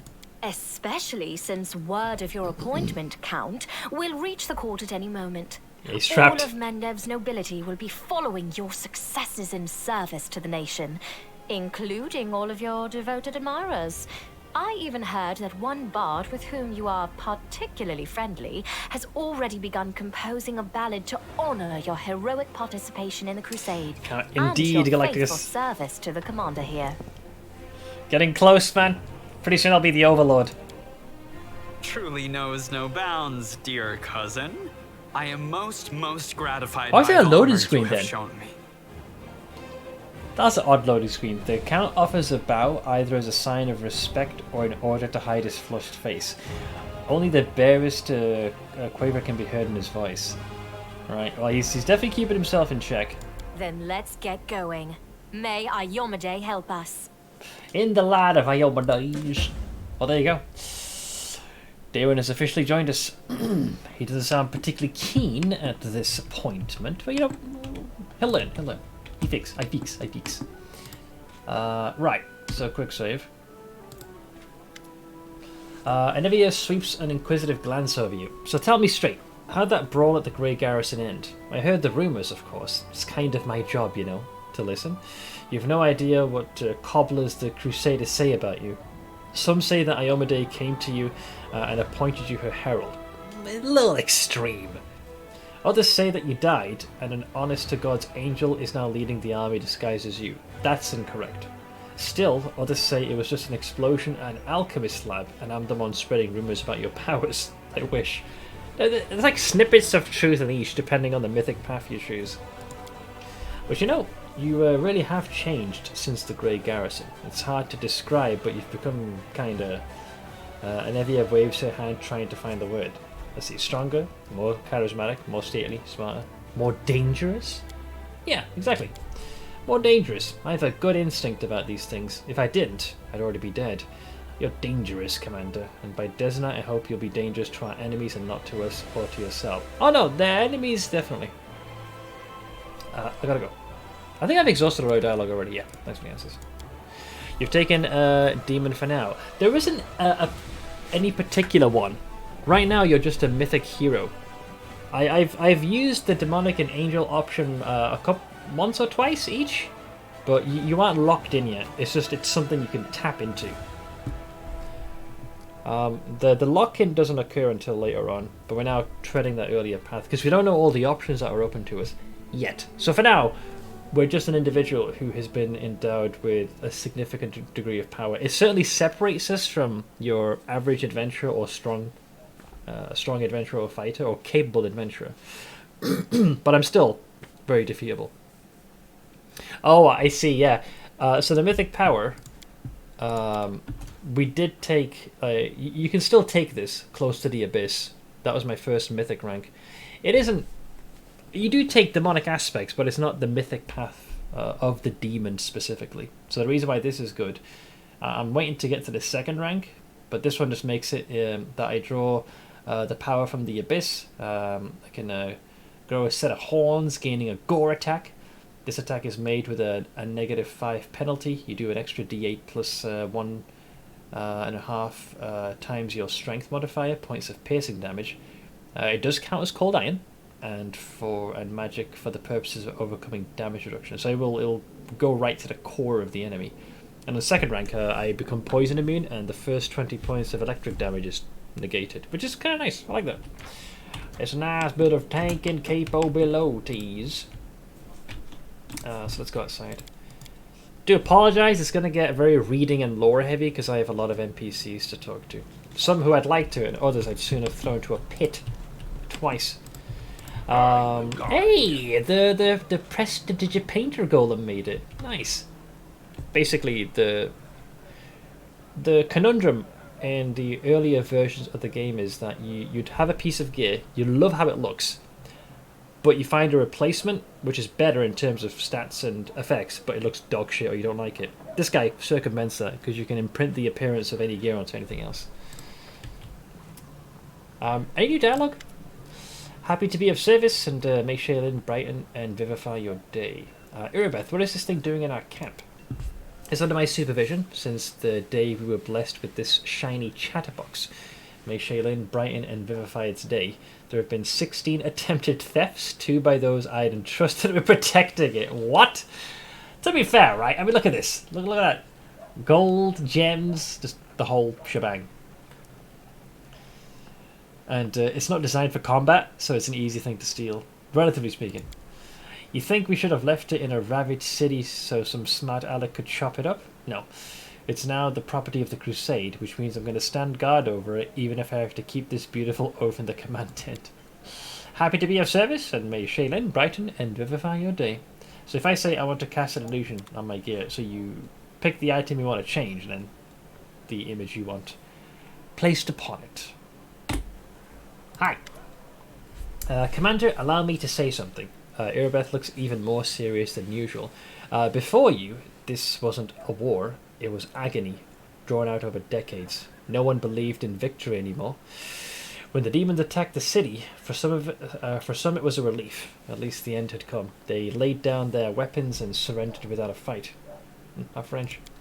I felt the same thing, but I somehow got through on stubbornness and their vague hope that if nobody found Inevia's body, she might by some miracle have survived. And that miracle was you. Alright, you give me a bit too much praise here, but I'll take it. You returned my beloved to me when I nearly lost all hope of seeing her alive again. Then you went on a suicide mission to the Grey Garrison and won the city back for us. You turned a defeat into a victory. I know it wasn't easy, but you make everything seem so effortless. You do everything just like that. I mean, there's a lot more that goes into this, and I didn't do it alone. I mean, it was all me. My massive dong led the way, mate, like a divining rod of victory. The Queen believes in your powers too, but for me, they're just more proof of what I felt that day when I saw Nevia alive standing next to you. You're the miracle that we've been waiting for. You're the one who will finally put an end to this terrible war, and in spite of everything, deliver us the victory we so desperately need. With you, I'm sure this crusade will achieve what the others could not. It's high praise, kind of hard to live up to. Led by the dong once again. Hey, I said the legendary words back when I was playing PoE. Let your dick lead the way, mate. Let's start from the top. I found a scabbard with your family name on it in the Grey Garrison. Irabeth looks down. This scabbard held the solemn hour, my family's sword. My father once fought with it, and I took it when I left home to become a paladin. Alas, it was not stolen. I parted with my heirloom willingly to help someone dear to me. And Nevia needed expensive healing, and having no other way to procure the money, I pawned my father's sword. I think he would have understood. I'm sure he would have given up everything to help the family. Sure. But that's only the scabbard though, not the blade itself. I hope to redeem the solemn hour eventually, but there was never enough money, and soon the sword disappeared from the pawn shop altogether. I have no idea who took it. It seems like I'll have to part with my father's sword forever. Is Nevia sick? You'll forgive me if I don't go into detail, it's a private matter. Suffice to say, everything is fine now. The treatment was costly, but it was worth it. See, I took that at face value. Let's see. I can see that you truly love her. It's foolish to part with your weapon in the middle of war. You had the Order's coffers at your disposal. She wasn't going to use that money. I mean, none of these do that. I'll just do some. Irabeth lovingly traces the name imprinted in silver on the scabbard's leather.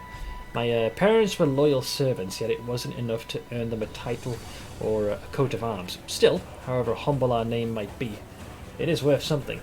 I don't know if I'll ever see the solemn hour again, but at least I have its scabbard back. Thank you. It's all good.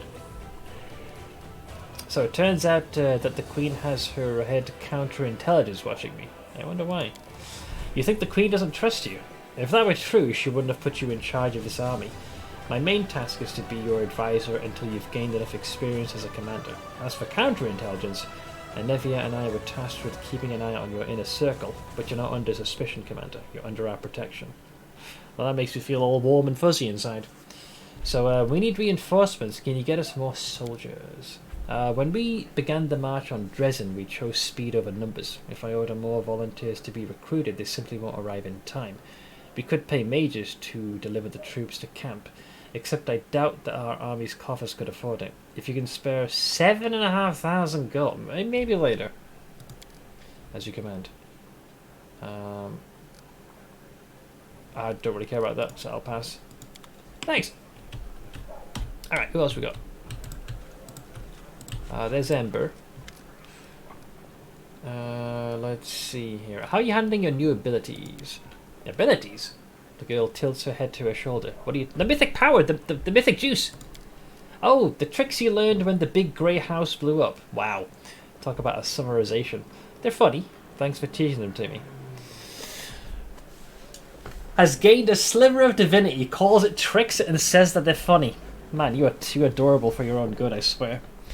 The Queen gave me the title of Knight Commander and put me in charge of an army. What do you think about that? The elf focuses her wandering gaze on your eyes, smiles and shakes her head. Don't believe titles. All of us in the world are children of the street, barefoot, hungry, scared. A step away from death. Some imagine they're strong and rich like gods, but don't forget who you really are behind the title. That part is very important. Head pat for you. Alright, she's as precious as a cinnamon roll as she was the day we saw her for the first time ever. What else are you dipshits hiding from me? Give me that shit. Mine. What else? Also mine. What else? Also mine. Watch out for trouble. Oh. Beep, beep, beep, beep. She's a very special little cinnamon roll. She is. No harm will come to her. Keep your calm. and for anyone who does shall be rended asunder. Ooh, medical kit. We got some eggs. You know, can I transfer this into real life? Because I tell you, the cost of eggs and the lack of them has been shocking for a good chunk of this year. There are many roads to success. Recruit.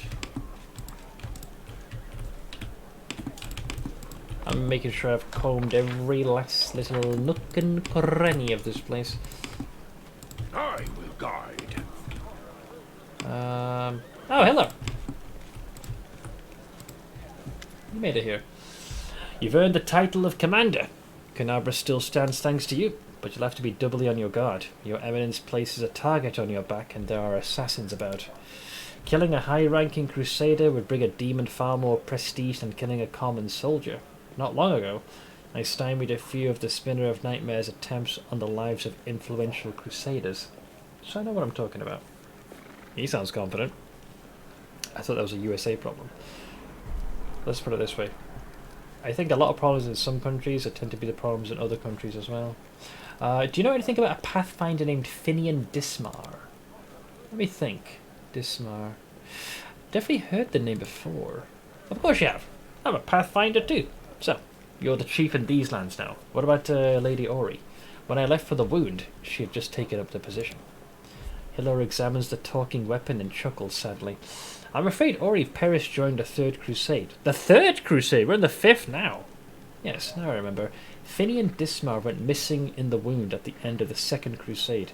His name has been on the lists of the fallen for a while. Well, here I am, alive and well. Write in your list that I'm back, and soon I'll file a detailed report about everything that happened to me. Finian's voice is full of joy. I knew it was a misunderstanding, but now everything will return to normal. I need to write to my folks. They probably think I'm dead too. Hilor shakes his head sadly. Poor lad. But such is the fate of a Pathfinder. We face the unknown, but sometimes the unknown wins, and our minds cannot take it. This is hilarious coming from him when you learn of his story. Le Crusade. Which influential Crusaders did you say from the Spinner of Nightmares? Also, let me get on my feet again, as this hour draws to a close. I can't remember. Did I have noodles yesterday or not?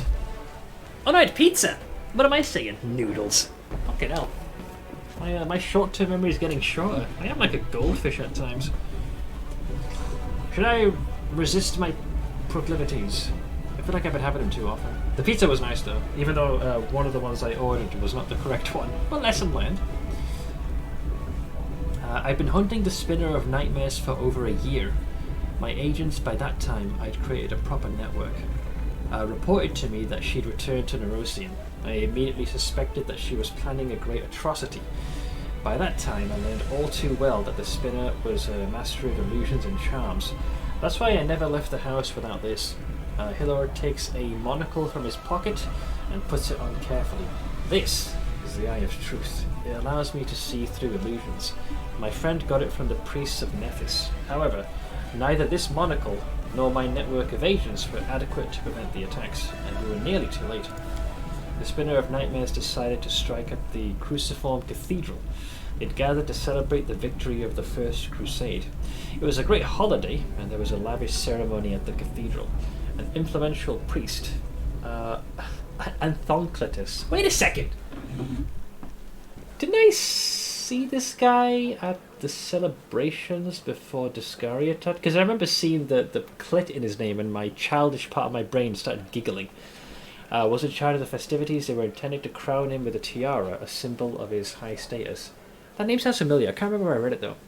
But the sacred tiara had been replaced. The Spinner had obtained an Incutlis, a sentient and rather ominous cephalopod from the other end of the world.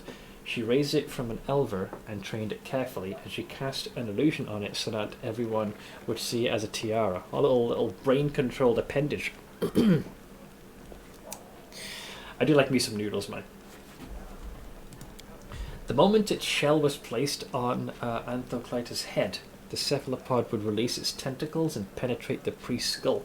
Its poison would seep into his brain and it would seize control over Anthocletus' dead body. Fortunately, we were able to stop this madness in time. I spotted the spinner of nightmares in the crowd, chased her down, and we ended up crossing swords on the roof of the cathedral. I nearly defeated her, but she fled upon a giant stallion, which was able to run across the air as if it were on the ground. Oh, maybe a nightmare running on that. Makes sense, spinner of nightmares. I was so close to catching her, she'd suffered a setback, but I let her escape. Anything else we can ask? It's a long story, telling you everything would take 2 days, which part do you want to know? So we've already heard these two, so we'll do that later. And ask for hired extra companions, so we're good.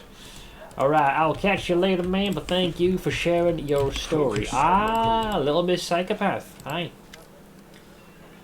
Let's see, greetings. The neat smile on Camelia's lips disappears so quickly you almost wonder if you imagined it. What do you think of the powers you receive from me? Camelia shrugs nonchalantly. People of noble descent grow accustomed to ample opportunity. The powers I receive from you are useful, but I see no point in treating them with excessive piety. Wow. Guess we'll talk later. She has all the warmth of a frickin' iceberg. Horgus! You rotund prick. Horgus Gwyrm has been expecting you, thumb stuck in his belt. There you are. I've been waiting. As you see, I too have joined the crusade. I don't know how to swing a sword, but war is costly, and I have money. Besides, my intellect and business sense may prove useful even on the battlefield. Besides, I believe Horgus shifts awkwardly from foot to foot. I believe I owe you an apology. Yes, see, you previously saw me as some random vagabond for hire, but now that I have a position of power, all of a sudden he's like, I might have misjudged you, mate. The way I behaved was rude, ill-mannered. You are an honest and honourable person. You have clawed your way up from the bottom of society to the title of Knight Commander, and you are friends with Queen Galfrey herself. Such persistence deserves respect. Horgus tilts his head in a brief acknowledgement of your merits. Please, allow me to give you this magic amulet from my humble personal treasury to mark our future cooperation. I have an amulet of blackened mirror. I have no idea what it does, but let's find out. We know the story of Horgus Gwyrm. What's it like to live your entire life under someone else's name? When I was a boy, I used to hate Horgus, the condescension most of all, the pity on his face. His smile when he called me to join him in his games. The difference in our birthright wasn't fair. Envy clouded my mind when the demons killed him and not me, and I thought it was a gift of fate. I seized my good fortune with both hands and never let go. When I told them my name was Horgus Gwyrm, the only heir to the vast fortune of the Gwyrm family, on that day life was fair. Unfortunately, it took me many years to see the generosity behind the condescension and feel the compassion behind the pity. I discovered far too late that Horgus was my friend, even when I didn't feel myself his. I never accepted the hand of friendship he offered until it was far too late. I'm sure he was probably wiping his ass with silken handkerchiefs while he was crying about that. Oh, woe is me, man, for having wealth fall into my lap. It's such a harsh. Shut up. But now what can I do? Revel the truth, reject the name, and allow it to sink into oblivion? Would my friend Horgus want this? Yeah, I'm sure Horgus would love you to spend his money on hookers and cocaine. It's what he would have wanted, you know. I bear the name of Horgus Gwyrm with the pride and dignity it deserves. As a banner on a battlefield, I will multiply its merits. The Gwyrm family will not be forgotten. The name won't.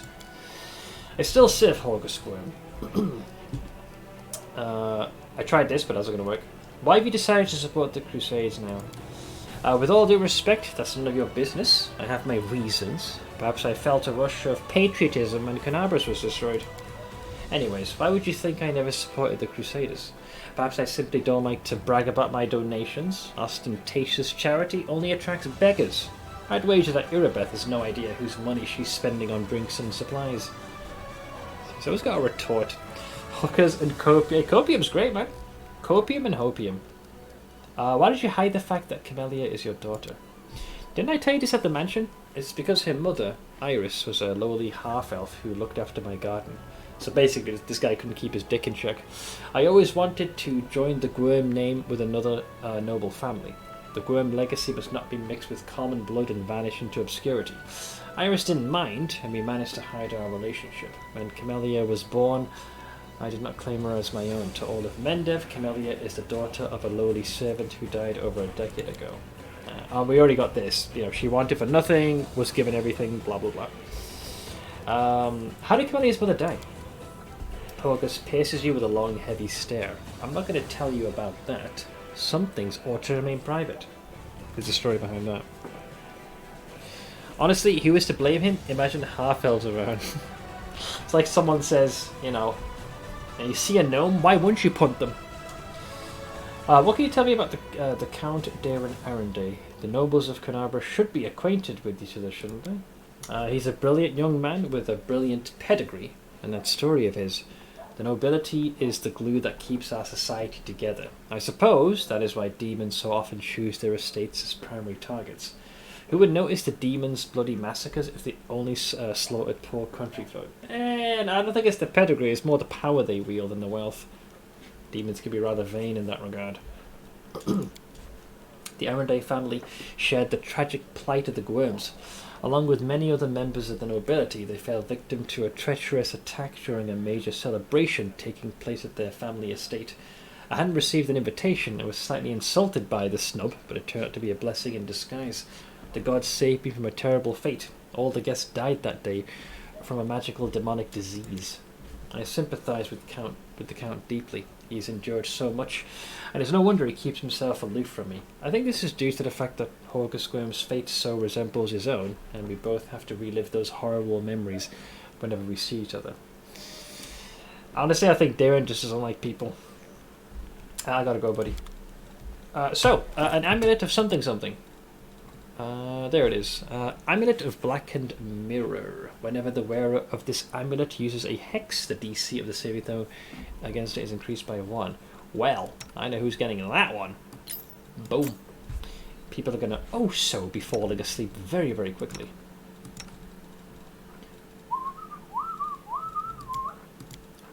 Cool. I can work with this. Anywho, let's speak to our... Wolf's here, you little shit.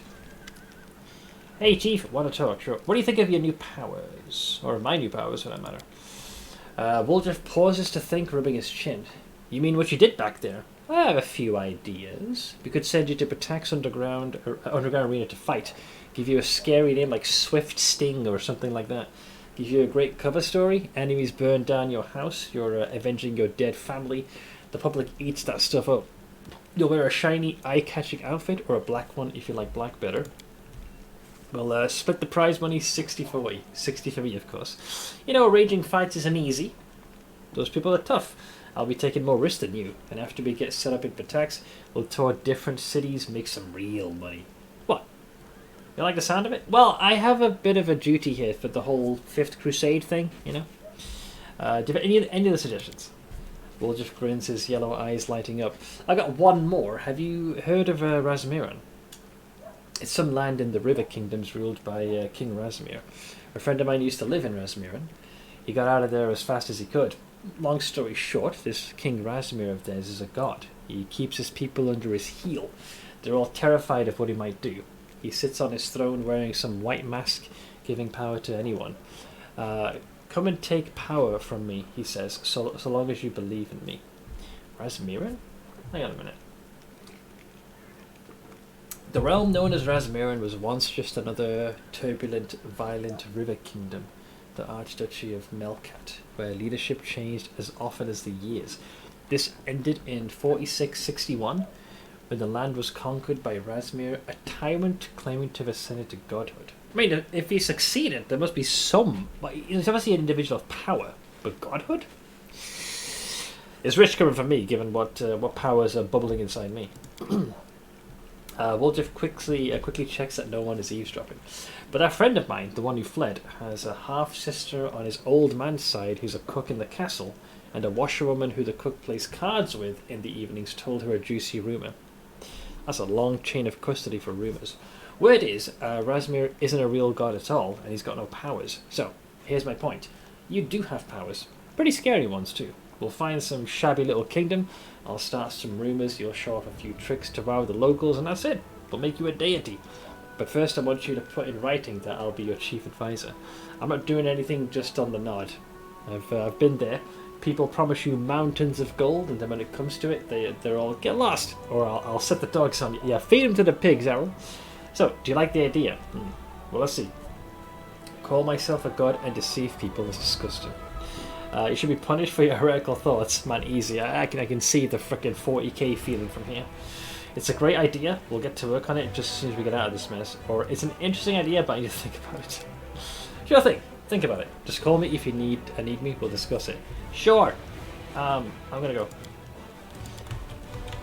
I've exhausted most people's dialogue. Wait, you? Damn it, you again, soldier. I thought I recognized you. The bearded quartermaster gives you a friendly nod. What can I do for you? I saw you talking to the girl hiding her face. Who was she and what does she want? I don't know, Commander. She never introduced herself, but I bet she's not a part of our army. I know all our soldiers by name and by sight. Wilsa frowns gloomily, his cordiality gone in an instant. She was looking for some elf volunteer. Wanted to know which tent he was sleeping in. At first I thought she was a messenger from Mendev. She definitely wasn't one of us. But now I see how it all looks mighty shifty. She was some sort of spy then. Probably.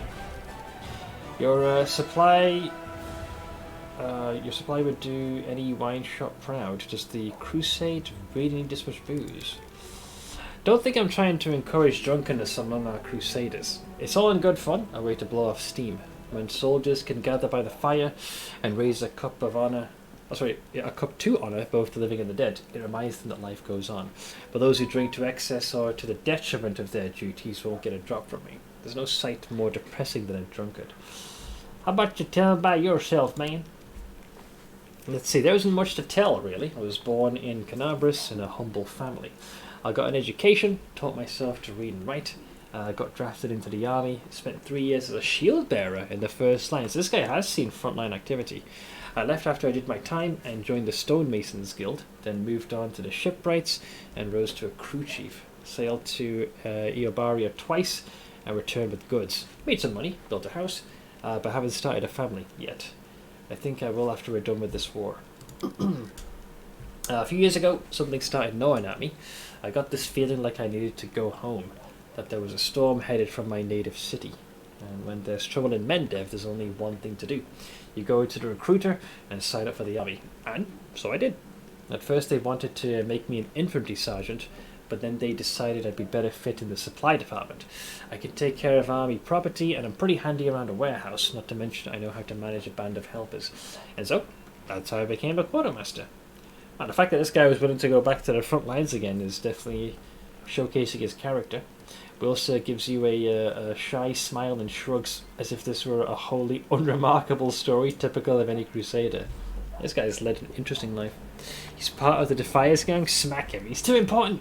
What do you... Well, you find out why. What do your duties in the camp? A little bit of everything. What's an officer to a soldier? A strict father. So what does this make a quartermaster like myself? Something like their mum, that's what.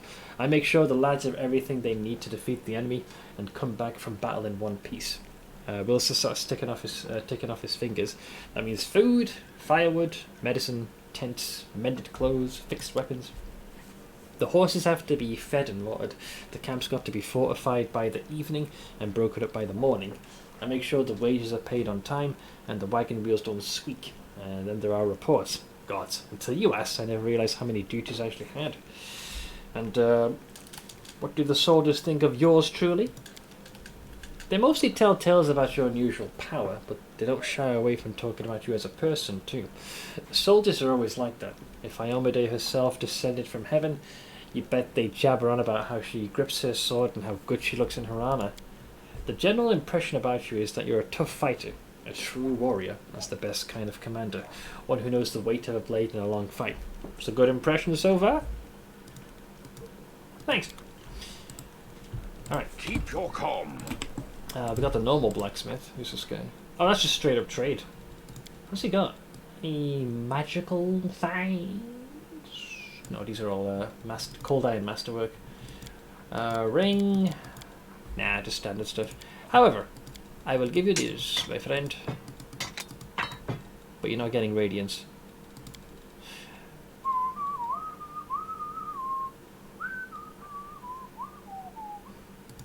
Take. Take. Sold!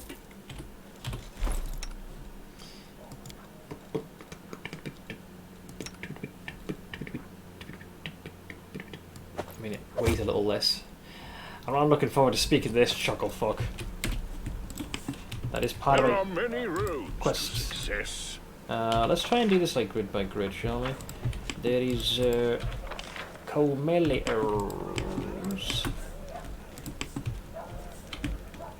Let's see, recruit. I will guide.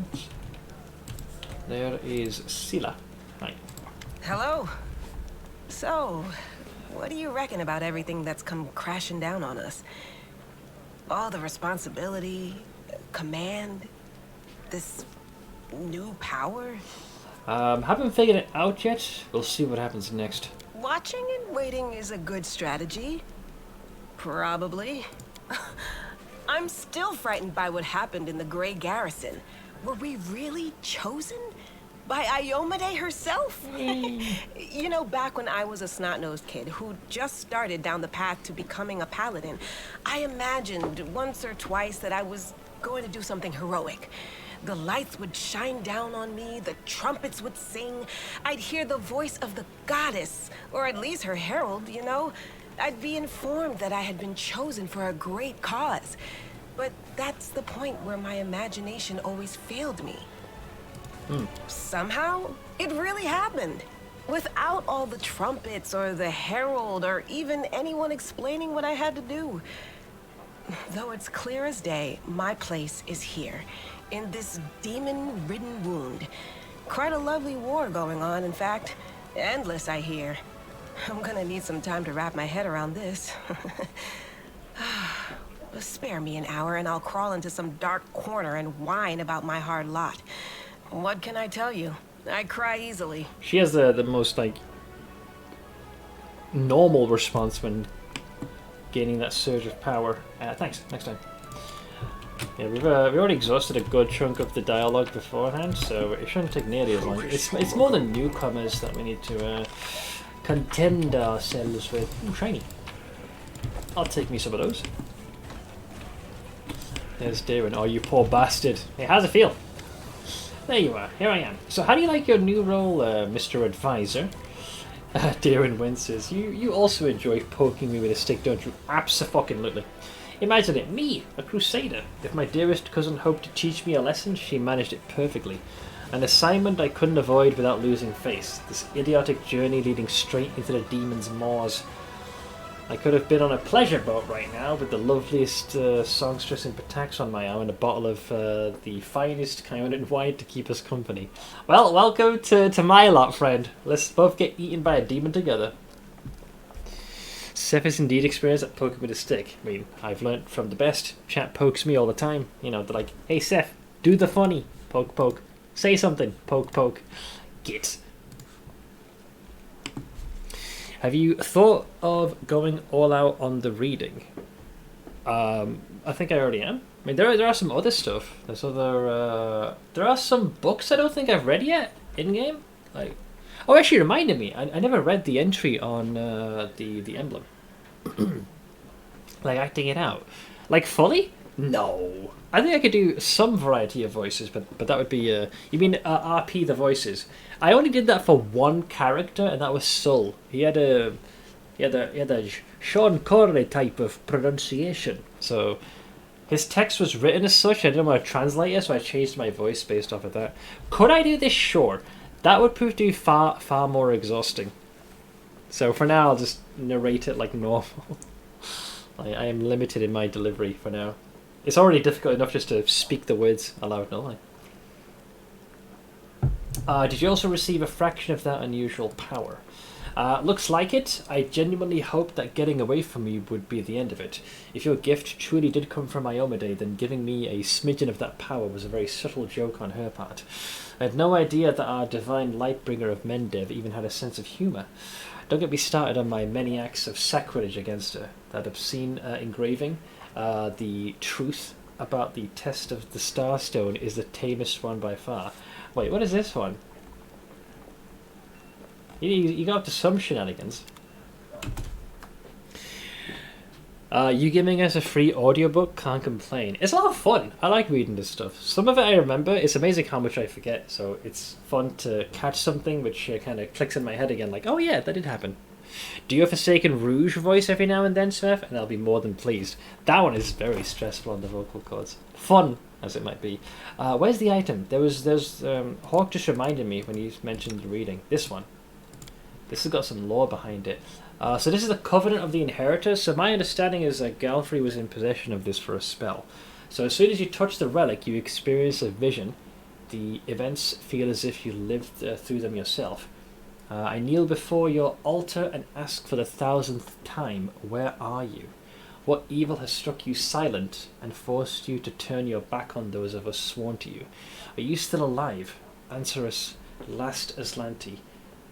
I beseech you, answer me, Aradin. I need you now more than ever. Yeah, Aradin is a deity that previously fell. I wonder if he's tied to the Starfall. My cheeks are inflamed with resentment. He doesn't answer our prayers. All of us, his devoted... Oh god. Arcaden! Thank you so much for the 55 months. Tier 2, no less.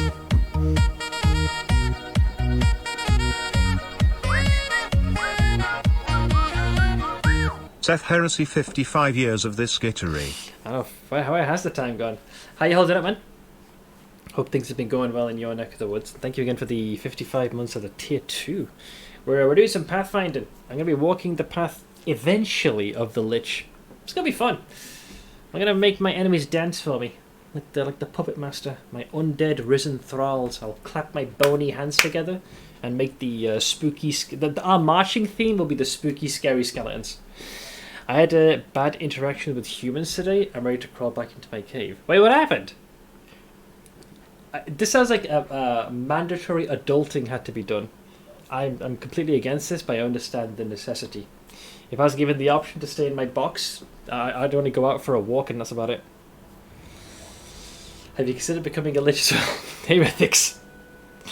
Becoming a lich is not the answer to everything.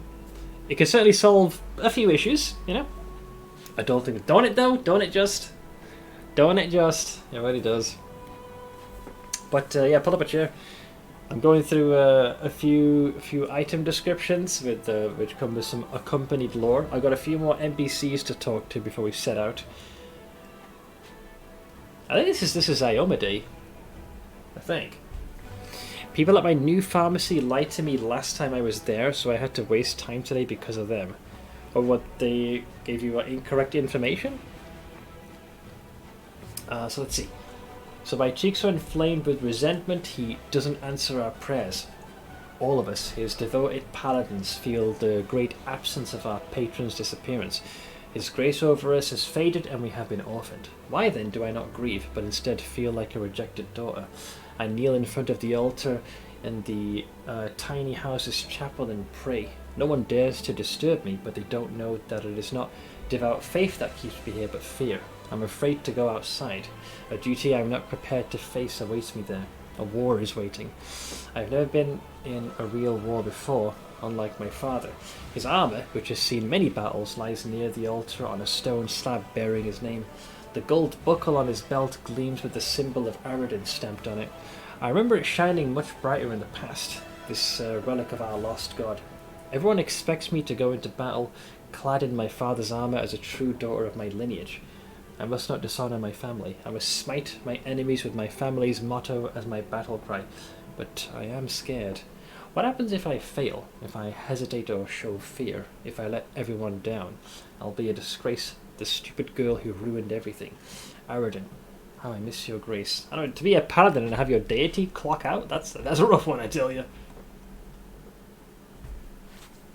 Seth, talk me out of buying a 3D printer. You asking the wrong guy. Well, here's the question. How much is it going for? Let's start with that. You mentioned you had started painting some Warhammer minis, right? The Tyranids you were focusing on. This came up in conversation with one of your mates, and he then ran the idea of getting the 3D printer. Oh, 500 points. I know that the price of these has come down since they were first becoming more commonplace for the household, if even saying that phrase isn't quite accurate. I don't know, maybe you could, demonstrate some restraint. You can print a mini set for the 3D printer, though. Yeah, you could 3D print a Bramblejack. I just want my Star Trek replicate already. Yeah, just tell it what you want, it just makes it. Easy game. So let's see. Footsteps echo behind me. Who dares to violate my privacy? Why now, when my wretched, treacherous heart could falter at any moment? A warrior stands behind me, not young or old, just an ordinary knight in a simple breastplate. She looks me straight in the eye without impertinence, but also without adulation. You will not disgrace your father. At first I think I misheard her. The warrior's words sounded like an answer to my unspoken thoughts. How odd, or you will not falter. I see you standing firm, so leave your fear behind. Who is she? How does she read the worries written on my heart? And how dare she do so without permission? I prepare an angry rebuke, but the words die on my lips, and only a pitiful complaint comes out instead. Aradin left us. Stupid me. Why are you squeaking like a mouse? What an embarrassment you are. You must. The warrior drops down to one knee before me so that our eyes are level. There is a strength in her calm, determined face. Yes, he left us, but that doesn't mean we're alone. I will support you in this battle, no matter how arduous, no matter how dark the skies, no matter how much blood flows from my wounds. I shall stand with you. We shall fight for our loved ones and our friends, for the right to live and die free. We shall do everything we possibly can, and after that we shall begin to do the impossible. And if the hour should come when our arms can no longer raise our swords, our bodies will become a shield to cover those who still have strength to fight. I, Iomade, inheritor of Aradin, swear this to you. This is my vow. Her hand rests on my father's armour, and light emanates from it. It envelops the armour and soaks into it, blinding me. My eyes fill with tears. I never thought I'd cry of happiness again. When I wipe my eyes clear, I find myself alone. The gold buckle on my father's military belt shines like the sun. Again. The symbol inscribed on it is different now. It now shows a knight's sword exuding light. That is my symbol from now until forever. Until she no longer had it. There's a little bit more, by the way. The story doesn't end just yet. Earl Grey overbrewed. Are you trying to summon Ash? Also, Lucifer, good to see you again, dude. So, can we truly prevail? Yes. We, the Knights of Mendev, march forward in a splendid gleaming formation to the stronghold of the damned enemy. City of Iz, today you will fall. The horde of demons and their lackeys scurry away from us, and I smile as I lower the visor of the helmet my father once wore. I haven't disgraced you, none of us have. A shadowy female figure approaches us. Her cloak obscures her face, but we all know who she is. The betrayer of humanity. Aurelia Volnesh. Her hands dance, weaving spells, and we raise our shields, preparing for her crushing blow. But we're still not ready. Giant invisible scythes begin to shred our ranks.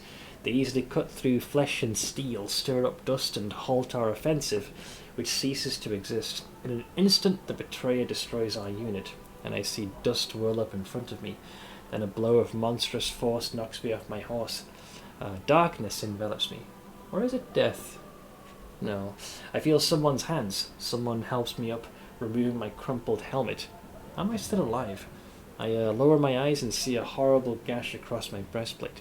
The gold buckle with Iomede's symbol shattered, but warded off the fatal blow of the damn witch. Oh, that's actually lost it. Right. I look around in horror. There is no army anymore. Our ranks are broken. All courage has left our soldiers. Screams ring out everywhere. But alas, many more mouths are silent. The betrayer watches us, making no attempt to finish us off. I can't see her face, but I can swear there's nothing but boredom and indifference written all over it. Grabbing the soldier of a sergeant running by, I shout in his face, "Rally the troops! Those who can fight, get to the front row to cover the others. We don't retreat until we've carried away the wounded." His eyes are full of wild, mad fear. He forces out an objection. The war is lost. We are doomed. Run me! I hold him firm, looking into his eyes. He's scared, I understand. Stand firm, warrior! The battle is lost, but our war has just begun. No matter how arduous, no matter how dark the skies, and no matter how much blood flows from my wounds, I shall stand with you. Oh, she's swearing the same thing that Iomade did. We shall fight for our loved ones and our friends for the right to live and die free. We shall do everything we possibly can, and after that we shall begin to do the impossible. And if the hour should come when our arms can no longer raise our swords, our bodies will become a shield to cover those who still have the strength to fight. I, Gelfrey, Queen of Mendev, swear this to you. This is my vow. She kind of plagiarized what Iomade said, but you know, I'll take it. So yeah, didn't realize that Aurelio had effectively bitch slapped her and shattered this thing.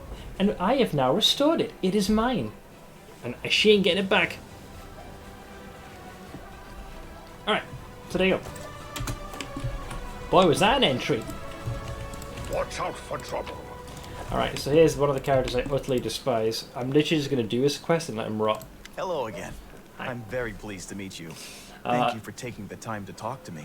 Yeah, sure. A young cleric stands before an easel, his brush hovering over the canvas without touching it. Instead of painting, the young man absent-mindedly gazes at the sky of Canabras, which is still streaked with towering plumes of black smoke.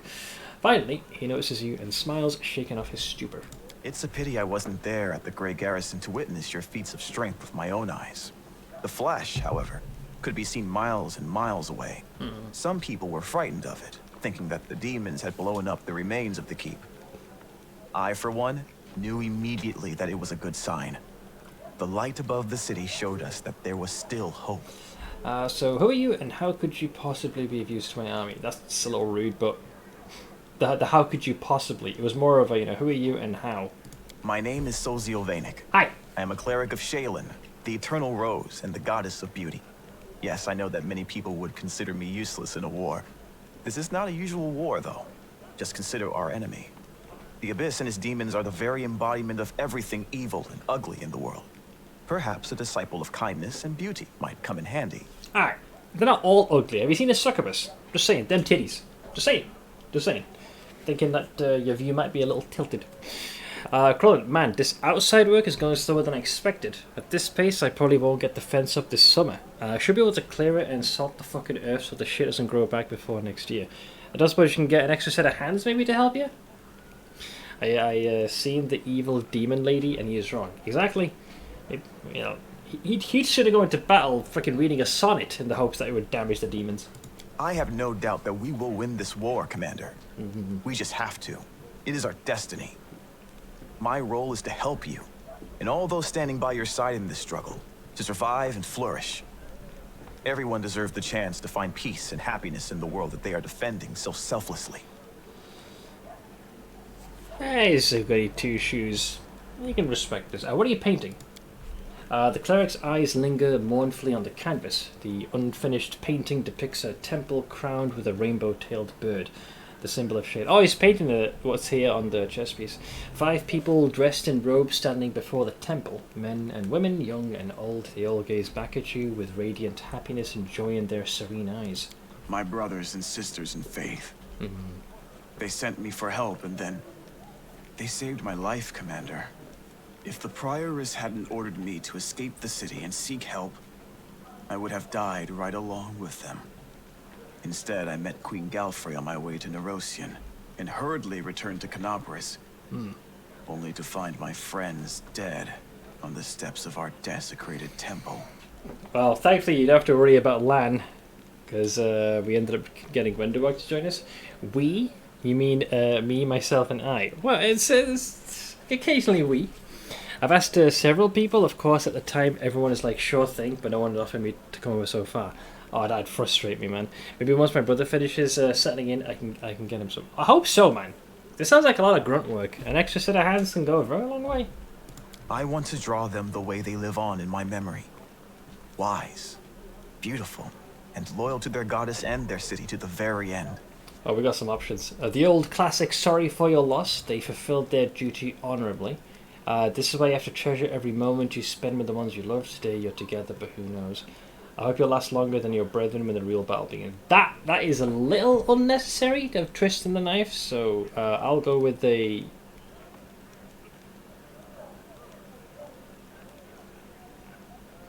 I'd go with that one. They fulfilled their duty honorably. They did more than their duty. They gave everything they had to save others. Now it's my duty to make sure my friends and tutors did not die in vain. I will honor their sacrifice by making this world a bit more beautiful and kind. Don't worry. Once this quest is done, we never see him again. Let's see. I give him a pass for now. He's in his second week of his new job and hasn't moved into his new house even yet. Oh, he will be busy because of that. What made an artist enlist in the army? Perhaps I am a true artist, or simply an amateur who defaces canvases in my spare time. My goddess is a patron of art, so painting is part of my prayer, and I put all my heart into my pieces. But I am a cleric above all else, so I must also tend to others. I went to war because here's where I'm most needed. Sure, I could be painting idyllic landscapes and offering empty prayers to my goddess, but that won't stop people from dying. My goddess has no tolerance for false piety. Let's see, you wanted to discuss something with me, right? Yes, I have a personal request. Before we undertake our journey and leave Canabris behind, I would like to visit Martyr Zacharias' cemetery for a funeral. Oh, it's that's not far important from to me, here, for the and Lich. it's important. I would like to pay my respects to my friends from the Temple of Shaylin who died defending the city. Also, if it's not too much trouble, I would like you to come with me to honor their memory. Their friends and family will be at the funeral, and perhaps the commander's personal presence will bring them comfort. I know that you are burdened by many cares right now, so I understand if you can't find the time. But if you could, I would be sincerely grateful. Oh, so you don't even have a chance to say no. It's more of a if you elect not to do it. The amount of skill to make dull and boring goody two-shoes, well done, well done. I mean, there was some that liked him. I personally didn't have much use for him. By this point, I feel like we'd already gotten a few recruits, so I was pretty happy to have him in my party. The only one... Regil is probably my favourite. That guy's... just, you know, he's the OG. I love him. Nice meeting you. You must be rather busy indeed. Leading a crusade all by yourself is no joke. I still believe that you are up to the task. This war has been raging for 100 years, but you've given us a chance at victory. Let's see, I'm burdened by many cares right now, and yours I care little for. Yeah, saying that just seems rude. Sosa is such wasted potential. He really was. It was that thing, you know, they got all the puzzle pieces, but they just happened to have arranged it just a little bit incorrectly. Could have made a few shifts. It's also 29 plus outside and sunny, ends up making me want to take frequent breaks. With that degree of heat, yeah. Any physical labour will feel almost twice as intense. Alright, that takes care of Captain Shucklefuck. So we've spoken to... Yep. The only person missing is Nora. Where the fuck did she disappear to? There's the blacksmith. Oh, I need to speak to Leotor as well. Keep your calm. He wants to poke and prod like the arsehole he is. Time is it now? Let me take this chance to go for a quick bio break. I might get me some earlier coffee. And I need to refill this as well. Almost out of water. So I'll return in a few minutes, but talk amongst yourselves, and I shall return post-haste. Bye, baby.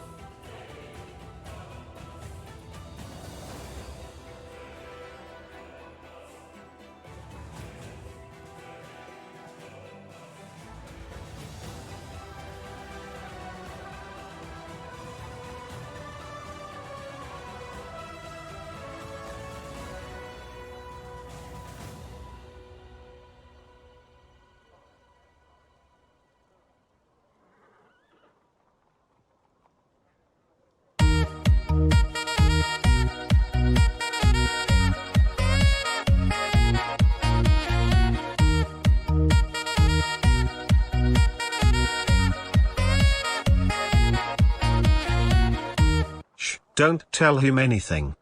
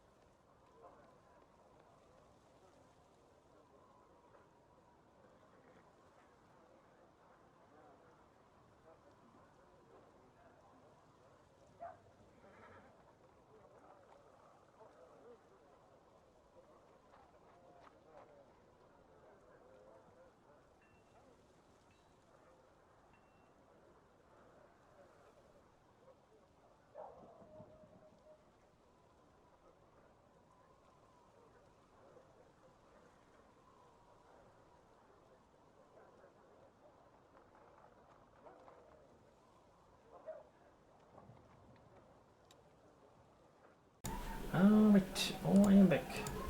I figured I might as well get the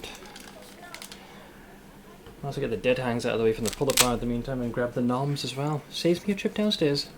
Am I going to romance Winter? I don't know. I guess time will tell. Let's see, Crowlin. Probably my best investment from last year is buying off those floppy garden hats that has a band on the inside to retain moisture, so I can dunk the thing in water and use it to keep cool. Oh, nice. Kind of 2 in 1. Also, Baldy, thank you for the 43 months, man. Don't tell everybody. I can see it! Nice try there, you sneaky little shit. Silence is the way. Excellent. Yes, excellent.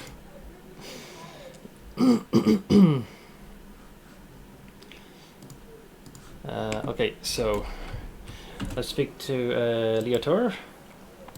Hawkblade.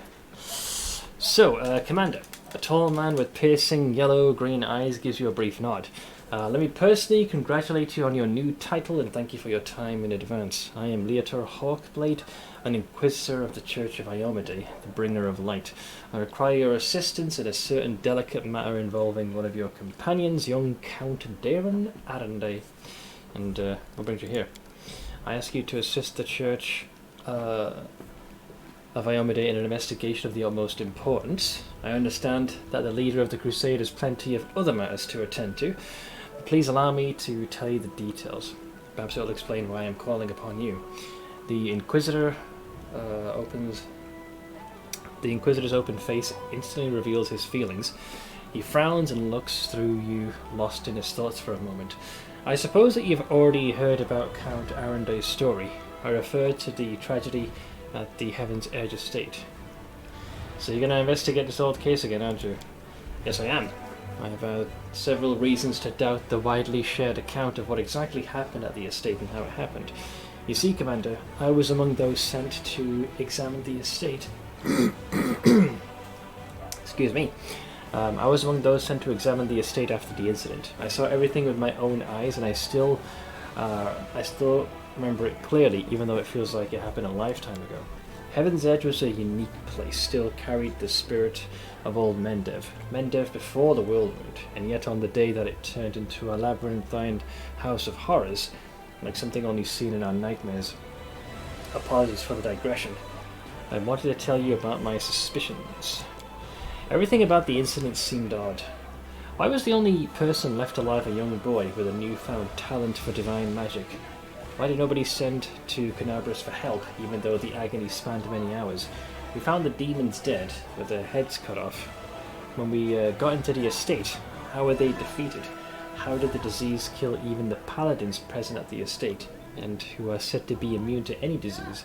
If the demons had found a way to penetrate the Holy Warrior's defences, why has this never been repeated since the tragedy at Heaven's Edge? All great questions. You're the only person who can help me here, Commander, because the only living witness of those events is currently serving in your army. Your army's route will take you near the very site of the tragedy. Heaven's Edge has been abandoned and sealed with potent magic throughout all these years, and only the Count has the power to break the seal. He's unlikely to invite an Inquisitor inside, but in any case he won't like me sniffing around his family seat. But if you, as his commander, express your wish to visit the estate, he'll be obliged to fulfill it, and I will simply follow you as one of your attendants.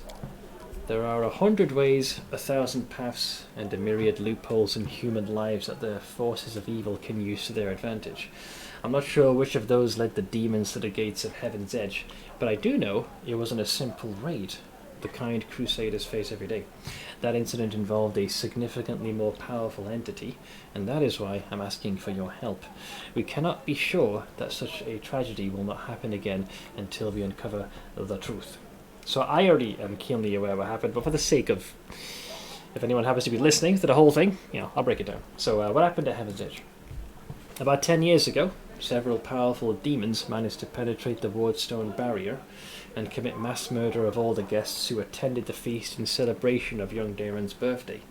The unknown magical disease they had brought wiped out the whole estate in less than a day.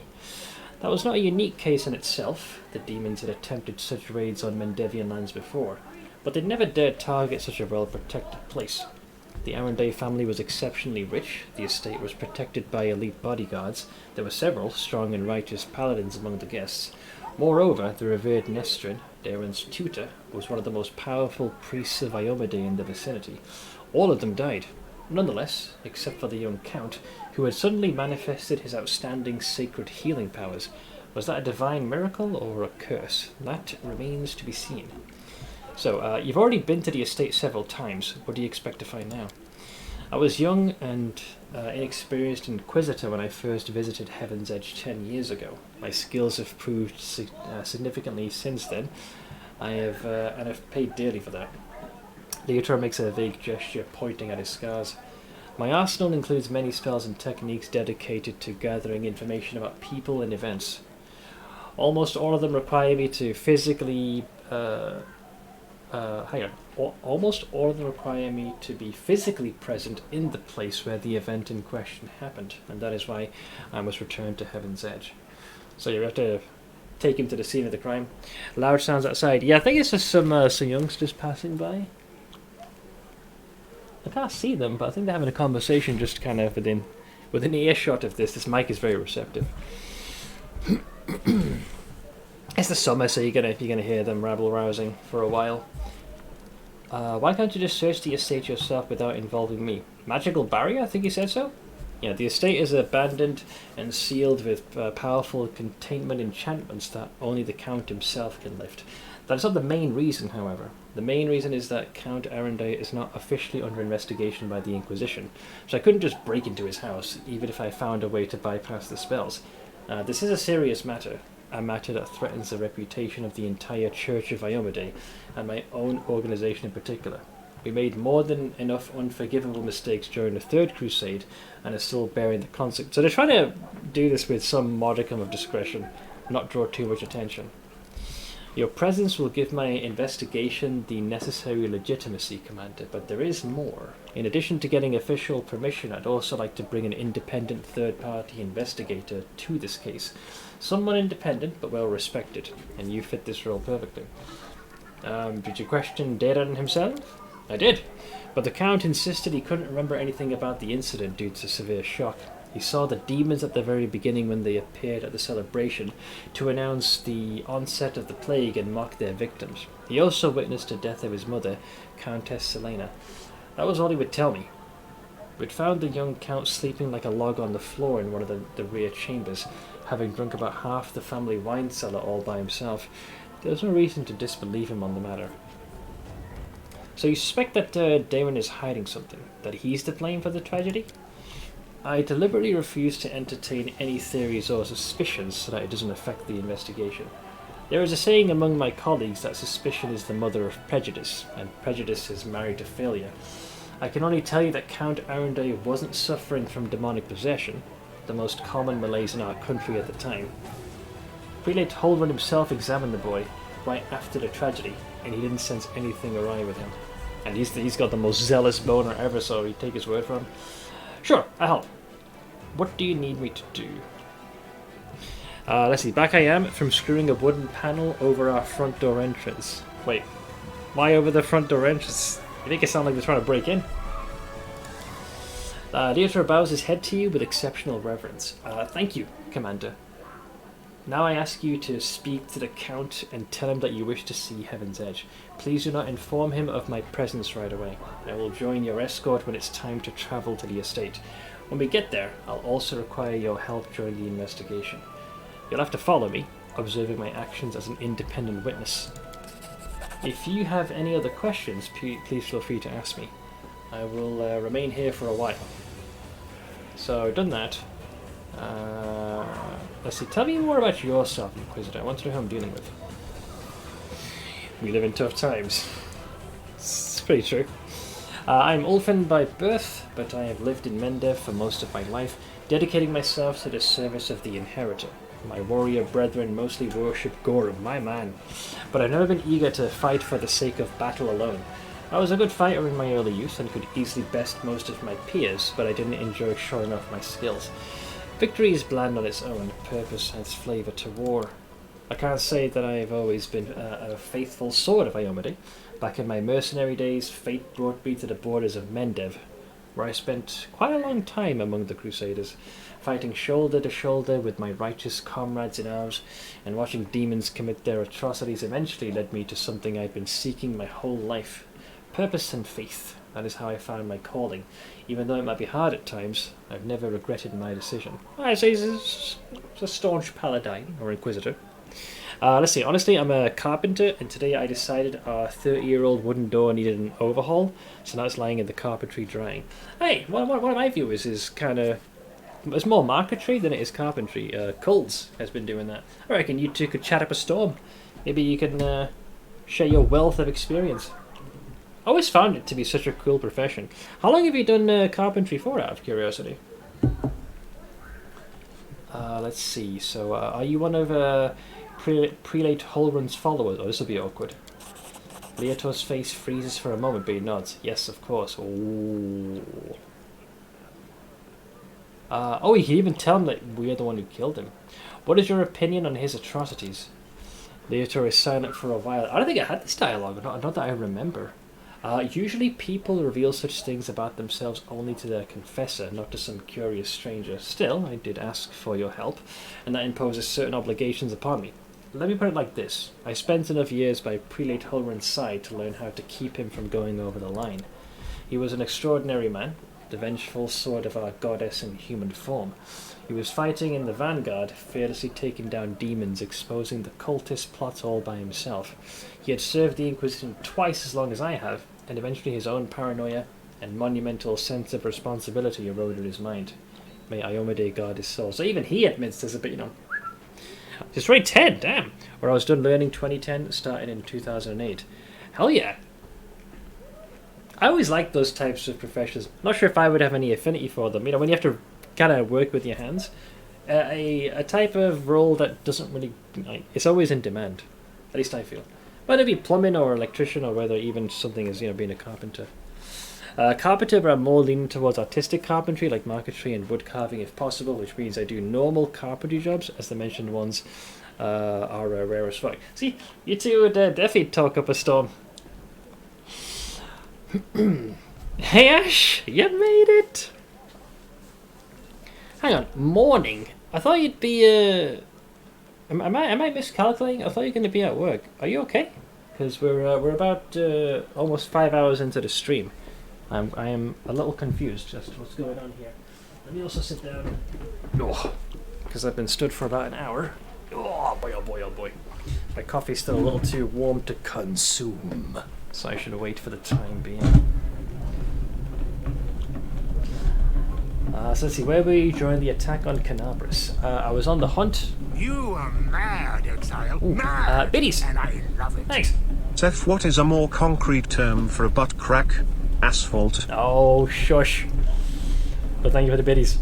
You little sausage. Oh, he took the day off. Uh-oh. Just in too much pain to function or sleep, so called in. And then went back to sleep until just now. I'm sorry you get so much pain, Ash. Jeez Louise, I didn't realize it got on that bad. I was hoping, you know, the... between weekend work from home, like, it'd be enough to kind of cause that pain to ease off a tad. What time is it there? We are, where are we now? Whoops. Let's see. Oh, it's almost 9 of the old PMs. Yeah. Oh, dear lord. So I normally stream until midnight. So I just asked, where were you during the attack on Canabras? I was on the hunt, a very successful one, but as often happens in life, this minor success was a mere harbinger of a larger failure. If I hadn't been so far away from Canabras on the day of the attack, I might have been able to help my comrades and prevent a number of deaths. Now here's the part I gotta tell him. Are you aware that it was I who killed him? Leoto's face proclaims his astonishment. No, I wasn't aware. Why are you revealing this to an Inquisitor and so calmly? That's a surprisingly bold move. Bewildered, he's at a loss for words. How did it happen? So, I wanted to protect a priest of Desna. He was deemed a traitor and threatened with execution. I will have to confirm your testimony when I finish investigating the Count's case. Because knowing the revered Holgren and his attitude towards the Desnans all too well, I also know that it is true. This news is hard to accept. Why did I leave Canabras right when everyone needed me the most? Perhaps I could have protected the people and prevented my brethren from making fateful mistakes that led to such an ignominious end. Oh no, it wasn't very ignominious. Yeah, there was a lot of fanfare. Because you can't do shit. You couldn't do dick. It was like, why are you so brazenly telling me of this? Like you can stop me. I'm a fucking walking divine nuke. Anyways, got to go. This guy made me chuckle.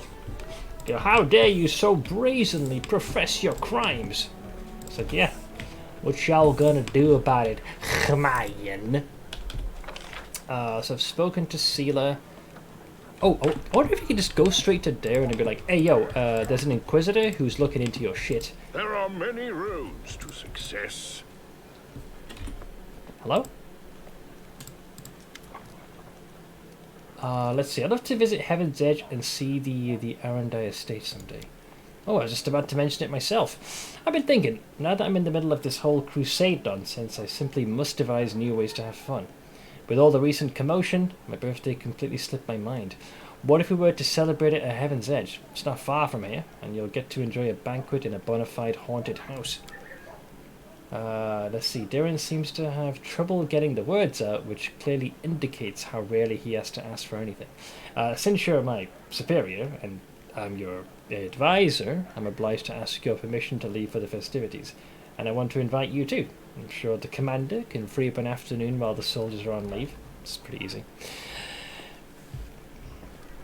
So let's see here. It looks like you can't do this here. So, are you really going to throw a banquet at the very place where your whole family died? I don't give two shits about that. Alright, deal. Perfect. You'll have a ball. I'll make sure of it. Alright.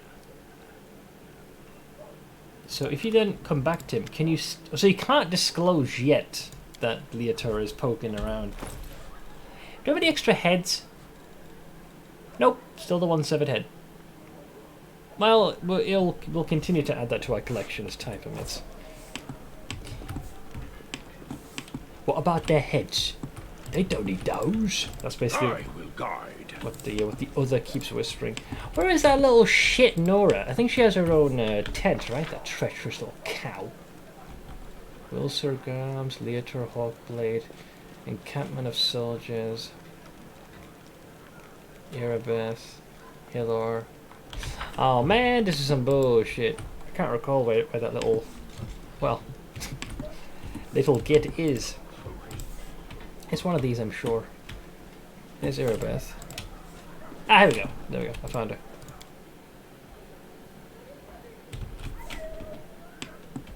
Book.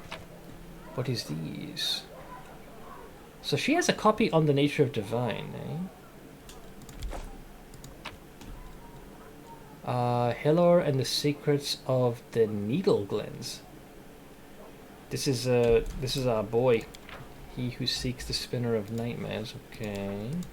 Then we got without a shadow of a doubt, expecting nothing in return, the life and feats of Lord Axelar Tresbar. Oh, this is written by her. Little Vane, having a copy of your own book. What, you're not going to fork over a signed copy, are you? I will take your stuff. Ah! I guess it's no coincidence that she has 3 doses of alchemist fire just happens to be in her abode. Seems suspicious. Alright, Knight Commander. How can I help you? There's much I can do, just ask. Nora looks at you with eyes filled with enthusiasm. She's holding a notebook and a traveller's inkwell. Alright, let's see here. Maybe she'll know more. You've probably heard about the wound I have, the one that sometimes opens on my chest. Can you perhaps tell me if it's some kind of demonic curse? Yes, indeed. I've been told of your affliction. Nora appears at the center of your chest. Can you will the wound to open? No, I definitely cannot. Oh yeah, you had a linky link to share, didn't you, Red? Feel free, post away.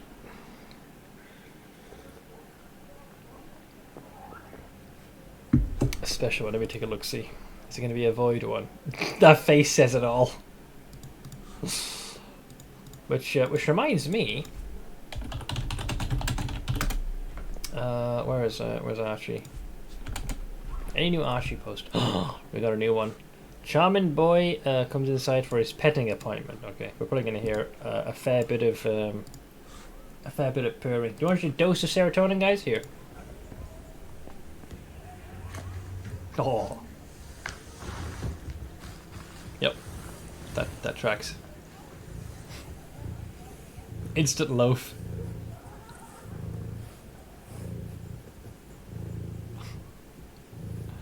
Ain't he cute?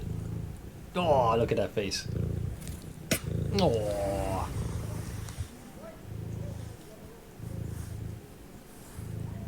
Give us the kitty.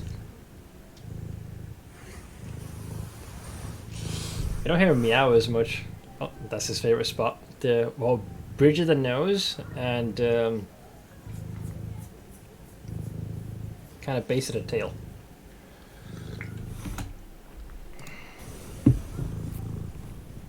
Yep, purring machine, guys. Purring machine.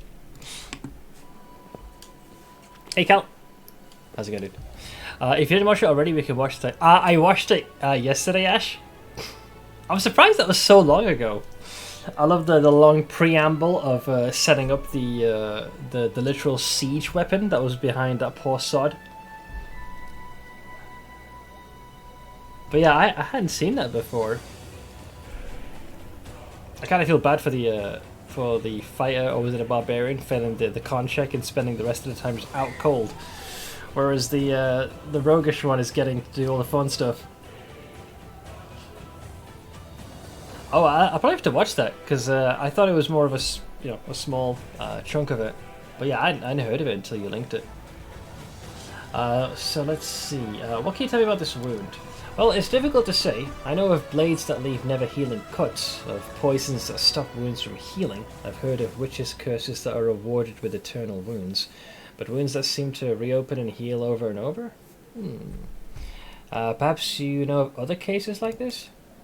Let's think. In 4671, a Mendevian army corporal had all his bones and cartilage turned to glass. It's quite different. In 4700, a scribe in Canabras had all his skin simply come away like she'd been boiled. And in 4638, oh, you don't happen to have insects crawling all over you? Locusts? No, rats perhaps? I'm not a swarm.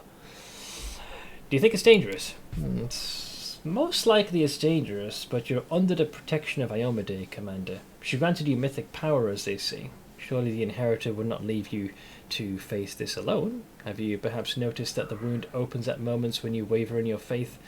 Perhaps it's triggered by doubt. I wouldn't say doubt, but certain pivotal moments this can occur. Think of the answers. I'm sorry I couldn't tell you anything useful. I will be sure to study this matter and consult a few of my encyclopedias. Well, tell me about yourself, Nora, you lying little shit. I can tell you so many amazing things, and you choose the most boring one of all. But alright, about myself then. Where you from? Iskir. A small piece of land that proudly calls itself a country, though it hasn't been independent for a single day in all the centuries it's existed. They have a lot of national pride, but all of it's borrowed, always looking to the great day when they can at last be free from the rule of Cheliax. The Iskari love talking politics. If two of them start bargaining over beats at the market, you can be sure that they'll end up arguing about whether an independent Iskar will be a monarchy or a republic. I've always found it funny to listen to, and a little disgusting. You see, there are a lot of us halflings in the country, but very few are citizens. Most are slaves. I was lucky. I've always been clever ever since I was little. Because you're a halfling. Sorry, it's a short joke. Calm down. Don't be, don't have such a short fuse. So they sent me to school instead of making me do the grunt work. They taught me to count and write, and I was sold as a secretary to Lord Axelar Tresbot. He's the one I left Isgor with. Never to return, I hope. How'd you come to serve Queen Galfrey? I see your wish list has increased in size. You got noodles on it too, and the picture says nothing about it being a pack or a single cup. Most expensive instant noodles on Earth made of pure gold. Oh, I think this is one... I can't remember who recommended this. It might have been Blank? I can't remember. How tall am I again? 6'2". 6'2". If I'm standing with proper posture, straightened back and all that jazz. I should end up being just a little bit taller than my older brother, somehow. They're a fantastic band, by the way. Can recommend it. So I've been told. I see why you're making short jokes now. Well, it's because she said she was a half... It was just the turn of phrase, right? What was it again she said? Right, she said she was a halfling, and then she said... where's it gone? I forgot what the joke was and how I even set it up. Hang on. Oh, ever since I was little. Yeah, she said I was lucky. I've always been clever ever since I was little. I was like, yeah, because you're a halfling. You were always small. Let's see. I was a slave of Lord Axelar Tresbot in Isgir, my homeland. Oh, what a man he was. He towered over his fellows like a rock over a garbage heap. A true hero. He brought me as a simple secretary, but he made me learn the history of the world wound. All of it. One volume after another. He hired tutors for me, even sent me to meet prominent historians. He didn't want a simple slave, but a slave with an impeccable education. Well, how nice of him. Lord Tresbot was going on a crusade. He firmly believed that the servants of the good gods were weak, and only a follower of Asmodeus could stand against the demon invasion. He took me along as a secretary, a historian, and most importantly, he entrusted me with recording his glorious story for future generations. In his crusade, Lord Tresbot performed many brave feats, but even he could not stand against the world wound alone. In his final battle with the demons, when my lord realized he was doomed, his final act was to cover my retreat so that I could tell the world of his great deeds. Some people have said what he did was not heroic, just an arrogant moron puffing himself up one last time. But I say, curse their tongues. It's funny when you learn what actually happened. Is the Pathfinder music DMCA? If you listen to it, I guess... Like, if you upload it just as it is, without anything transformative, sure. Generally, video game music is very much a grey area. But it depends on how you're using it. Like, it playing here as part of the stream, that's completely fine. As for the instant noodle brand, Yum Yum, 2 packs for a single portion. Very cheap ones, very tasty ones though. Now, I've always had just the pot noodle like that we have in Britain, but never tried other brands, so definitely beyond my wheelhouse. So you're not just a historian, but a writer too. Will you write about my crusade? Why not? As soon as we finish off the demons, I'll get right to it. Just take care that you don't end up like Lord Tresbot. Do you worship any deity? She makes a wry face. When I was a slave in Isgard, they would beat me with a stick to force me into believing in Asmodeus. They hit me and said that it was for my own good. Ever since then, I don't like temples. I realize there are different gods like Desna or Caden. Which one's Caden? Caden, Kalian, god of alcohol, bravery, and freedom. I salute you. Is one of the Ascended, those mortals who achieved godhood by passing the test of the Starstone. I believe Iomedae pulled the same stunt, because legend tells that he passed the test while intoxicated. He is also known as the Lucky Drunk, the Drunken Hero, or the Accidental God. That is great! I love this! That's great lore for a god. Oops, yeah, I was hammered, and next thing... That sounds like an anime. I got drunk, and I'm now accidentally a god. I'll read the manga now, please.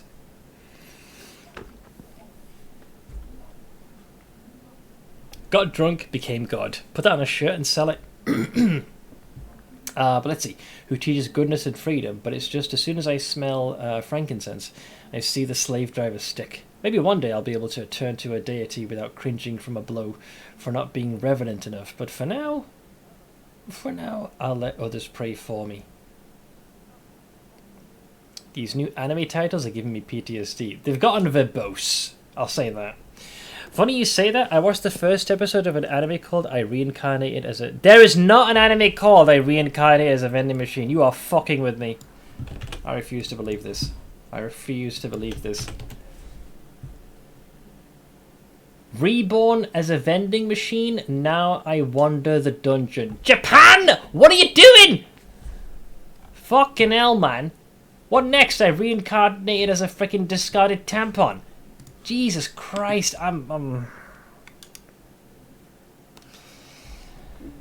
Bro, this is getting bad. They're doing things correctly. Clearly. Do not give them ideas, yeah. So, don't you remember the talking vending machine in Cyberpunk? I do. That was a pretty good quest. That's a great title from Seth. Get on it. Don't. There is even a manga where he reincarnates as a hot spring. What is that, the hentai version, essentially? Or the more ecchi one. You know, fan service galore. I actually read the vending machine title this week too. Same reaction. I thought the one where some chap reincarnates as a sword was a bit out there, but a vending machine? I mean, sure, why not, I guess. Who knows, maybe it's just put well together. Next. Oh, I made a perception. Wait, what did I perceive? 12 plus... That was a high DC. Nora sounds sincere, but you feel that she's holding something back. It's actually a first clue that there's some bollocks that she's spouting. Thank you for your answers. You're welcome, but you should ask me about something more interesting. Well, tell me about the history of the Worldwund. Oh, that's a few things. Great. Reincarnation is a huge theme in anime now. Me and my wife watch a bunch of them, mostly slime related. Oh, yeah, I like that one. I used to watch it. I think the latest season has started. That time I got reincarnated as a slime. It's one of the better ones. Overlord is another one I like. I'm all for the isekai genre. Granted, it's saturated as all hell. But yeah. As a discarded shoe. Yeah. Weapon makes sense. A vending machine just sounds weird. I would say it's a challenge, but I reckon depending on how good the writing and maybe the humor is, I doubt it'd be a serious anime. Keep an eye out for Zom 100. It's supposedly very hyped. What, as an anime? Unless it's just an AI and the vending machine is its current host. Yeah, but I feel like it'd have to stick to the whole vending machine, otherwise the name... Like, if it's just for an episode, and then suddenly, you know, it's no longer revolved around said vending machine, it loses its purpose. Tell me about Old Sarkoris. It was an unforgiving country inhabited by numerous tribes of Kelid barbarians. Imagine Numeria, but without the metal mountains or the realm of the Mammoth Lords, but with a milder climate. That's Sarkoris. The country was ruled by priests of forgotten deities and shamans. It's said that even back then, before the World Wound, the boundary between worlds was especially thin in this region. Since ancient times, Discari has had his claws sunk deep into the minds of the locals. His cults thrived here for many centuries. Aradin tried to stamp them out, but in the end, of course, he passed away. Rip God. It's a zombie apocalypse anime that is airing this season. Only one episode out, so you might want to wait. Right, so I'm all for zombie apocalypse. So this is one reason, right, why zombies in anime I've become quite worried. I will give you this clip as context. It's probably one of the more viewed shorts that I have, right? Here, let me give you context why when it comes to anything undead in anime, I raise an eyebrow at. Watch this, right?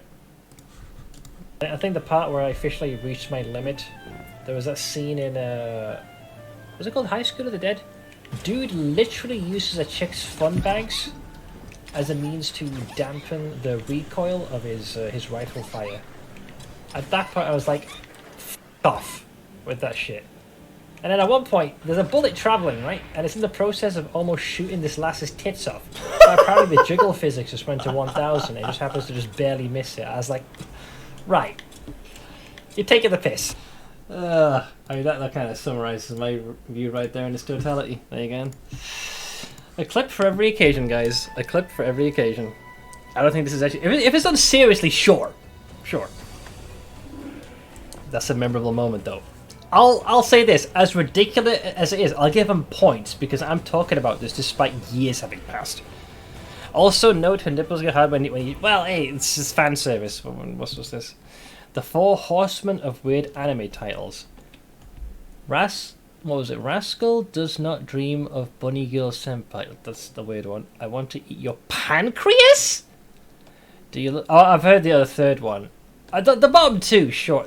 Dude, why is there an anime called I Want to Eat Your Pancreas? At least go for the kidneys. That's where all the flavour is. Dude, anime's getting weird with the titles, just gotta say. Let's see. How did the... Wait, did I miss something? Oh yeah. So how did the World Wound come to be? Well, good old Arulu Volesh. It happened the year Aradin died, 4606, a little over a century ago. No one knows if the timing was coincidental or if there was some connection with Aradin's death. But I'll tell you what we do know. The priests and shamans who ruled Sarkoris hated arcane magic and all who practiced it. Wizards and sorcerers were driven from the land, or worse. One of their prisons held a witch named Arulu Volesh. We know nothing about her besides her name, and of course the atrocity she committed. By some unknown method she managed to harness the terrible power of the demon lord Discari. Together they tore open the barrier between worlds, opening a rift to the abyss in the very middle of Sarkoris. The World Wound slowly but mercilessly expanded, devouring more and more land. In a matter of years, Sarkoris was a memory. After a moment of silence, Nura adds softly, sometimes I think, what did they do to Arilu in that prison? Just imagine, she was ready to give herself to the abyss, if only the demons might devour her torturers along with her. To imagine such hatred, it terrifies me. Oh, her reasoning for this is, well, technically very simple. It's also very human. I think the bottom right one actually did quite well. I need to rewatch it because I only ever watched the first season. I recall enjoying it. It is one of the best animes I've watched, though. I Want to Eat Your Pancreas, but a lot of... Oh, does it hit you in the feels? Don't tempt me, Seth. If I start digging, we'll never leave that rabbit hole alive. Alright. I'm gonna throw chat challenge. Although I don't want to have my chat fill too much. What is the most ridiculous title of an anime you've ever heard? Like, you heard it and you thought, this has to be a satire or you're taking the piss. I want to see which one wins. We'll see. First Crusade. It began in 4622. Yes, it took the church and the secular authorities nearly 2 decades and hundreds of thousands of lives before they decided to take action. In the meantime, Sarkoris was only supported by a handful of volunteers. By the time the crusade began, the demons had already invaded Mendev. The Crusaders pushed them back in what must have seemed like a total triumph at the time, the forces of good easily crushing the demons on all fronts. They erected Dresden on the lands they conquered, an indestructible... my brain stopped working. An indestructible fortress, wow, that was a mental skip, and the capital of the Crusader movement. In 4630, 8 years after it began, the First Crusade was declared victorious. That is the only good thing that Galfrey spearheaded. The rest is fucking dog shit. Sorry, I'm speaking with some venom here.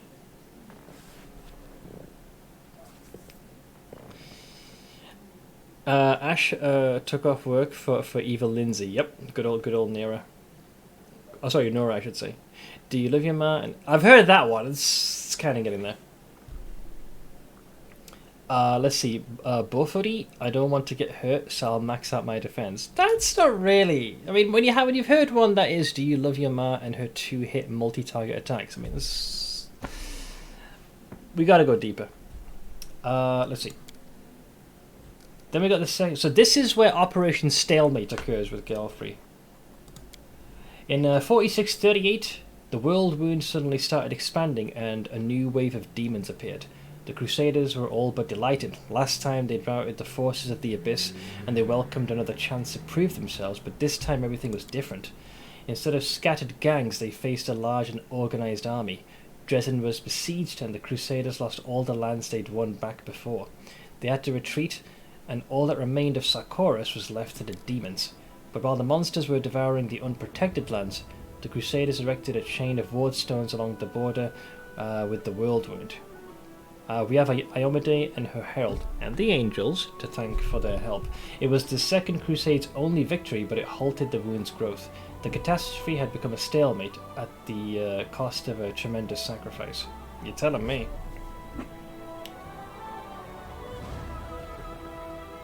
I don't know, Hawk. I've heard of it, but not seen it. Rascal does not dream of Bunny Girl Senpai hints at the major plot point. I'm still trying to think. I saw a bunny girl. Story in which I was kidnapped by a young lady's school to be a sample of the common people. That sounds more like a hentai than it does an actual anime. Also, welcome back, Load. Da Vinci Resolve? No, I heard of this one. So, it's interesting, right? It sounds... The one thing I love about the World Wound, and then the counter to that being the Ward Stones, it's like both sides broke the rules of engagement. And that's why the Ion sounds so compelling. So, you know, the Abyss is supposed to stay in the Abyss. The Material Plane is supposed to stay in the Material Plane. It really broke the rules by rending a tear in the fabric of reality. So, that's when the balance was disrupted. So that was an evil done there, and the good side responded by doing something just as atrocious, which was to call to arms a large contingent of angels to take up an endless, thankless vigil in the form of the Wardstones to kind of combat that. So they both fucked up. Both sides did. So here's where everything... So the beginning was fine. They pushed them back, built up Dresden. Number 2, they lost ground, but they were able to win things back in the form of the Wardstones. So I think the Third Crusade and onwards is just L's. So let's find out. Da Vinci Resolve is a good video editing software. Oh, I thought it was a game. Let's see. World End. What are you going to do at the end? Are you busy? Can you save me? That doesn't sound very ridiculous. It sounds more like a quote.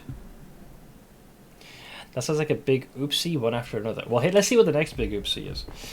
About 50 years after the opening of the World Wound, Discari found an ally. Baphomet entered the war, a cunning, insidious demon lord who prefers deception to open conquest. He sets his enemies against each other and lures the virtuous onto the path of wickedness. Traitors appeared among the Crusaders, secret agents of his cult. For a time, no one suspected a thing, even as they watched helplessly as the Crusader movement fell to ruin. Where once valor proudly stood, now greed and dumb cruelty reigned, and outrage was drowned in apathy. In 4665, the Church announced a new crusade, hoping to boost morale. They didn't succeed, to put it mildly. Some fought the demons in earnest, and for a time they even dared hope to retake Dresden. Oh, that's cute. But the Third Crusade would be remembered as a witch hunt in every sense. Why do I feel like Whole Run fucked this up? Inquisitors hoped to purge any cultists from the ranks of fighters, but instead they got a barrage of denunciations, widespread suspicion, and innocent victims. It sometimes happened that two orders would denounce each other as traitors and wipe each other out, much to the demons' delight. Fucking morons. So let's see, witch hunt. Oh, this is a bit of an entry. During the First Crusade, holy warriors streamed into Mendev where they encountered Sarkorians practicing their unique druidic faith. It's perfectly fine, it's their faith. The Crusaders mistook the wooden idols and rustic rituals for evidence of demonic influence. You guys are fucking brain dead. Groups of witch hunters emerged from the disorganized chaos of the First Crusade. These witch hunters were often self-styled, their tactics little more than brutal trial and error. The least bit of evidence could mark a target for investigation. A club foot, a thick accent, or even a suspicious absence of abnormality. Wait, what? A suspicious absence of abnormalities? Dude, you are so normal, we think you are bad. What the fuck? The witch hunter groups gained reputations for being cruel and arbitrary, and also moronic, although these weren't always deserved. Demons ranged freely across the worldwood and often spilled into Mendev. Demonic possession did happen, though not nearly as often as the witch hunters claimed. Genuine witch hunters used divination magic, thank fuck, and cautious investigation to draw out and destroy fiends, but they were rare compared to the zealous inquisitors who burned innocents at the stake. With the advent of the Fourth Crusade, the authorities took strong measures to end the bloody witch hunts of Mendev. Since then, the frequency of the hunts has dropped considerably. These guys are idiots. The title didn't seem too ridiculous, but god, that was one absurd anime. Shimoneta, a boring world where the concept of dirty jokes doesn't exist. I actually know a little bit of this anime. I think the reason it crossed my attention is there's one particular character who, let's just say the thirst is real. The misfit of Demon King Academy, history's strongest Demon King, reincarnates and goes to school with his descendants. This one I have seen. The first clip I saw was of the main character talking as a baby, which I'm not gonna lie, it actually got a chuckle out of me. These are all self-inflicted L's. So it's getting worse. So they peaked at First Crusade, then it was all downhill. Just 3 years later, in 4668, the church put the disgrace to an end. Of all the crusades, that one was the least glorious. Also, welcome back, Nappy. Oh hi. It was on hold and should be running now in summer. Yeah, didn't I hear? I forget. Did the chap who created the manga? Did he pass away? Because there were some folks that were kind of a little dejected because they felt like it wasn't going to continue, but apparently it is. Tell me about the Fourth Crusade. Oh, this will be fun. Of course, the demons had no intention of sitting quietly caged behind the wardstones. They kept attacking Canabras, trying to reach the stone and destroy it, or just scratch its surface, or, if even that wasn't possible, befoul it. The Crusaders drove the demons away from the city again and again. The Fourth Crusade would last for 15 years, an exhausting study in positional warfare. The demons attacked, and they were pushed back. The Crusaders went on the offensive, but were forced to retreat, and all the while the losses were tremendous. The Fourth Crusade's only achievement was that they didn't let a single wardstone fall. They didn't retake a sliver of land, to say nothing of Dresden. So many lives just to maintain the stalemate. You can imagine how that affected morale. Yeah, when you have Galfrey at the head of this, a stalemate is the best you're gonna get. But when you have me, the commander, Giga Chad incarnate, we're gonna make some changes, bitches. Thanks for the answer. Okay, and we'll leave it to our own devices. The author of the novel is still there, though, the original creator, but yeah, the manga illustrator. I misunderstood. Thank you for clarifying that. Duo watching, because Doug is doing something probably weird with a house flipper. Not sure what this is, but have fun. Sounds like World War One. You're just in the trenches, man. Shut up, Colonel. I'll poke you. Don't think I won't. In recent memory, and I haven't watched any anime since several years back, Dusk Maiden of Amnesia is the oddest name to an anime I have heard in recent memory, but I will say that anime made me, someone who rarely does so, bawl my eyes out at certain points in the show. Oh, I got you a critical hit to the fields. You know one that's deceptive? Hang on, do I have the name right? I think it was Death Parade. Pretty sure. Yeah. The reason I'm saying this is, if you ever want to see an anime whose intro has fuck all to do with, like, you look at the intro and you think, oh, this is gonna be like super catchy tune, everyone's so happy and nah, nope, bitch, nope. That is the greatest debate ever. Great tune though, like very good intro.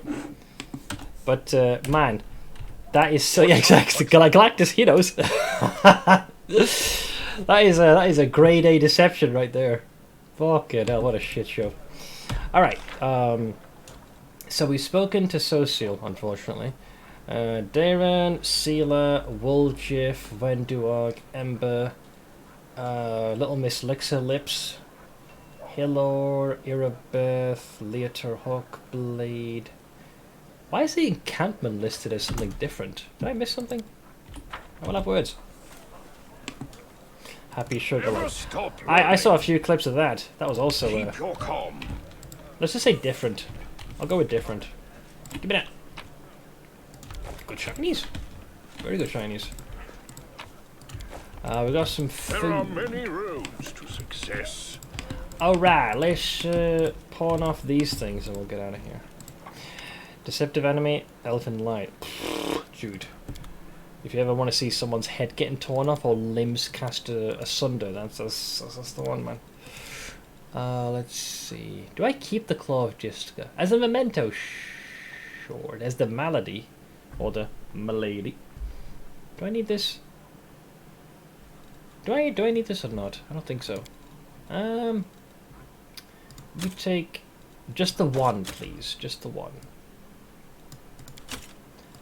Ring. Amulet. Sold! Okay.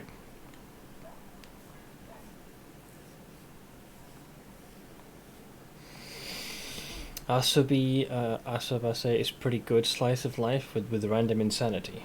I like that. Kind of mocks itself in a way, I think, is the kind of vibe. It knows how to joke and have a laugh. What do we got here? There's Radiance. So I'm using...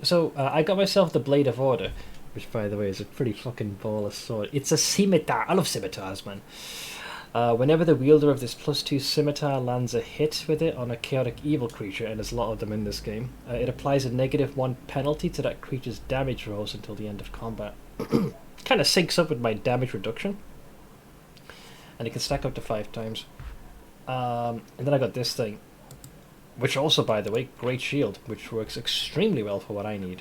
I don't know why enhancement shows up twice. I think that's an error. But +2. So it's a juicier one. But the main thing is the vicious quality. Whenever the wielder of this +2 spiked heavy shield uses it for shield bash, which is what I do, it behaves like a vicious weapon, dealing an extra 2d6 points of damage to the opponent and 1d6 to myself. But I have damage reduction, so I stop a certain fixed amount of damage, which effectively negates the downside. So I'm essentially getting 2d6 extra damage. It's a big boy. A thick shield. It's like the steel chair in wrestling, man. From the top rope! And just give him a good smackaroonie.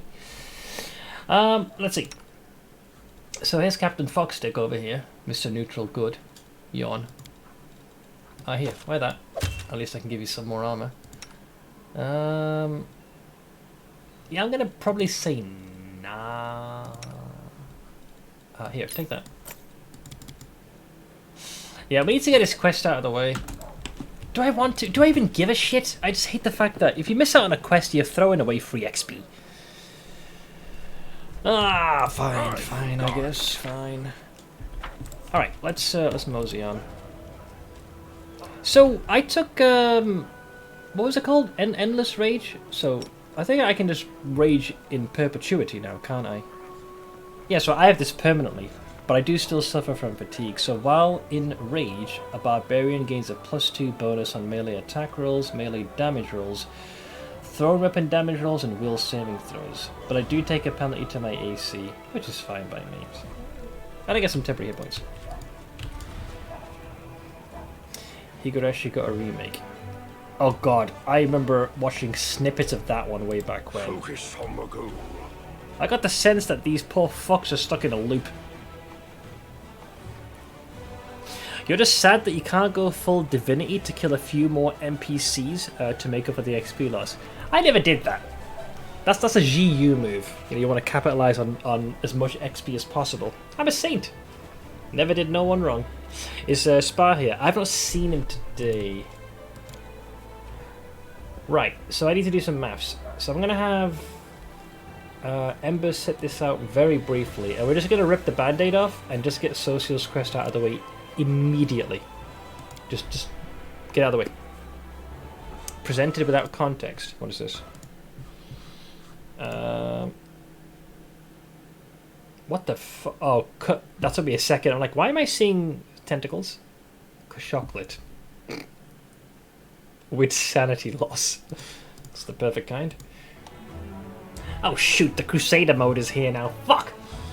I'll read this for you guys. Let's see. You can now control armies on the global map. Winning battles against demon forces provides a number of benefits, such as resources to help your economy, relics which can be turned into powerful new items for your party, captured enemy fortifications that previously blocked the advance of your party and your armies. These fortifications can be rebuilt into forts for your own troops. Enemy armies differ in their strength, which is displayed as a number next to the army's name. By hovering over the enemy army, you can learn more about its composition and the reward it is guarding. So there you go. Violet Evergarden did a critical hit in my fields. I've not seen or heard of that one before. Oh yeah, I didn't know they were doing a remake Galacticus. Going to the corrupted Holy Blade. For... Do you mean, is this loot? I think is what you're saying? If it is, sure. Like, I like to conquer as much of this before we do the assault on Drazen. Well, I want to make sure I'm thoroughly prepared. And as for BG3, well, time will tell. I'm not sure what I'll do with that. Like what the build will be. I was half... I feel like I'm getting pigeonholed. Like folks always think, oh, Seth's going to do a barbarian called a Miro. Alright, so I do it sometimes. So I might shake things up and maybe leave it to a poll and then have chat pick. So be it the race, class, and alignment, and I'll play it based off of that. I can RP. Doing an evil one right now. You can corrupt that holy sword from the start. Oh, Radiance. I vaguely recall this. I guess we'll see what happens. Maybe? I either need to get back to work or at the very least put the equipment away. Then I will say Gobbleston has given you that edict. Go forth. You can switch between party management and army command modes by clicking the banners at the top of the screen. In army command mode, you can select armies by either using the panel on the left or clicking the figures on the map. Much like your party, armies use roads to move around the map. To move, an army must spend movement points, which can be restored by resting for 1 day. I can do that, but first, gotta level up Captain Chucklefuck. Now, I don't plan to use him, but if circumstances prompt me to the point where I need to, I should probably set him up. We'll give him Boundless Healing. So your healing is no longer affected by common limitations. Benefit number 1. Whenever you cast a Cure Wounds spell or another healing spell, it becomes Reach as though using the Reach spell feat. So yeah, you can do it from further away. Also, the amount of hit points it now restores depends entirely on your caster level and disregards any limits in the original spell. So Reach spell is you can alter a spell with a range of touch, close or medium to increase its range by 1 range category. So if it's touch range, it then becomes close. If it was close range, it becomes medium. And if it was medium, it becomes, I guess, long range. So yeah.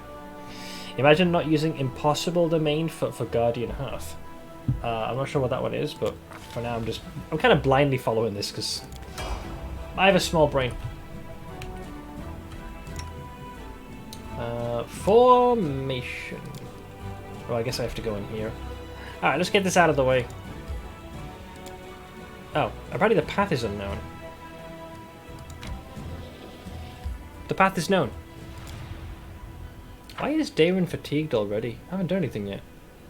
I guess technically we haven't rested after the events at Canabras, I think. Alright.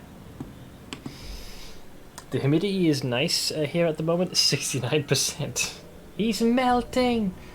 An elderly man limps toward a grave and clumsily throws a handful of soil inside. How unfair. They were all so young. They had their whole lives ahead of them. They sacrificed themselves, and an old cripple like me still lives.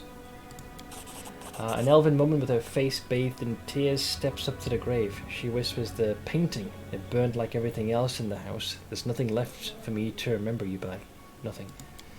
A young man throws a handful of soil into the open grave and stands beside it for a while, lost in thought. Finally, he sighs and steps back. Yeet! Sosiel throws a handful of soil into the grave in front of him. He takes a breath and prepares to speak, but it seems that he simply cannot find the right words.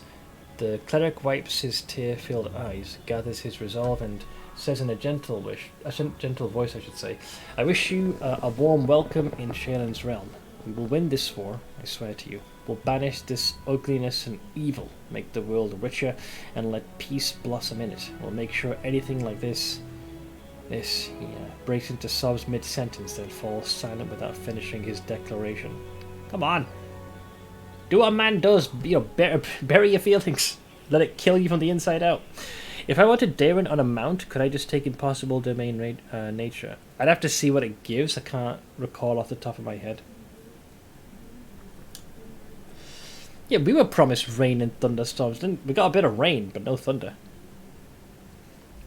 So we got some options. Thank you for everything you've done for us. You fought honourably and remained steadfast in your duty until your final breath. Your deeds will not be forgotten. Chaotic, classic, how long will this take? I'm sick of these ceremonies. Or the old evil, the dead was the big deal. As a soon to... I've not yet risen to Lichdom, so while I'd love to choose this because it's an evil option, there's nothing weird to say. Sosiel and the townspeople respectfully fold their hands into silent prayer. Oh, citizen, what is that? That's a good scream. An elven woman shrieks in horror, disrupting the atmosphere of silent mourning. Her trembling hand points at something moving inside a grave. Suddenly, a corpse climbs out of the ground, wafting a horrible stench from its rotting body. It's a zombie! Run, mate! It's undead! Run on! Yaw. Whoa! That was way more than I thought there'd be. Help! Well, there you go. Let me draw the first blood. We're a little surrounded, but what can you do? A zombie lord. Pretentious name. Watch the Reborn as a vending machine anime, and surprisingly, it's done but not bad. I figured with a title like that, if you told me it was like a serious, hardcore anime, you know, I would have thought you're fucking with me. Oh shoot. I just realised he's had all this extra junk tossed onto the toolbar. Hang on. I need to do a few modifications. I never did update his spellbook, did I? Go away. Okay, that's fine. Alright, let's see. Maybe this event triggers your inner necromancer. From an RP standpoint, maybe he thinks, gee golly, perhaps service does not need to end in death. So it plants that initial seed. It's also Zacharias Martyr, which is tied directly to the Lich, related to Mythic Path. Spotify refused to move the payment from one card to the other. Now I'll have to have a $30 overdraft I have to deal with due to them. I fucking hate overdrafts, man. That's why I always had my debit card. But I hope this can be resolved. I will see to your demise. So what's the numbers looking like here? We got 3 there, 3 up there. I can work with that. Unfortunately, because of the graves, we cannot charge. Hello. All right, here's Mr. Useless. Ah, Christ! I'm not accustomed to any of this. Well, some of it. Yeah, sure, I guess. Hang on, he is a melee guy. Get rid of that. Let me just arrange this super quick. That's a restoration spell. Get rid of that. Healing would go there.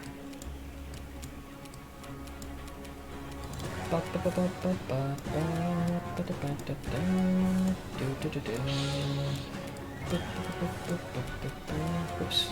Alright, that's a little closer. Begone, fiend! He's got decent range. It's a mix of Spotify and my bank overdraft policy. Is there anyone you can call to get this rectified? Because it sounds like this was done... Like, the fault's not entirely on you. I really don't want to pack orders tonight, but I should do it now and just get it out of the way. I'm in two minds. Part of you is like, yeah, that's the right move, but at the same time, I also want you to rest your feet. Ditch that. It's added a couple of extra things which I have not signed off on yet. That should go there with the 2 strong buffs. That's how it should be. Oink! The Inheritor, guide my blade! Wendu. No match for me. My turn! Charge! 1 damage? Ow, you reduced it. You wee bastard. Fine. I knocked him prone though, that's what my chest piece can do. Precision And grace, as he misses. He tried to go for Wenduog. Go for their heart! Bye-bye. Fall! I gotta say, to the credit, like, Glaive's reach is nice. Like, from a strategic standpoint, I do dig that. Ooh, also trying to go for Wenduog. Yeah, I'm starting to feel a bit left out here, lads. Light, take you! I love the physics on that one. Wait, did 2 more spawn? Oh, you bastards. Let's see, 5 feet this way. Also, we got some extra things. That... Go away. Are these 2 different? I've got Freebooter's Bane and Studied Target. Oh, great, thanks, I guess. Right, so those go there. I can put that back over there, and that can go there. Great! Stupendous, majestic. Transcendent. Can they still attack even though I'm here? No, we're good. Oink.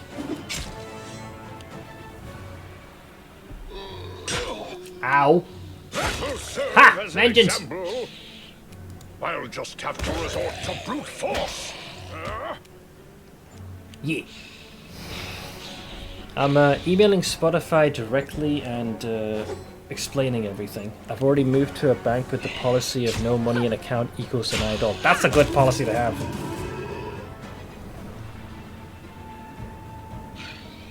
The cat knows I'm pissed. She's on my footrest. We're trying to soothe you. Let's go here. I'll make short work of this. I'll cut you wide open. Oh, man down. I will bring down the divine wrath. That kind of sums Social up right to the T. Shaylin's divine wrath, whiff. Oink. Excuse me. Yeah. I'll rip you apart. That one. 4.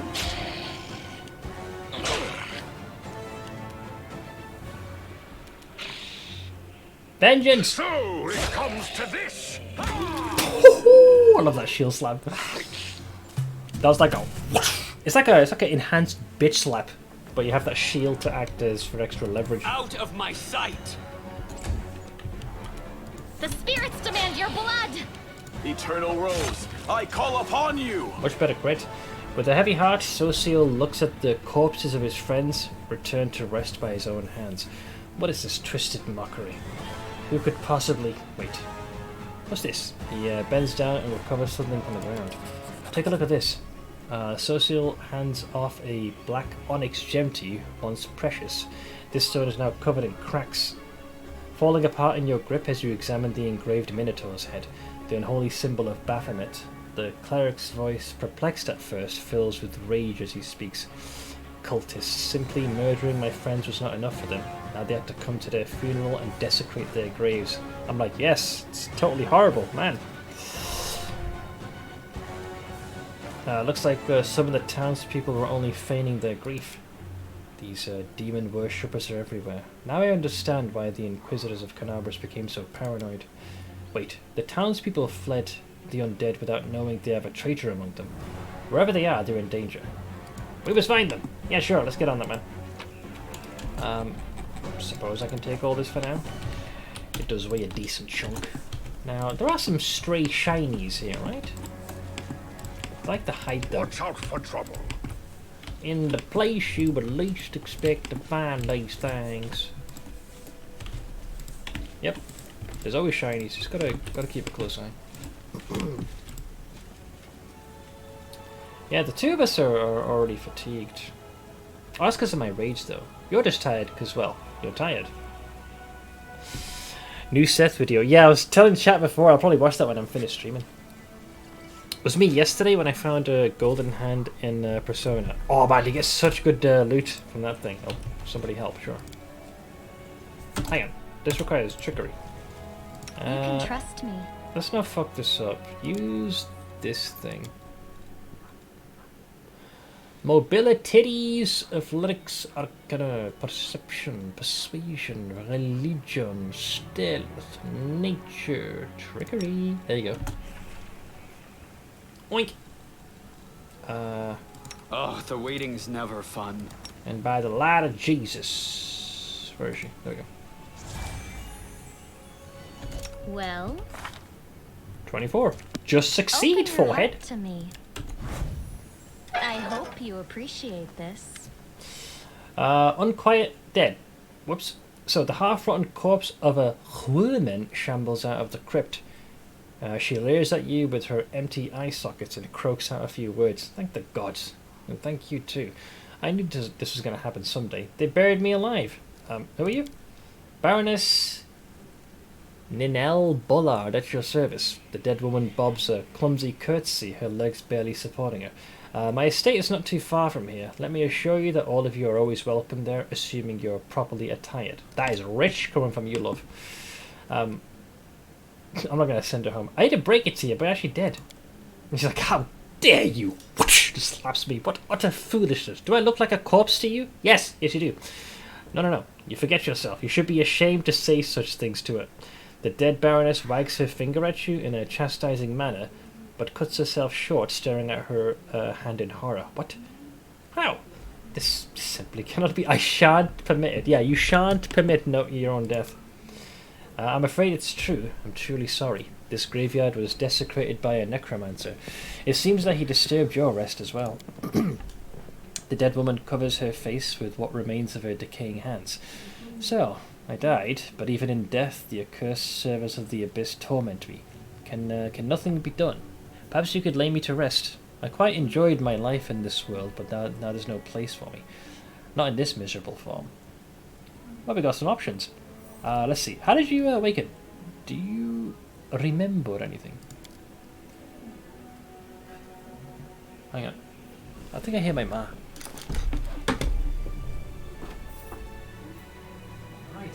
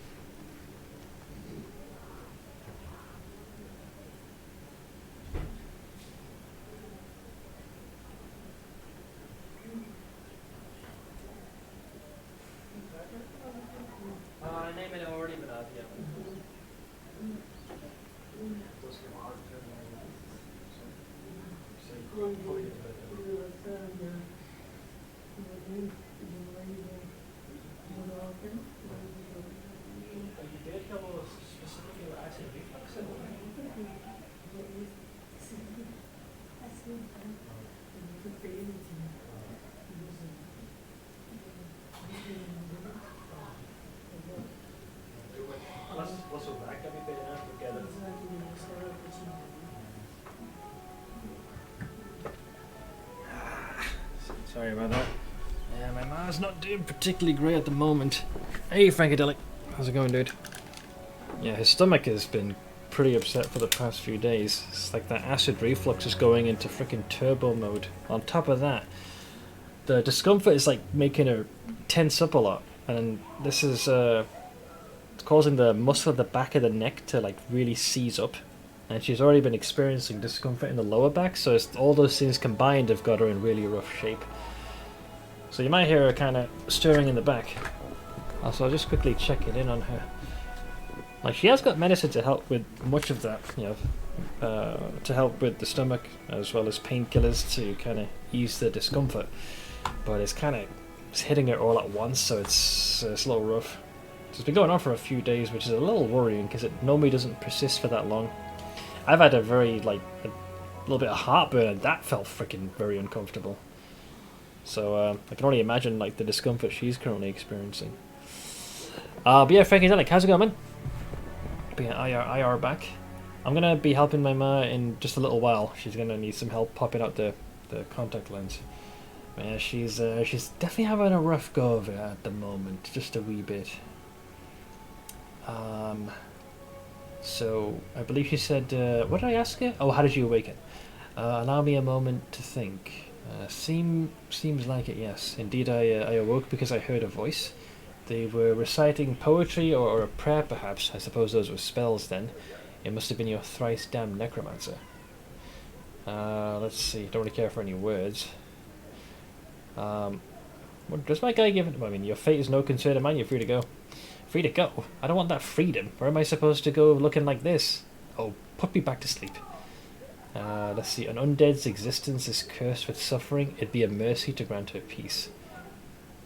I'm gonna go with for once the I don't care, go away. How cruel. What have I done to deserve this? The dead woman limps away. I'm actually curious if you bump into her again. I've never chosen this option. I would say my curiosity has been piqued by this. Surprised Social didn't throw a hissy fit. It's like, how could you? No. Not too bad, playing some Halls of Torment in the occasional spare time I have. We'll try D4 again in the new season. Yeah, I heard it's going to be on the 20th, right? And on top of that, I saw this stream a good chunk of Halls of Torment. Looks like a really fun game. The perfect one to kind of step in and out of. But I hope you enjoy both games. We got a mobility check. Have I pleased you? Which is shiny.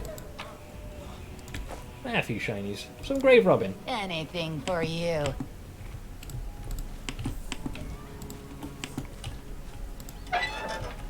Alright. Keep your calm. Do not fear. Do not waver. I'm hoping that's not the last we let go. Oh, it is. Wait, so she turns hostile. God damn it. That didn't take very long, did it? No match for me. So it looks like you put her to rest no matter what you do. She limps very slowly to it. Let's save some adventures for later. Well, that definitely Does explains a anyone lot. require my counsel? I know mystic theology, arcane bombomancy, eldritch are the pyromancy, and many other clever words. Boy, did he go flying. But horror, I can barely catch my breath. Thank you for saving our lives. Hey, it's what I do, man. It's what we do. Don't get default popularity. Don't they reset your level every season, making you start from scratch? I mean, like PoE does that as well, doesn't it? When it comes to new leagues. There are many roads to success. Uh-oh. I'm up for an adventure. I'm still fatigued for a while, so I can't invoke my rage. I will help where I can. Save the last one for me. We'll send in the tank.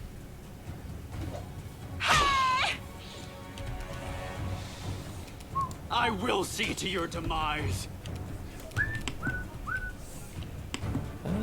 Do you join the initiative? They do appear to be there. I'll send you over there for now.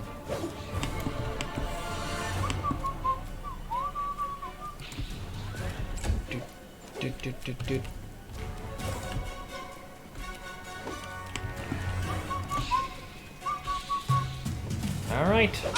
Ow! Nice crit. That was a solid strike.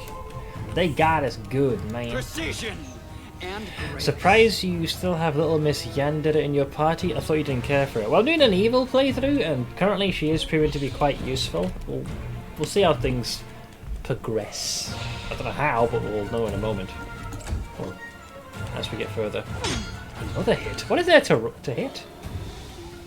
Oh, they've actually rolled very high twice down. Go for their heart! Oh, there's another one there. Oh, Jesus. They'll beg me to stop.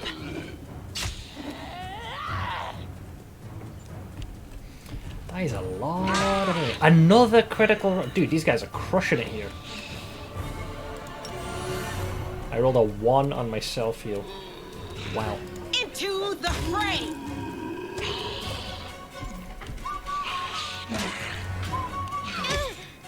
Another hit, eh? Rolled a 16. Yeah, they're crushing it with the rolls.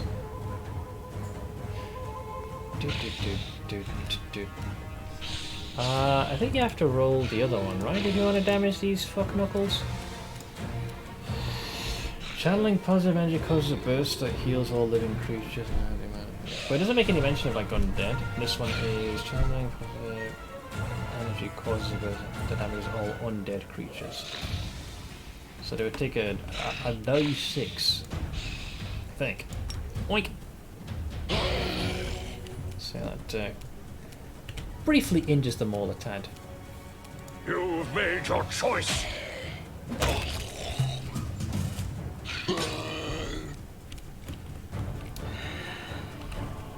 Welcome back, friend. Hey, your name's kind of on point because zombie slaying is what we're doing right now. How is thou, my friend?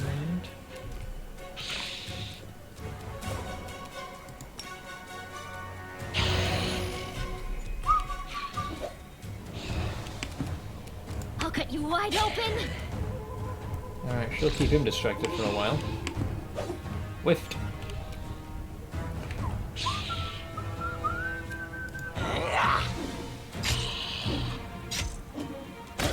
Very nice. The Inheritor, guide my blade!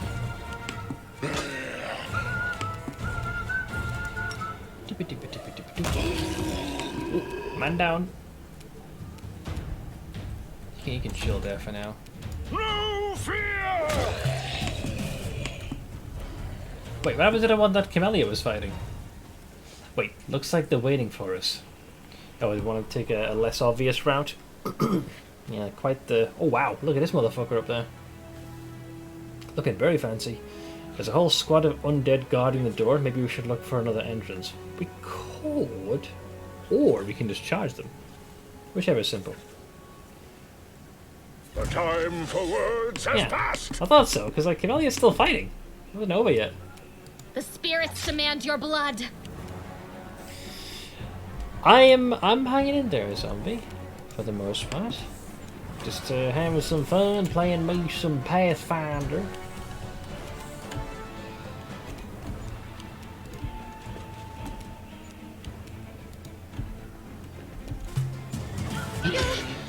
You are today's sacrifice. I get you managed to get another hit off. I was hoping I could cause that attack to cease. The fatigue befalls even the best.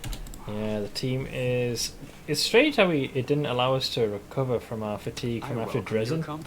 Even though technically we rested. Search for the beauty with your heart, not your eyes. Alright, that helps quite a bit. Useful. What is this?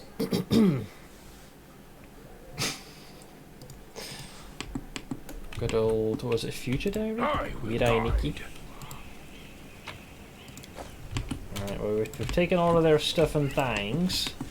And I do like their stuff and things.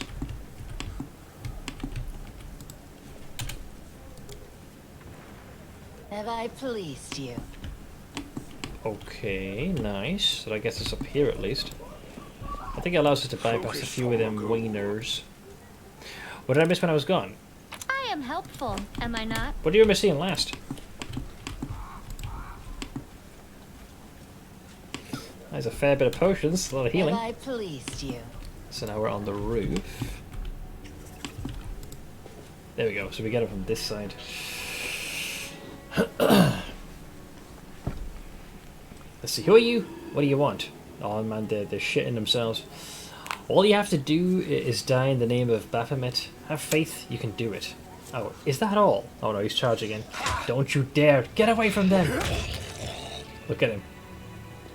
He's charging in like a madman.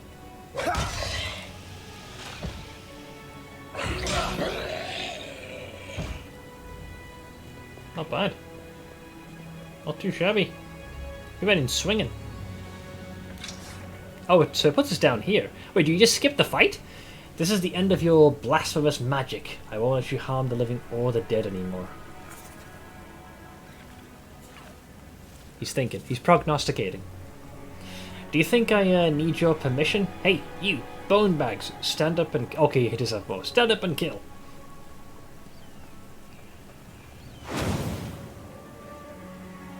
Magic. Magic!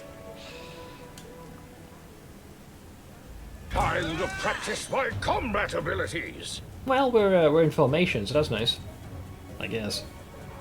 They just changed the cutscene so Socia doesn't suicide right into the fight. That was a pain in the ass when you did that. Just YOLO's in. Took on the lawful stupid mantle.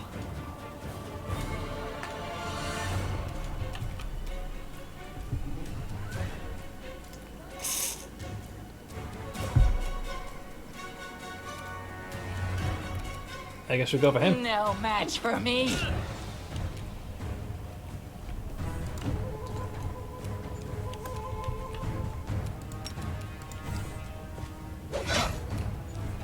Beep, beep, beep.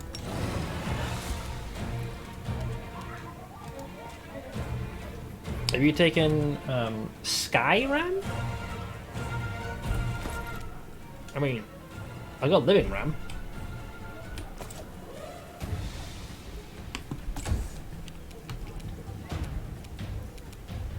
I'll make short work of this. Alright, you're officially in the initiative. Oh, did one for David. Rude.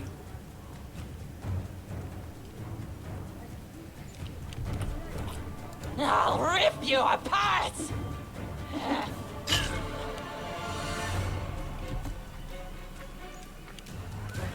The light take you! Looks like even defeating the Necromancer doesn't suddenly hit the undo button on his summons. Begone, fiend!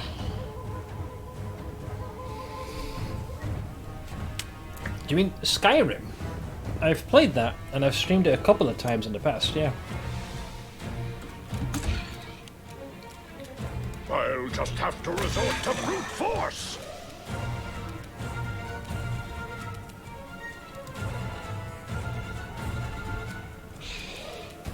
Get the old high ground. Out of my sight! Go for their heart!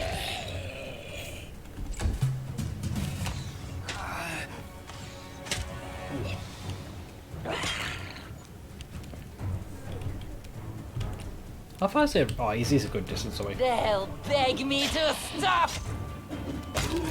Nice! Alright, that just leaves this little chuckle fuck. Seth is a man of sky. Sure, why not? I can be a man of the air. Whoa, dude, this is gonna be the Alpha and Omega charge. Oink! Doof, doof, doof, doof, doof. Bam! Ah, you can just chill there.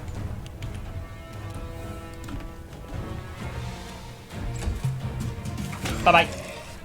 I even knocked him prone, so he has to stand on his turn and just takes all those attacks of opportunity. He's like, I surrender, stop! He's like, I give up, don't hit me, mate! The young man in black robes throws his hands up in a dramatic gesture. This guy.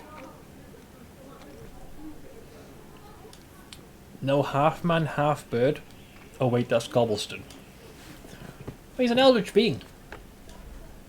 Suddenly, Sociel becomes a totally different person. The artist's delicate hands clench into fists while his voice comes out as a menacing roar. He leaps at the necromancer and breaks his nose with a single blow. I say, you scumbag, I remember you. You came to our temple begging for healing just a month ago. We fed you. We shared our table with you and took you in. Then you... I don't even know what I'm going to do to you. Kill him. He's like, stop it, I surrender. You're... Sociel ignores the necromancer's cries of pain, punching him right in the teeth. The necromancer spits blood but continues fighting past the wild blows to his increasingly bruised and busted face. You're a priest of Shaylin. I've surrendered, so you have to spare my life. Your goddess demands it. I mean, he does. I'm gonna go to my uncle, brought a new baby home. Well, congrats to your uncle. I'll catch you later, zombie. Thank you again for stopping on by. Let's see here. Do you two know each other? Let's see here. Ooh. We do. That's Nati, a tailor's apprentice from Carnabras.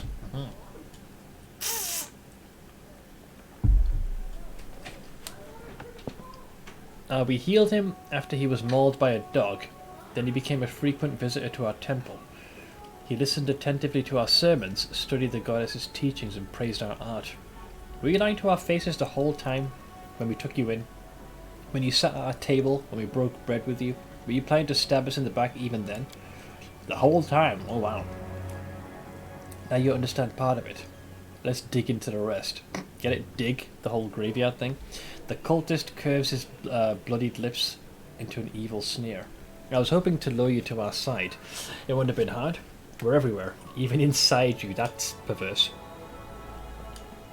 Crowley, NFL national revenue was almost $12 billion in 2022. It's mind-boggling, and here is my team raising ticket prices. Hey, they gotta keep making record profits, man. Growth. It's all about growth.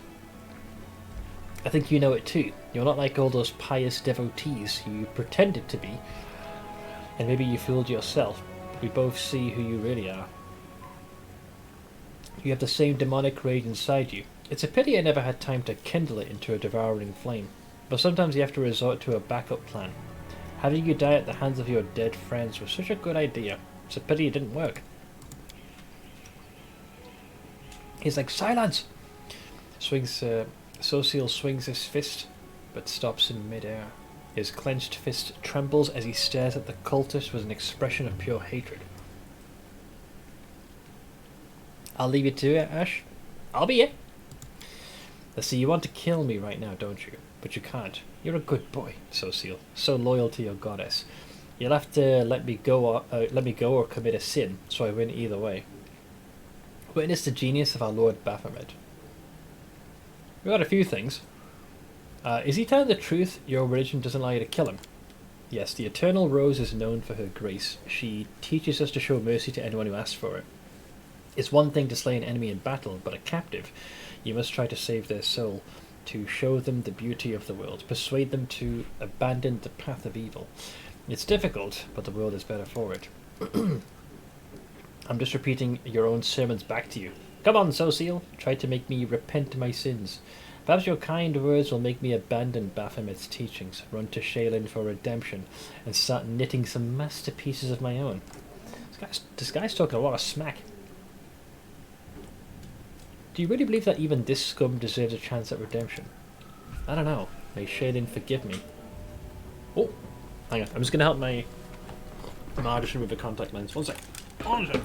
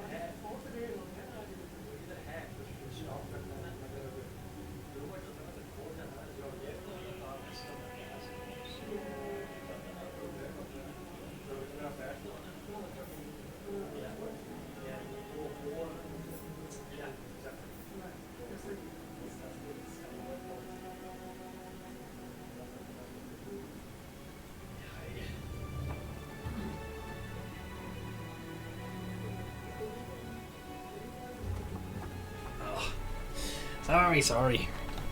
Yeah, I'm just kind of trying to calm her down a little bit, but my dad's just taken over. He's it's kind of funny when it comes to the contact lens. I'm not very good at popping the lens in, but I'm very good at removing it. He's good at popping the lens in, but isn't as good at taking the lens out. So it just makes sense, because first thing in the morning, my folks often get up before I do. So my dad will help pop the lens in, and then around about this time when she's ready to go into bed, I help in removing it. So it kind of works out perfectly. But yeah, my mom's like really stretched thin with the discomfort, because it's a mix of the gastric reflux, but it's also like the stomach kind of ulcer situation. So she likely had something she wasn't supposed to, or might have indulged too much, and it kind of really causes it to flare up. Normally, when that tends to happen, as long as she takes the medication, it usually soothes that within the day. But this one's been kind of going on for a while. Because of the discomfort, she's constantly tensing up, and she is very prone to having a muscle kind of seize or get too aggravated. So she's experiencing it at like the base of the neck. So she's kind of hunched over more than she should be. So you couple that and the fact that it's persisted for several days. She hasn't had the best sleep, so she's definitely stretched a little thin. I'm sure she'll be fine, but yeah, my ma's a textbook example of someone who has a tendency to not learn her lesson.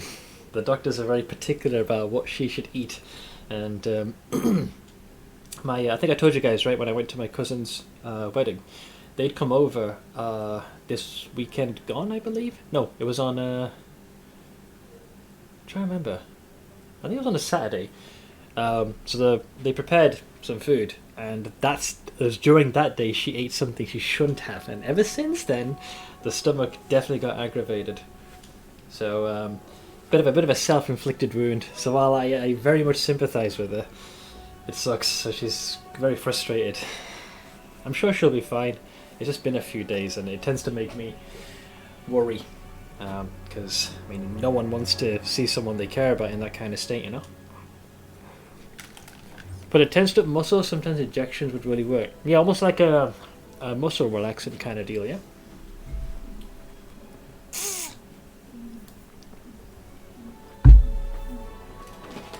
I can hear it all the way from here. She's moaning in a lot of discomfort right now. I think my dad has got this, there's a topical thing you can apply. Has similar effects to the kind of ibuprofen, so it should help relax some of the discomfort. I think it's that anyways. Grandmother is similarly frustrating in that respect. I'd brush it off as, yeah, you're old, do whatever, except everyone else has to deal with the fallout of that impulsive selfishness. My ma is guilty of this exact thing. Whereas Madaki's in a similar boat with his ma.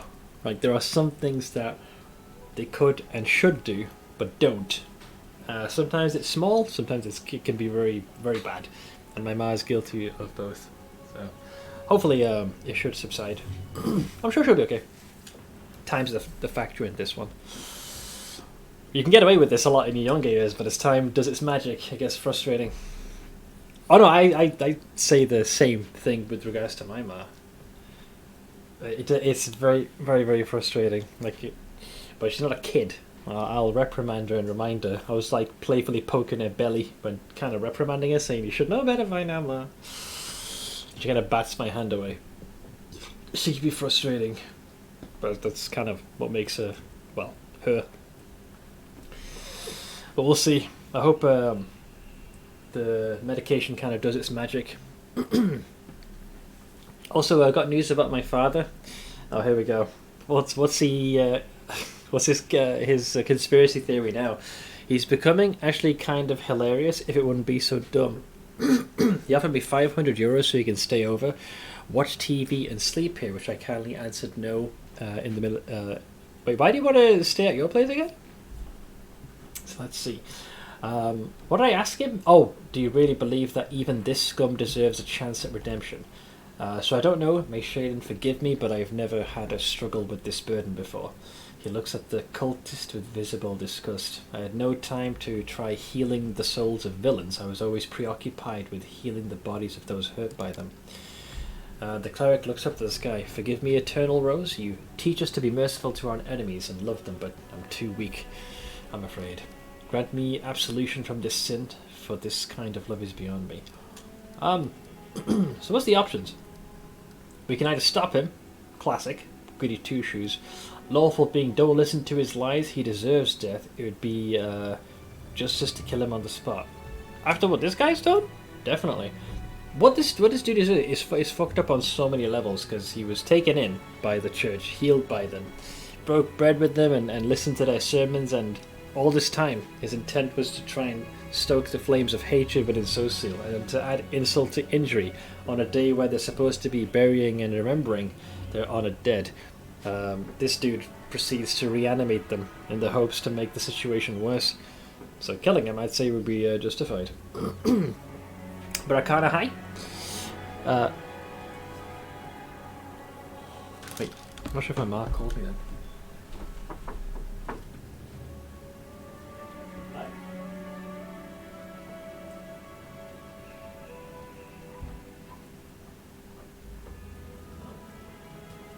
They've gone back downstairs. Okay, no mind, ignore me. I thought I heard it then. Sorry, I'm on full alert, so if I hear something, I'm instantly just going to bolt. My brain is pre-programmed to panic. So let's see. Work is done, mate. Busy last few days. Yeah, sounds like it. What's caused this sudden uptick in it being as busy as it is? He also already angrily told me, if you don't believe it, then let's change flats for 3 weeks. You'll see it for yourself. Oh, for what the sounds he's hearing? Yeah, I'm over at my parents' place regularly at all times. It's literally normal people live above me sounds.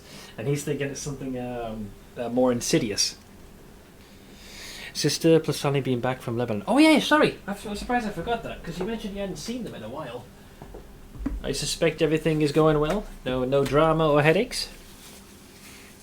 I assumed when he said busy last few days, I assumed it was tied to work, not to family.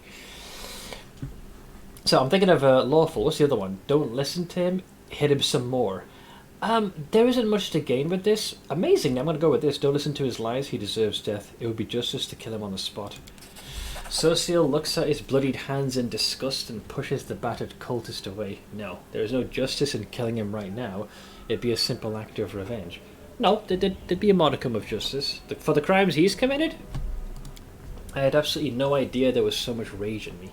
It's a shame, a disgrace, but I must admit that I enjoyed beating him. Good, give in to the dark side. Forgive me for letting you see me like this. Dude, this is a positive. It should never have happened. Social wipes the necromancer's blood off his knuckles and steps away from him. You're the commander, and he is your captive. It's up to you to decide his fate. Oh, that's the easy part. See, he might not... His god and his precepts may not allow him to kill him. I am bound by no such restrictions. I surrender. Here, take everything I've got, just don't kill me. The cultist turns out his pockets. I got a scroll of frigid touch. I'll give him a frigid touch with my cold, dead hands around his heart. It looks like I can continue to poke and prod. Social is a great example of a character who has all the parts of a good character with a good story, but the execution just totally falls flat. Yeah, I was legitimately intrigued when we did the first playthrough, but then very quickly, especially by the time we got to Illusionera, I was half tempted to leave him and his brother in the abyss. Useless freaking twats.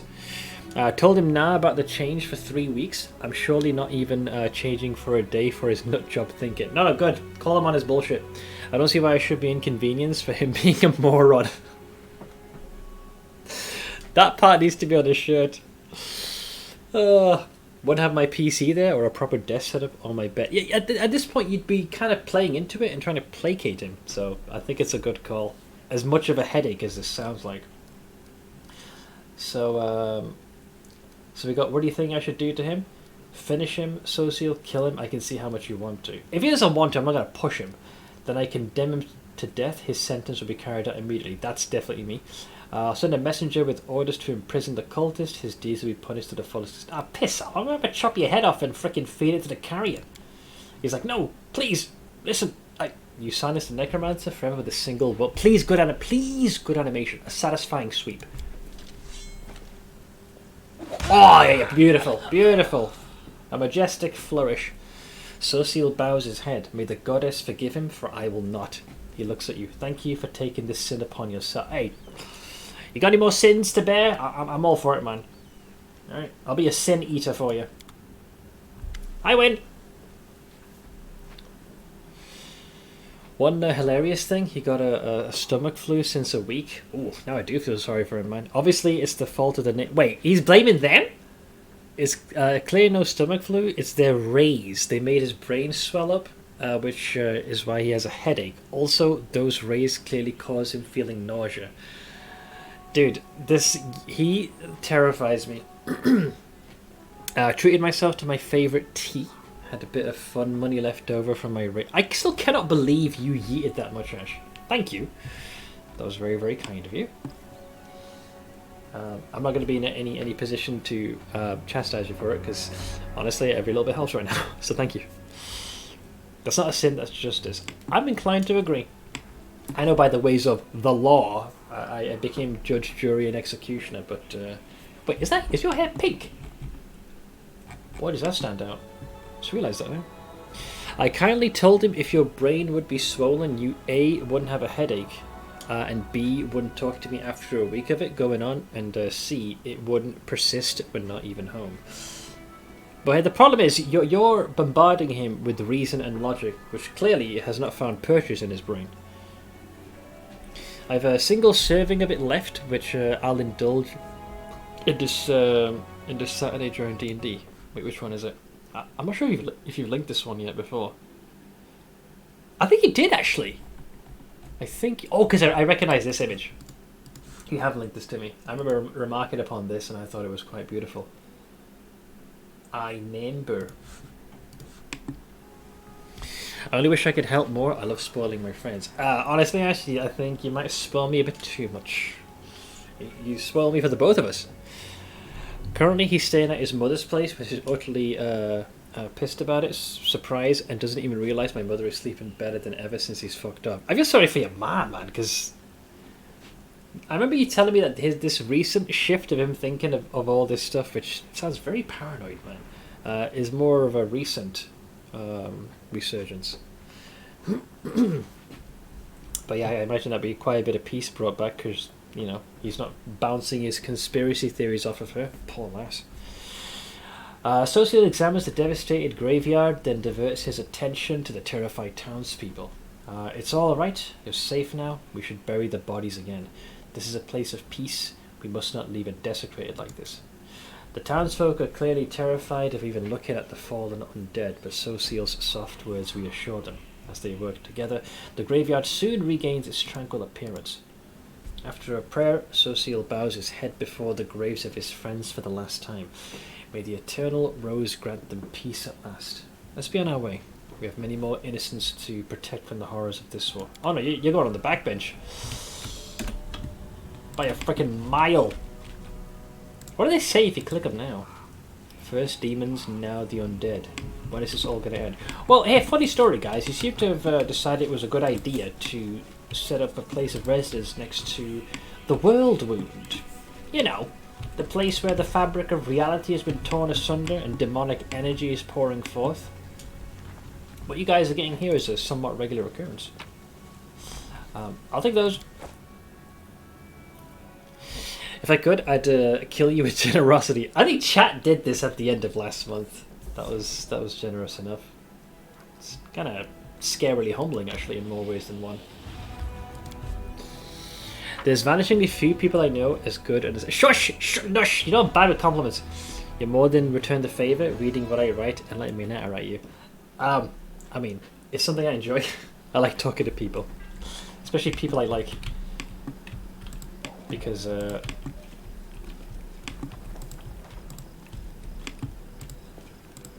people... And I say this with the utmost respect for folks tuning in, especially in IRL, I find people very exhausting. I have very limited social batteries, so when I do actually tap into that battery, I'm doing it because I want to, not because I'm being forced or compelled to. Ash wants to assassinate you with kindness. She's done that more than once, trust me. Alright, let's speak to Captain Chucklefuck Keep your calm. and then we'll set him aside. Where is he exactly? There he is. Alright, here we go. Said things were good, has hell frozen over? Well, you are! As much as I might chastise you for being wieners. Wait, there's nothing else? Wait, tell me about yourself. Where are you from? Don't care, don't care, don't care. Don't care, don't care. Oh, I guess the quest is just done. Great. Stupendous. Damn near majestic. Yeah, I literally couldn't give a fuck about this character. So now that his quest is done... yeah, some of the party is still fatigued. I think we have to do an official night of rest. Although I should probably update the spell books. You need more. You're a spontaneous caster, so it doesn't matter. Yeah, so I'd have to update yours. Let's fix this. How do you remove these? Isn't that command to just remove this? I think you have to overlap it. Fine, fine, fine. I'm the same way. People are exhausting, but I'm happiest when I communicate by writing, so you lot get me a bunch more than most people. Which I am grateful for.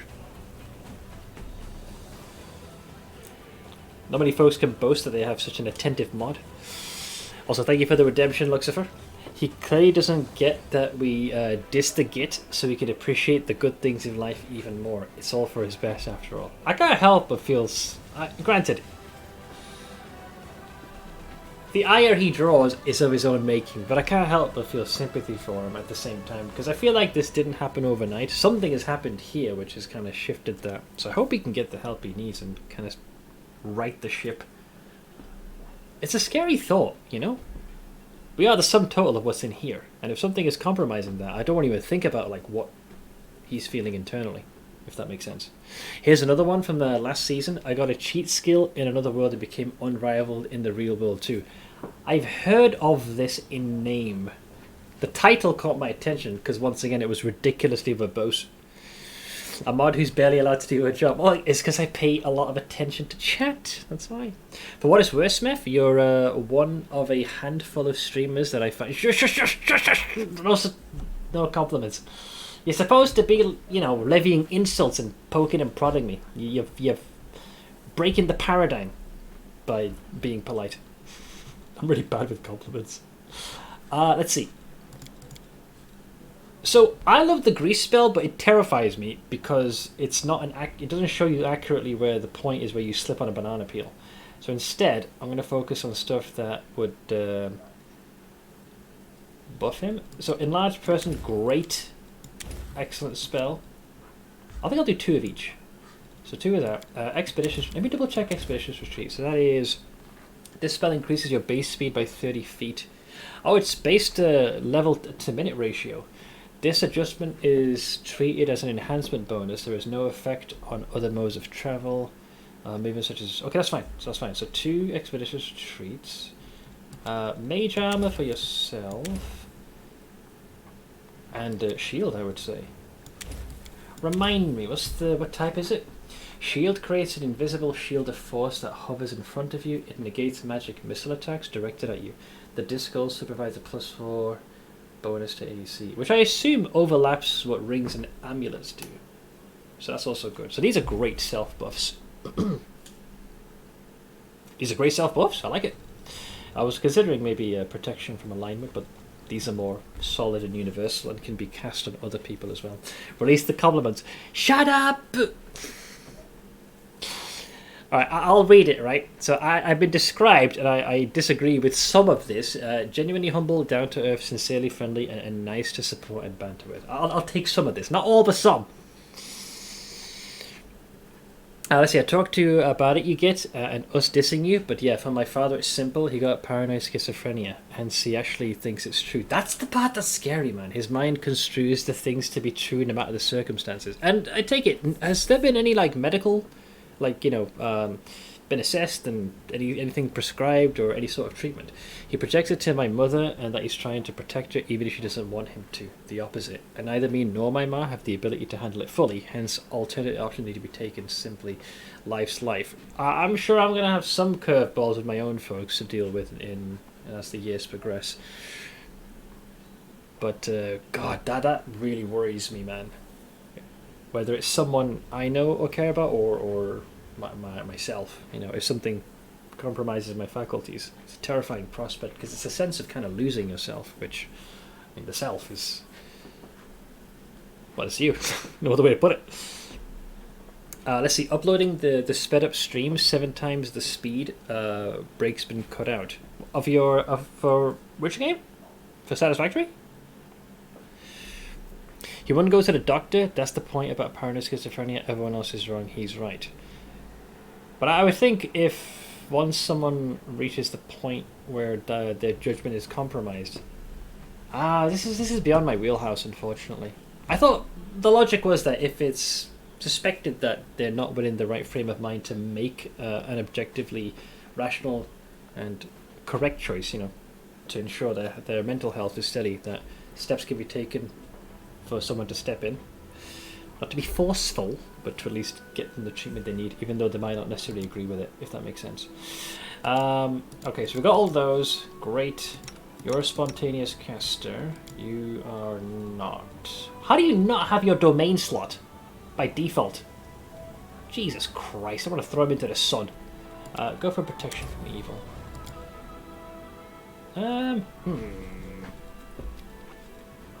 I would say there's a few spells that are pretty good here, actually.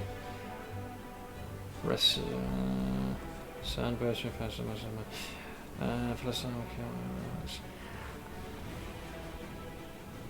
I mean, there's a few attribute things. I mean, 3 of these is overkill. Let's go bull strength. We're gonna levy strength. Oh, this is something. Yeah, with an enhancement bonus of +1 per caster level. Sure. I do like prayer. That's a very good ability. Situationally dispel and keep 2 prayers. Spawn. Oh god. Elixir. Thank you for gifting a sub. Well, I think TTS might handle this. Is it? Elixir gifted a tier 1 sub to Sandros. Thanks. They have given 4 gift subs in the channel. You use the power wisely, my friend. Oh, that's why you were talking about Da Vinci Resolve. I thought that was the game. A friend of mine has a husband with paranoid schizophrenia and he's great when he's on his meds. I know one person who I haven't spoken to in a very long time. I think the only one I know of who could reach out to him is maybe Orson. I really should. But he experienced paranoid schizophrenia, but I haven't talked to him in, Jesus, over a decade. But I remember how he explained it to me, and but I remember hearing it the first time. It blew my mind. It sounded terrifying. It's the same way Coles had mentioned it, Like, they believe that everything else is wrong, and that what they're perceiving and experiencing is like, that's the real. And it's difficult for them to be able to tell that difference apart, But from his perspective, he's fine on and off them because he's unable to separate reality from not when off them. So exactly that part. So it's all true. Is basically the same turn of phrase that our mutual friend had used. For that something we need to actually happen, which clearly showcases he's in danger to himself or others. This is what frustrates me because it looks like the only thing that would cause action to be taken is something has to go wrong, as opposed to preventative steps. But by that time that would happen, it's already done, so the system there is a little bit fucked. A bit proactive stuff wouldn't hurt, which isn't there currently though. That is really unfortunate, dude. Not to speak, he's coming from old school family. You don't have psychological issues, they don't exist, you bury them. Yeah, this we have a little bit in our culture. None of this, mental health issues. You're not allowed to, it's definitely frowned upon. And this, we're actually in alignment. Yeah, therapy and any sort of anything remotely in that to do with mental health seemingly either is frowned upon or especially when it comes to the lads, they're expected to resolve this on their own. the laws in the US are really bad that way. Getting someone help against their will is almost impossible. I get why. It's just... It's a it's somewhat more nuanced situation in Coles' case. Like, you can see the symptoms. But it's a mix of... Like, let's say if Coles tried... I reckon his dad's mind is just enough where he would be able to assert his own autonomy to throw things into question. So he could effectively sidestep the help, even if like genuinely there is something wrong. So oftentimes things have to, like, that pendulum has to swing in the other way before steps can be taken. You mean like witchcraft? Let me grab my pie and me. There's a very tricky balance between free will and getting people who don't understand how badly they need it. Yeah, and then by that point, when something does happen, sometimes it can be a bit late. But yeah, but I do yeah, I was gonna say I apologize, like it's my fault, but I am sorry to hear that you find yourself in that situation. That sounds like something I would not know how to deal with. But do keep me up to date, because I have a genuine interest in how this shakes out. This is a thing. To find this. Based on your location, it's redirecting me to audible.co.uk. I think whenever you try to link me, maybe it's not available. What was it? Hang on. Overlord, Volume 1, light novel, The Undead King. Oh. Huh. Is it like the actual proper light novel?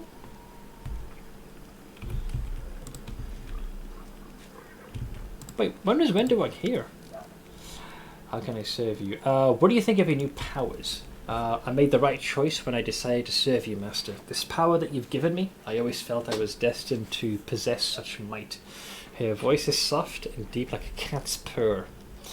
That's a winner. That army of mongrels you promised me would be useful right about now. Yes, they would be useful in this campaign if we had more time and weren't in such a hurry. We'd go to Seoul and show him the trophies we took from demons. He'd stop shaking in fear and summon the tribes. But the way I see it, we don't have time to waste right now. We'll have to deal with Seoul after we conquer Dresden. Always my reward, being kicked down the frickin' road, isn't it? Here's the Chrysalis one. Fantastic light novel. Oh, hang on. It's doing the thing where it's not in Longley. Damn it, it won't work. But yeah, it's written in your native language, lad. I'm still, I actually finished the first 3 books of the Stormlight Archives, as well as the novellas. So I'm officially on the 4th and currently final, because that's the one that's out, I believe. So Rhythm of War is what I've started. And the 5th one I think is penciled in for the end of the year. Alright, let's deal with that. We've already spoken to Irabeth. So we've discussed pretty much everything. So more Elven scripts. Wait, who gave me this one? Huh? Opening. 1 second. Laymen believe that a military commander's success is built on their intellect, insight, or personal courage. However, all these qualities are useless if the leader lacks the one that matters most. Unshakable authority among the rank and file, ensuring that they follow orders quickly and without question. The commander assumed control of the Crusader army only recently, and have to quickly master the art of managing a military host. The commander's earlier successes or failures in his new post will determine whether the soldiers trust his leadership or lose faith. So a band of cultists who participated in the attack on Canabris is retreating in the direction of Dresden. The first task of the commander's army is to capture and eliminate them so they cannot warn the demons. And then the other one is find the lost relic of the Crusaders. According to Chronicles, one of the Crusades' relics was lost in the lands the commander's army is about to pass through. The power of this artifact would be useful in the march on Dresden. Perhaps it would be wise to spend some time carefully exploring the right bank of the West Seine. Oh, right, I see. It's under Crusade, so you have to. This is for the army specifically. This one is for Daemon's quest, but we'll wait. That's later. Later. Much later. So these we don't have to worry about. It's these 3. So basically we need to do the army Crusader stuff. Gotta say, one of the best things that you could have taken with a character that actually uses rage as their thing is the mythic power. Where are you anyways? Is it in traits? Is it not here? It's basically the endless rage. You can just keep going. Like there's no... Oh, limitless rage, that's what it is. You still suffer fatigue once the rage concludes, but there's no limit, so you just get that bonus immediately. Alright, let me saunter out, but first let me divest myself of these things. Oink. That's kind of most of the oinks.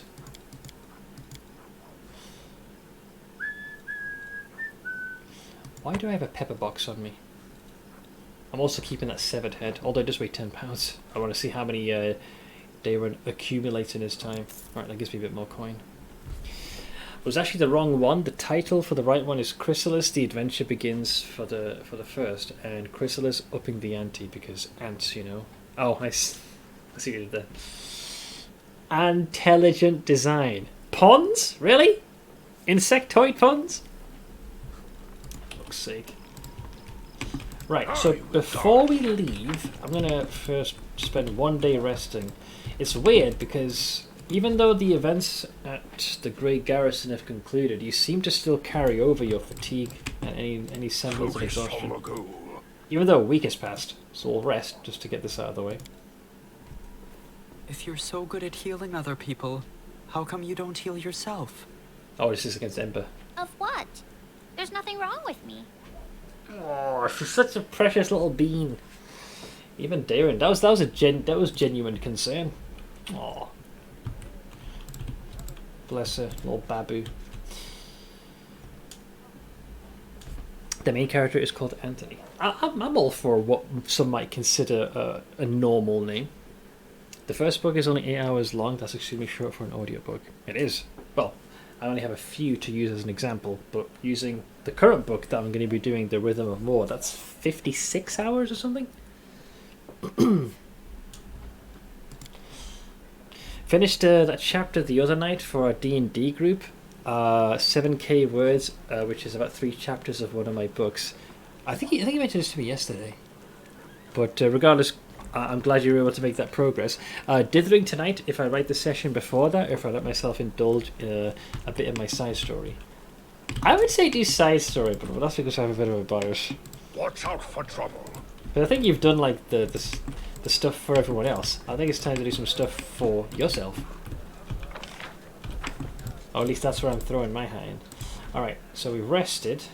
Keep your calm. Social, fuck off and never come back. And I'll bring Ember with me. Onwards. I have so many back sessions to catch up on. True, it is building up.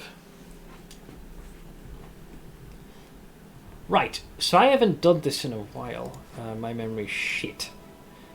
Now, are you not supposed to assign like a military leader or something? Like assign a general? How do I do that? I think you're supposed to like recruit or something. Menu, recruit.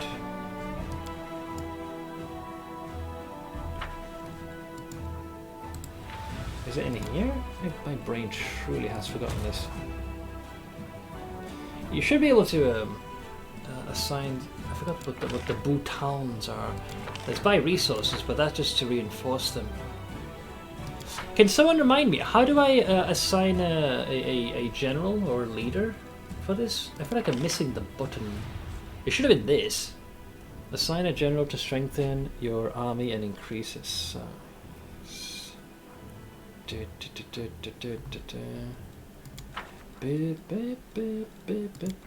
Ah, here we go, info. There's the one. So you can keep doing this, but we're after the spellcaster.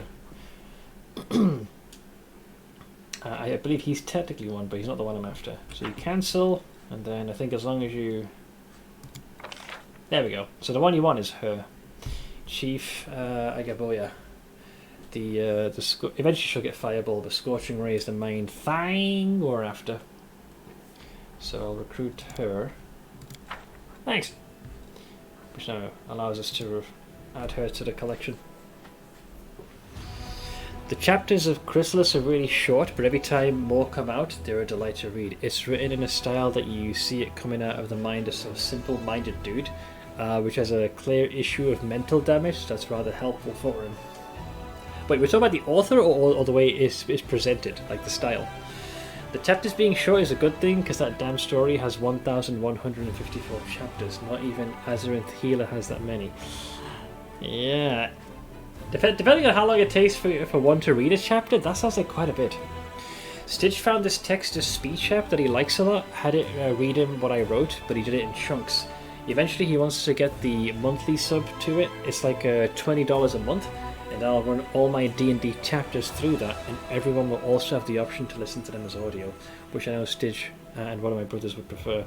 Is it more of the AI type text to speech, or is it more like the general one, which sounds a bit more robotic? It's not necessarily her you want, just a sorcerer with good starting perks. I mean, these are fine for me. Spellcraft, +4 bonus to power level, sure.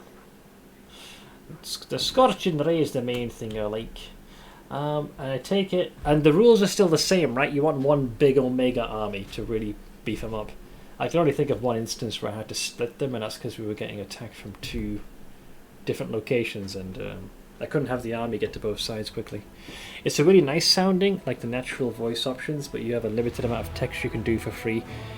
Yeah, it's the same with the well, it's kind of. So the 11 AI, if you make an account for free, there's a fixed number of characters, and the voice sample size is much smaller.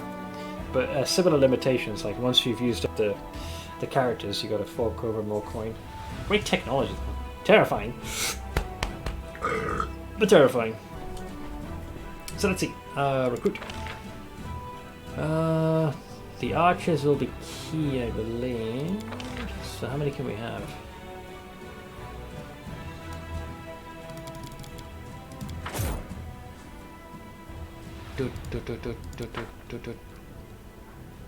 Oh, wait a moment. Why have they not combined themselves into one? Oh, I see, because they're approaching from here. I am rusty at this. There we go. And then we meld them over there. I think generally we want the formation to be a little more akin to like that.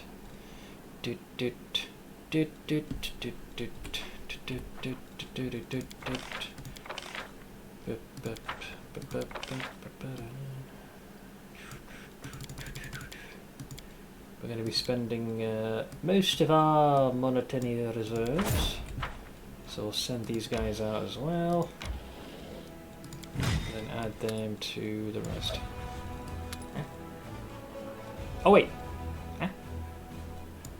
Oh, sorry, my brain's damaged. Wait, is 100 the max? No fucking way. You can have more than that. Why the fuck are you not combining me? 100 is not the maximum you can have per stack. Or am I the one having a stroke? Is it?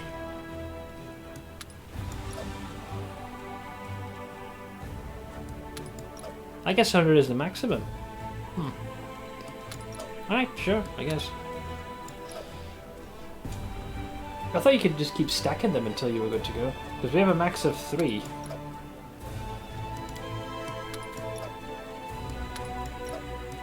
Oh, there you go. What the fuck? So you can combine them. I thought something was fucky-wucky about the whole thing. Alright, stupendous. 1,000 chapters. Currently, Supreme Magus is at 2,558. Wait, how long does a chapter commonly take out of these? Someone did a custom colour order and ruined my easy picking night. I hope it at least goes for a decent amount of coin. Alright, so F5, because I'm a little rusty at this, so we need to clear the proverbial path. The enemies are retreating. Oh no, I'm gonna kill them. So these are the ones we were tasked to eliminate before they got there. Oh, I'm sorry, Yara. Is it because of the abdominal pains you were having? Alright. Oh, Yeah, I know this. 2 to 5. Here, catch. Bye-bye. Which brings us to the archers. Boink. And just wait for them to come to you. I have all the time in the world. Boink. I win.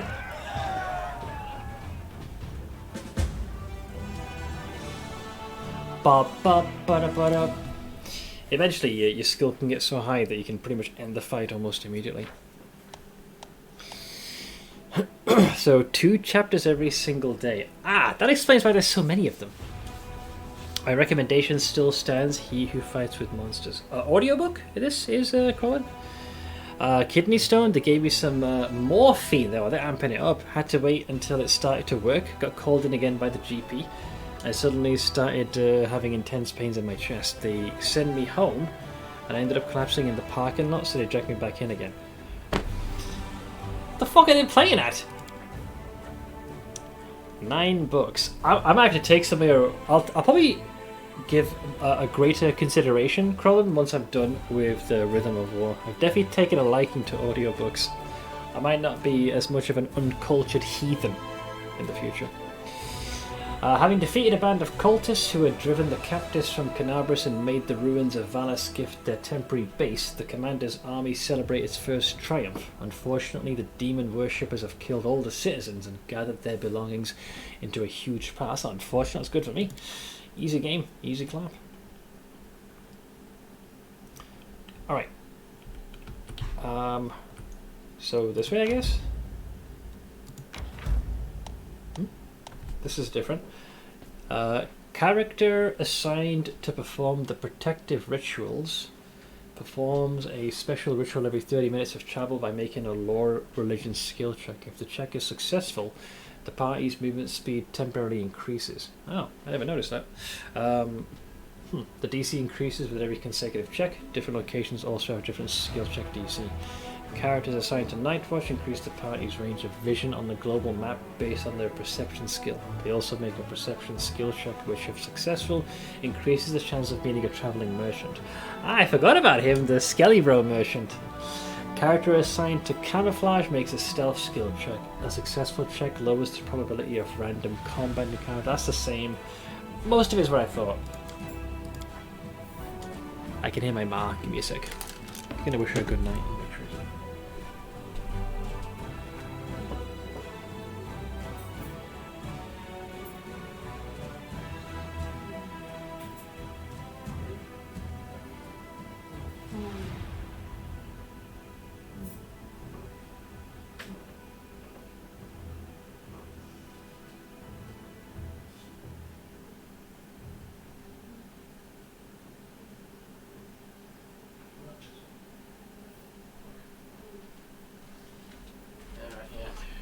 Sorry about that. Yeah, she's just about to get to bed, but my dad is already on it. The man with the plan, ever attentive. But I just wish her a good night. Let's see, got them both. I got both of them in my list. Gonna take them up after I'm done with Ancient Strengthening Technique, which is a cultivation style night level. A cultivation style? Why am I hearing like we're farming or something? I think I missed a little bit as well. Kidney Stones are awful. Just had a few run-ins with those things. I'm blessed in that I never had them. But everyone swears blind that is by far the worst pain they've experienced. Which is very telling. Both, we're talking like, you know, stout lads, like Giga Chads, and women who've given birth. Like, the fact that it exceeds that level of pain is quite alarming. Seth, you're such a cinnamon roll when it comes to your folks. Like I said, they are always my first priorities on my mind. I mean, it's what they've instilled in me. I can't seem to help myself in that regard. You know the Chinese trope about inner strength and cultivating it? Qi, yin and yang and so on. Yes. Energy from the inner becoming basically immortal through cultivation. I think Seth Zentash did a review of a game that kind of had a similar shtick to it. Mars had 6 kids, one of which was a 13-pound kid breech without drugs, and she said that had nothing. See, that's the part that's terrifying. Oh. They had to move my hand to take the meds, and I was just having like spasms, but I was conscious the whole time. I just couldn't do anything with my body. So it's just almost like you're on autopilot. Holy shit. What is this? Oh, I think we go there manually. Fuck, we're out of juice. Anyways, we discovered a bit. We have to explore if we want to make any progress, so onwards. Oh. Earlier than I thought it'd be. Day 22. Month Arados 8. Year 4715. Magical anomalies are common in the world of Golarion. So common that the use of the word anomaly itself is questionable. A regular city dweller will encounter a chaotic manifestation of supernatural power at least once in their lifetime. One might naturally assume that the strange sky, the ghostly fire from rifts in the ground, the rain of eyeballs, all that the world wound is known for should find some purchase in the mortal mind. But even the most worldly of travellers feel uneasy at its borders. Why? Perhaps instinctively they understand that this place is not merely a magical wasteland, but a wound, an ulcer through which the world itself bleeds into the abyss. The commander and his army walk up the high bank of the West Selen River, where it draws near the border of the world wound. The soldiers' feet halt unbidden. On the other bank rises a series of cliffs too regular in shape to have been formed by wind or water. The sky hangs over their sharp edges and sickening bends, the shade of mercury on the horizon rising to dirty rust. As it arches above the soldiers' heads, it regains its familiar azure hue. A whisper sweeps through the ranks, and soon it turns into a grumble. The commander gives a signal to wait, and climbs to the highest point along the bank. There he decides to. But always start by looking around, because you never know what you're about to walk into. Autopilot, more like sack of potatoes. Sack of spurge. Dude, that was the exact game, by the way, Amazing Cultivation Simulator that I was talking about. It's the precise game that Seth had reviewed. That was like Stitch. Thought he was going to pass out in the hall of the ER. And that's just purely due to the sheer scope of the pain. There's a strange movement in the sky. Black clouds twist into funnels and turn a sickly yellow. The brooding storm is on this side of the river, ahead of the army. Avoiding the strange phenomenon will hardly be possible. The commander decides to. Well, I got a couple of things. Diplomacy is address the souls and boost morale, or athletics is set an example. I will go with diplomacy because we have better odds. Which is a success. 7 plus 17 will do it. It's just that painful. God, I hope I never get kidney stones.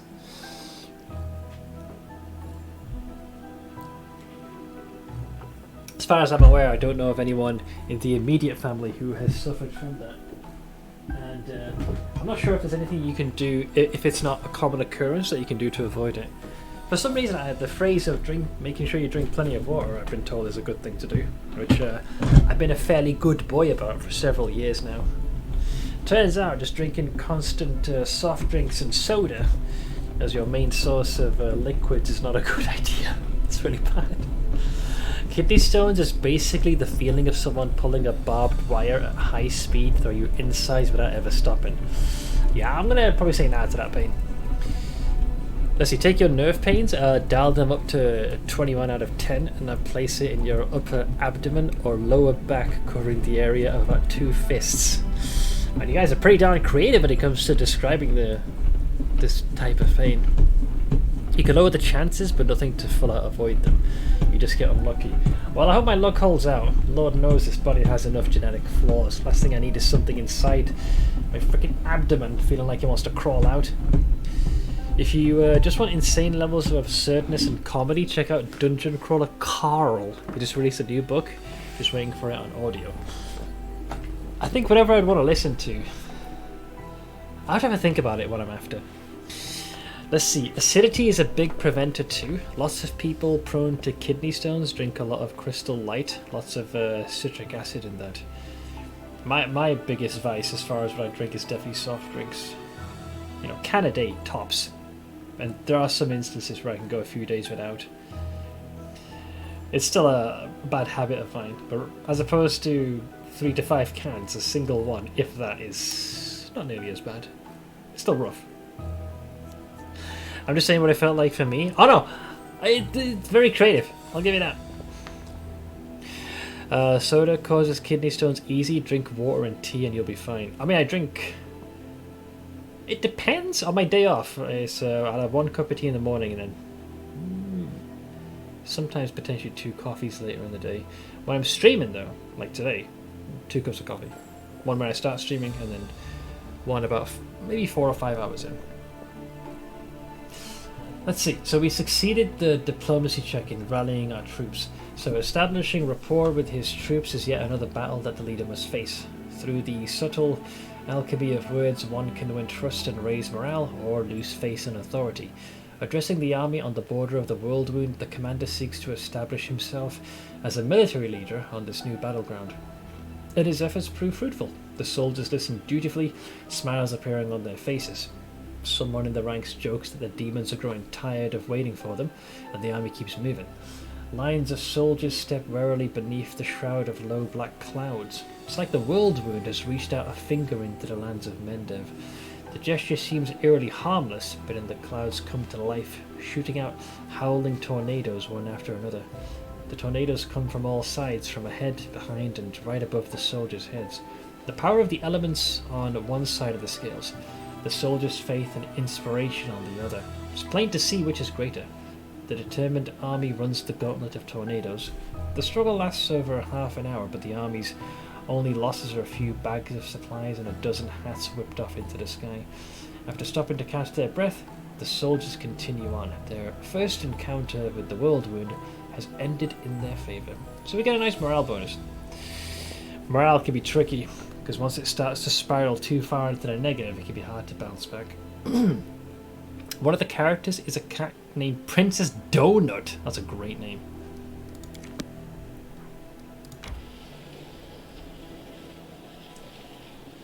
One thing I should do super quick, not that we're going to rest now, it's more to assign people. I knew I was missing somebody.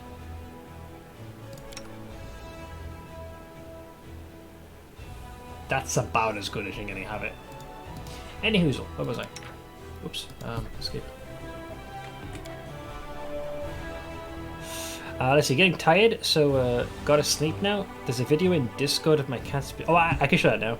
But thank you so much for hanging out, Uncle. Hopefully I will see you again soon. Yeah, it was this one. Look at this little goober. Very, very cautiously tiptoeing around. Wait for it. Wait for it. Wait for it. Aww.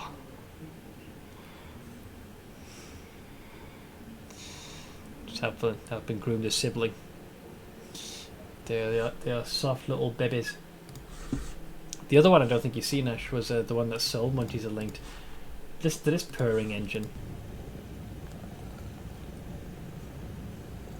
Can you hear that?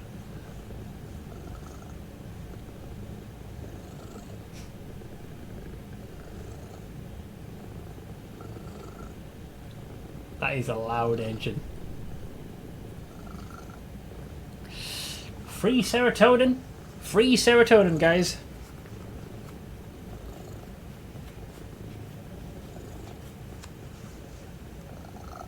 Oh.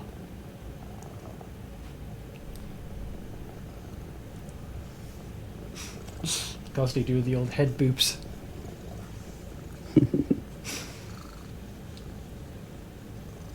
Oh.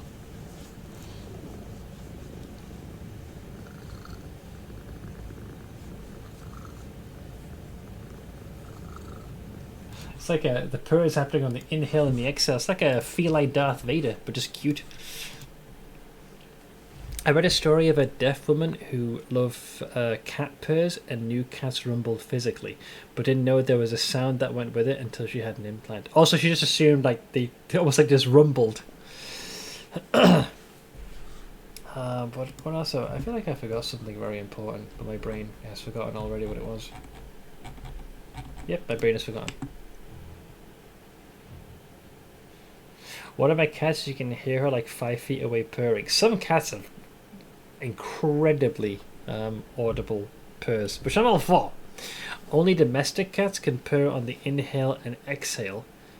Big cats can only purr on the exhale. Did not know that. Although I was amazed that the big cats even purred to begin with.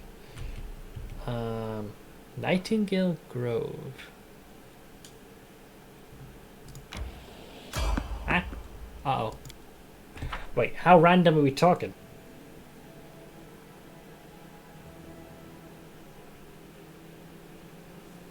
Oh, wait, what?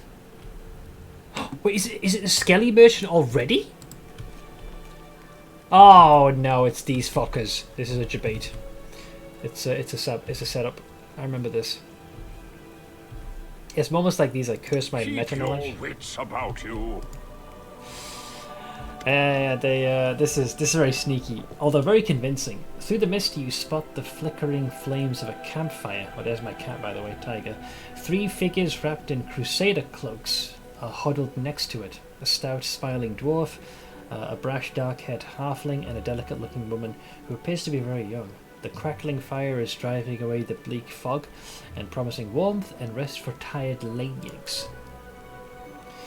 Something else I didn't catch on film was both cats chasing a fly. Then went up to them and asked if they got it in the bedroom, and Ellie meowed softly and sadly. Oh, as if to say no. Noticing you, the halfling's hands jerk towards his weapon, but then he relaxes. Hey, it's the commander himself. Oh, don't just stand there. Have a seat by the fire. It's a bit damp today. You might as well dry off at least. In an amicable gesture, he passes you a large mug that smells of freshly brewed tea. Not overbrewed, Ash. Freshly brewed. Even you would approve of this. Oh, could you hear them in the background? So, we've got a couple of things. The legendary "you seem suspicious, kill him." I mean, my meta knowledge would... This is the one time, I think, where being a murder hobo pays off. You can choose to sit. Let's see what I can figure out here. I don't think I have the means to pass the skill check, so we're going to probably end up taking the bait. So let's see. Unless Darwin pulls off a miracle, I need to roll a 14, which is a failure. A 3. Frontline scout... Wait, what are I asking, by the way? Oh, who are you? So, frontline scouting party. Our seniors sent us ahead to look for ambushes. We've been walking all day, so we're making a bivouac, I think is the word. Go ahead, help yourself to some tea. It's an honor for us to be sharing a campfire with the commander. The dusty boots, the patched cloaks, and the mess kits lying next to the campfire all mark these 3 as seasoned scouts. A broad smile blossoms on Seela's face. Where's her detect evil, man? I never thought we'd run into such a jovial company out here. I don't suppose you guys have anything stronger than tea in your canteens. Catching the halfling's conspiratorial look, she smiles even brighter. Stiz isn't home yet. I know he needs to go in office for a while, but still, I hate when he has to work late. Is there that much to catch up? But Uncle, I'll catch you later, man. God, my vocal cords have been stretched thin with this. Let's see if we can perceive our way to success. This only is a 50. It's a coin flip, guys. It's a coin flip. Look around to make sure this place is safe. Success. I rolled natural 19. The location for the camp was chosen wisely. It's safe and quiet here. No tracks in sight. The air is calm, but an odd feeling of wrongness lances through you like a sting from an angry wasp. Something isn't right. Wenduok sniffing loudly, Wenduok stares at 3 crusaders suspiciously. They look awfully laid back to me. And they've made themselves a little too comfortable out here. There's a reek about this whole setup. Yep. And the fact that it's no longer an evil option, something's not right. So yeah, something's not right. Attack. But yeah, take it easy, Uncle. Smirking brazenly, the halfling licks his lips with a surprisingly long, pustule-covered red tongue. Ah, would you look at that? He didn't buy it. Enough of this masquerade then. No more games. Also, so if you fail the check, wow, that's a lot of them. They are very convincing. Like the way it's written, you would almost think you're being too paranoid, but they are remarkably convincing. I think if you take the bait and fail the checks, you You drink what they offer, and you as the commander, I think you get the sickness debuff, and you are very surrounded. I'm not saying that we're not surrounded now, but at least we caught them in the act. The figures by the fire ripple and transform. 3 grey-haired and dark-skinned elves watch you with mocking sneers. Their twisted, grimacing faces look demonic. From the haze, more previously unseen shadows materialize. They're all just as loathsome and unsettling. The campfire, emits a sickly, sweet, intoxicating smell, and in the squat kettle, you see some slimy mushrooms swimming in a disgusting, boiling slurry. Ooh. Who are you? The one who was pretending to be the halfling Velm makes a face, mimicking you in an obnoxious voice. He's like, "Who are you? We are servants of Lord Discari, and you are the pitiful insect that got caught in our web." No, we caught you. We didn't step into it. The elf who was masquerading as the cleric Asti gives you a lecherous smile, enthusiastically dragging her tongue along the blade of her dagger. Man, she's a keeper. Did you like sweet little Asti? Did you want to play with her in your tent? No, I'd like to not come back with a multitude of STDs, thank you very much. You monsters! Seela looks at those who appeared to be trusted allies a moment ago with open disgust. How did I not see you for what you were right from the start? I don't know, Seela. How come we didn't see Camellia for what she was? Dumb paladin. You really think your ability to sense evil can't be fooled? Lady Animora taught us long ago how to trick the likes of you. I'm sure there's spells and abilities in the game that can conceal one's alignment. Let's see, more villainess anime, the most heretical last boss queen from villainess to savior. This is like an entirely separate thing? Oh, here's Camellia. Oh, look, this is perfect. Ways to conceal the evil in one's heart are not a recent invention. Oh, you would know. You would know. Your Animora deserves no credit for devising them. I'd like to think that we can hear laughter on the wind. What was the point of this charade? Lady Animora desires your head, and will gladly deliver it. The elf whose voice Stran was so convincing lets out a repulsive snicker. You think I'm at your mercy? We'll see who the real prey is. I love it when praise tries to fight back. Tries? Practice my combat abilities. Some inevitability. Alright, let's party. Ooh, they rerolled high in initiative. Deflected. You're a problem. They're a sneak attacker. They ate through all of my temporary hit points, so technically I only took 1 damage. That should have been way more. Man, that is painful. She has to go. Sneak attack is far too deadly to leave on the board.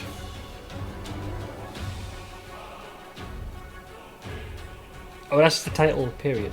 I just watched Magic and Muscles and got to say, fairly decent one. Like the main character, dumb muscle brain who fails to open doors the right way and hence breaks them all the time. That sounds like my frickin' my Barbarian in the side campaign we're doing. Funny story, my character is built for decent strength and grappling, and the very first door I tried to open through force, I rolled that one. Thankfully, after that, my technique got quite better. No door was safe from my iron grip. Alright, let's see. So we got there is a hashtag bless. Can never go wrong with a bless.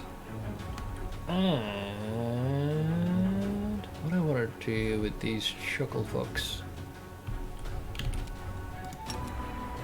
Charge! Let's hop the fence. Wow. Great. You missed. You missed. You missed. Okay. Fuck. It did that thing where it's filled up a toolbar with other stuff. Away with you. Away with you. And away with you.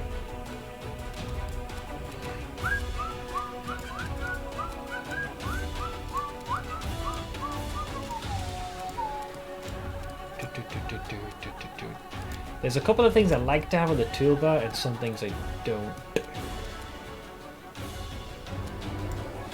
Wait, reduce person. There is an upside to doing this, right? The spell causes instant diminution of a humanoid creature. half the height, length, and width, dividing its weight by 8. This decrease changes the creature's size category to the next smaller one. So if your medium becomes small, large becomes medium, etc. You get a bonus to your dexterity, but a -2 to your strength. And a +1 bonus to attack rolls and AC. Ah, I see. Actually, this would be kind of cool for characters like Camellia, who use their dexterity. Also, why do I have this? I've got a bit of... Oh, because they're a rogue. That cow! I'm going to have to brain her. Go to bed. Shit! Don't need to slumber! Nanny! Okay, so we can't put them to sleep. We did a fun experiment one time, taking the rules for rolling dice to the extreme. Everything in life needs to be rolled. Getting out of bed, dexterity. Walking downstairs, also dexterity. Picking up stuff, strength, and so on. I survived half the morning even. Just fell down the stairs, nearly died, made it towards the doctor even, which failed critically to treat me 4 times in a row and killed me. Wait, is this the description of the actual... this Mashley, Magic and Muscles? Christ, if everything was done via dice roll, if you had a real life character sheet, mine would have negative perks everywhere.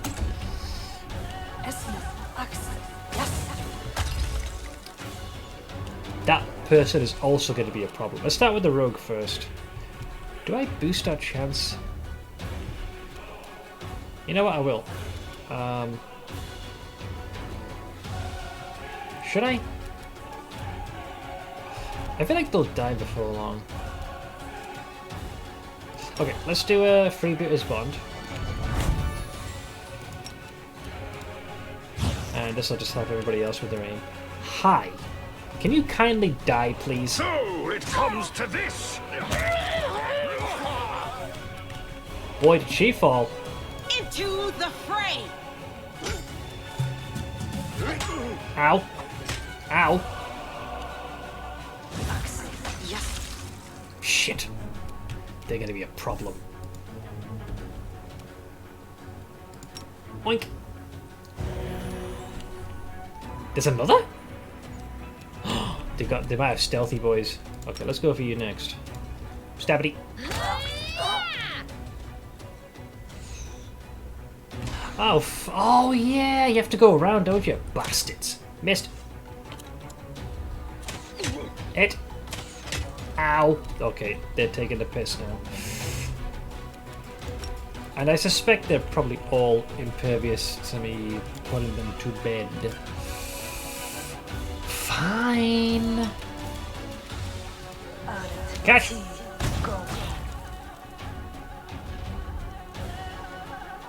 Sheldon did that in Big Bang Theory once. That was a hilarious episode. What?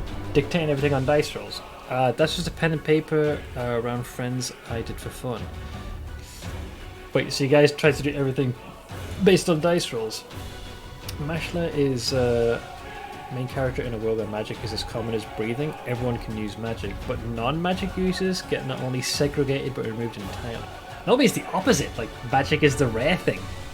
But he's ridiculously strong. He literally slaps magic out the air nonchalantly. He could literally cast Fist, is what you're saying. Also, Blade, I'll catch you later, man. Thank you so much for hanging out as always. Alright. So we need to get to these chuckle folks. The campfire is blocking my route. You've made your choice. Oink! That noise was brilliant. The Inheritor, guide my blade. Bye bye.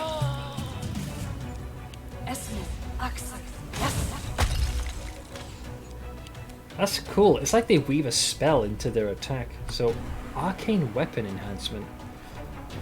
At first level, Magus can expend 1 point from their arcane pool as a swift action to grant any weapon he is holding a +1 enhancement bonus for a minute. For every 4 levels beyond the first, basically gets stronger at the higher level. How did you fire that beam though? At 5th level, these bonuses can be used to add any of the following weapon properties: flaming burst, frost, icy burst, keen shock, shocking burst of speed. Adding these properties consumes an amount of bonus equal to the property's base price modifier. These properties are added to any weapon already has, but duplicates don't stack. If the weapon is not magical, at least a +1 enhancement bonus must be added before any of the properties can be added. It's ranged spell strike, they're arcane, archer, and magus. You can do that as well. Alright, I was wondering, because like they infuse it and then yeet that, you know. He gets accepted at a magic school actually and hides that he can't use any magic, so at one time when he gets ready to run somewhere, he says he's casting hamstring magic. So basically, extreme physical prowess that's masquerading as magic. That's actually pretty hilarious as a concept. It's basically Reg from Kingmaker but ranged. It's a good analogy, yeah, because I remember Reggie for me had free hand, but then had I think a scimitar in the other. Regardless, let him patch me up a bit. Ow, that was uncalled for. I'll cut you wide open. Whiffed.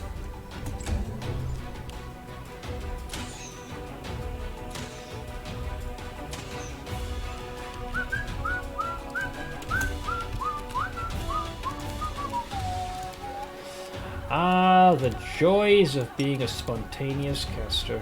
You're lucky you're too far away, you cow.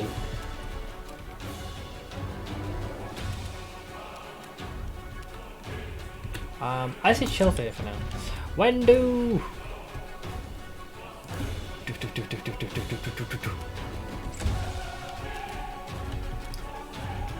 She's distracted. Me to head up to the archers. Hello! And Sela can join you. Is that enough for a charge? Nope. The light, take you!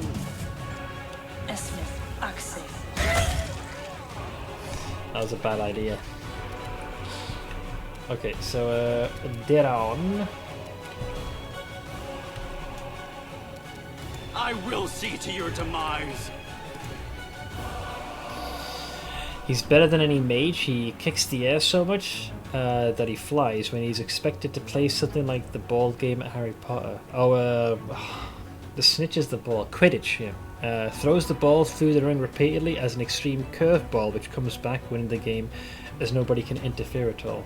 What's hilarious is because it's masquerading, because it's physical prowess, I bet you some folks try and do like a counter spell or a magical means, but it isn't magic, it's just pure brawn. Missed. Whiffed.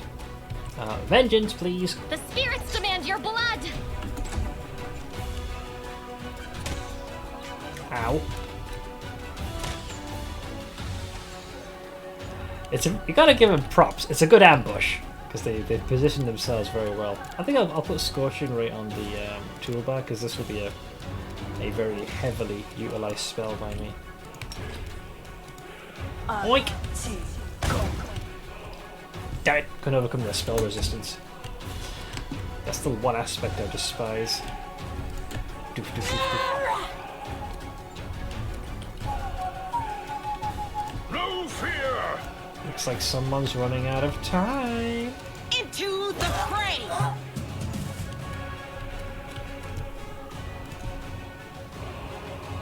Oh. We coming. Don't you worry about that, Tuts. We are on the way. Nope. Ow. Nope.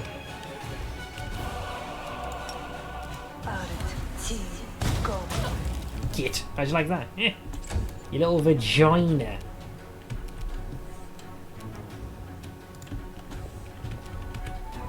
No match for me. Wait, is there another one I don't know about? Wait, someone's still here. There's some tomfuckery going on here. Maximum efficiency! Oh, you cow! It was a knife master. Those are fighting words. That was good stealth. Wait, there's another one! Oh, dude! You think I'd remember this? That is disgusting. Well played. Well played. But irrelevant, because you're still gonna die. You are today's sacrifice! They took their sweet ass time joining the fight, so I assumed we were good. They're too far away. Just get closer for now. Alright, Wendy. A few steps this way. And start swinging. They'll beg me to stop. Hit! Hit! Hit! Nice. Hi! I'll just have to resort to brute force. The Inheritor, guide my blade!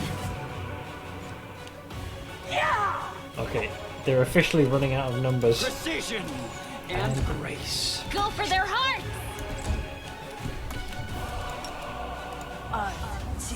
Go.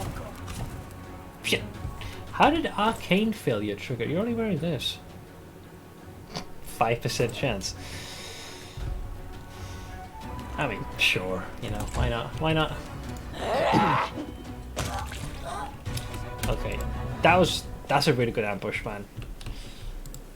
Two rangy boys up here.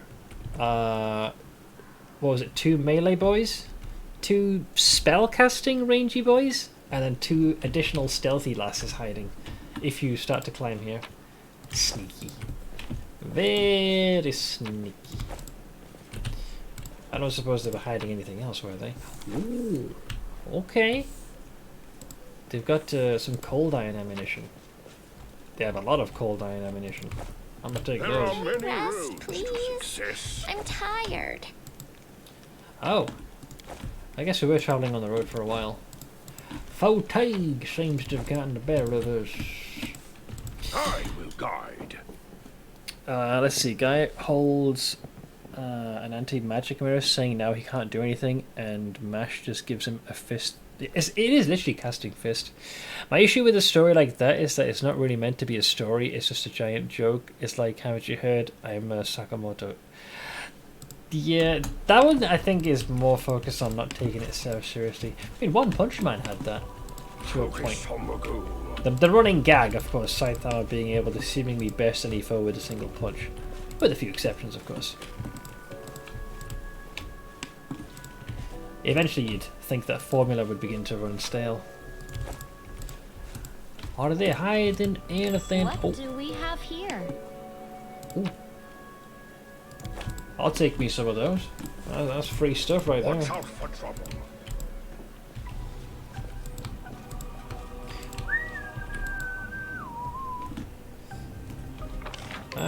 Oh, another one.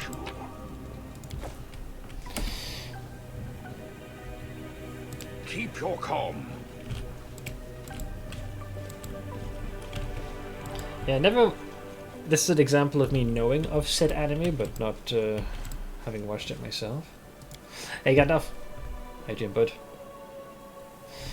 I find those fairly fine at times. Light humor is definitely fun. You know, to think in depth of what's happening, or yeah, it kind of does what it says in the tin. It's like there's any like deep narrative threads being weaved together.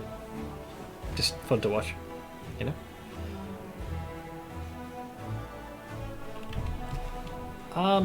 So I was trying to go here, I believe, until I was interrupted.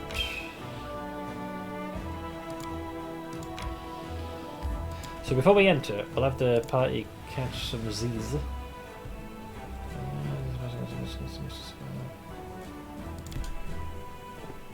The world must be cleansed. Wow, you sound sane.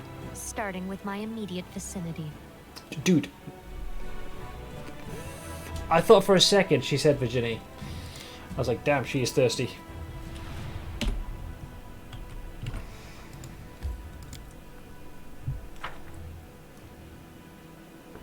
Has Smith found our Lord and Saviour the mythic powers yet? I have 1 mythic point.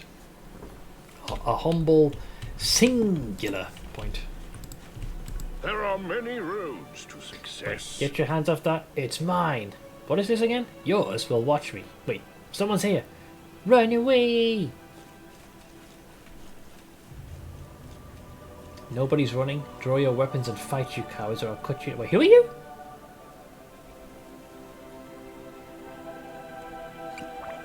They will break against our resolve. Wait, what the fuck did I do? I'm just passing through.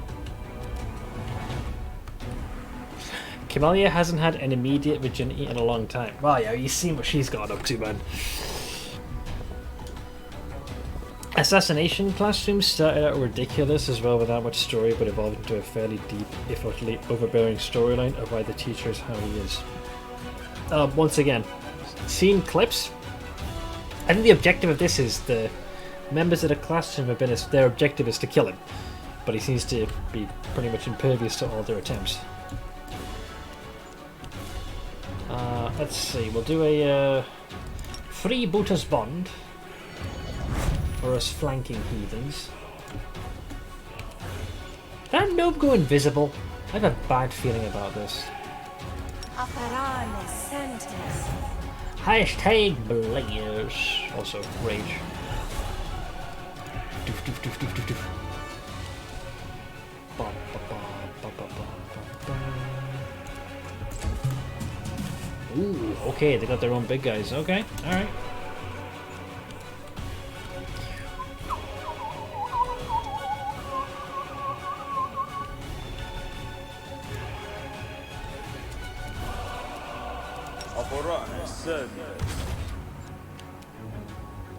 There was the Marauder leader. I figured it was worth a try. So, I can see you, so I'm compelled to hit you. No match for me.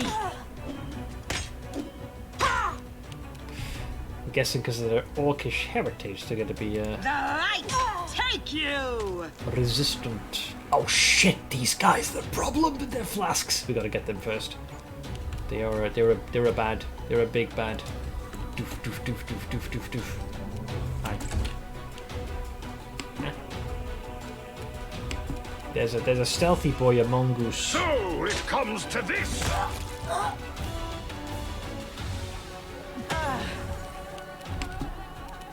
Prick, you'll pay for that. Go to bed.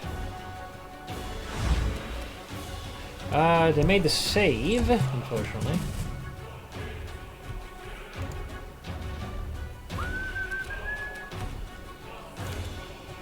Allow me to hit you with the laser beam. Oink. Not the greatest degree of damage, but I'll take it. They'll beg me to stop. Not bad, not bad. No glory without risk. Uh-oh. The world in crimson! Well, I still got to swipe at it. Wait, did you also damage your own friend? If so, thanks. Any hoozle, stab I'll it. cut you wide open! What? Oh, there's more of them. You, out of the way. Made your choice. Get. Receive 6. Wait, so I do still take the damage. It's not been negated. I was told it would be. Lies.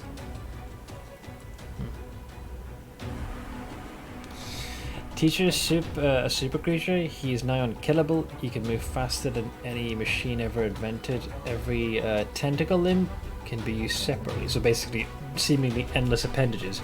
If he would be actually evil, then the world would have been fucked. I'm glad he's not against humanity. Also, Mr. Harahai, how's that? Go to sleep. Motherfucker over that 20. Rude. I'll make short work of this. Oink. Oh, he's supposed to be dead, but the his orcish bloodline keeps him in the game longer. Maybe would otherwise die. So he gets one more grenade. And he kills himself. Although 23 damage is impressive. He got a critical on that one.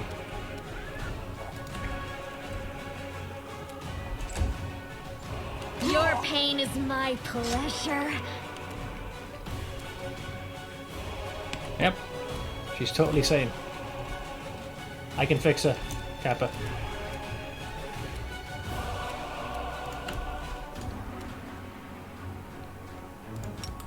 You are just beyond my reach to heal you.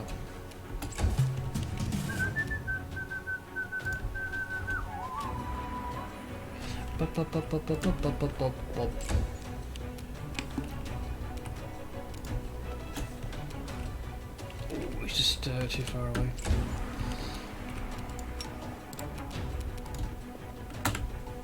I can see I could just give him a little prod. The spirits demand your blood. Oh, skip the pleasantries. Guide. Missed me already. This war must end. Yes. Mostly healed. I'm hanging on. Meeting with a person that didn't want to meet me for over 3 months, so big day today. Wait, you said didn't want to meet you. What's, hopefully... Focus on the goal. Hopefully nothing negative, which prevented that.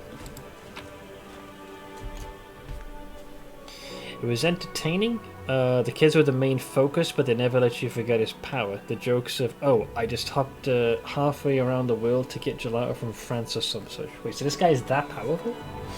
Stitch hauled my foot-soaking tub to my desk for me. It's too heavy for me at the moment with my foot like this. You're right, he is a saint. Bless him. I got myself an eyeball and a few very shiny pieces of armor. Blood clarity. Whenever the wearer of this cloak of resistance +2 lands a killing blow, they gain immunity to mind-affecting conditions. Ooh. Knowledge is the key to victory. And it already possesses the +2? Sure. So I get a bonus to keep my brain clear.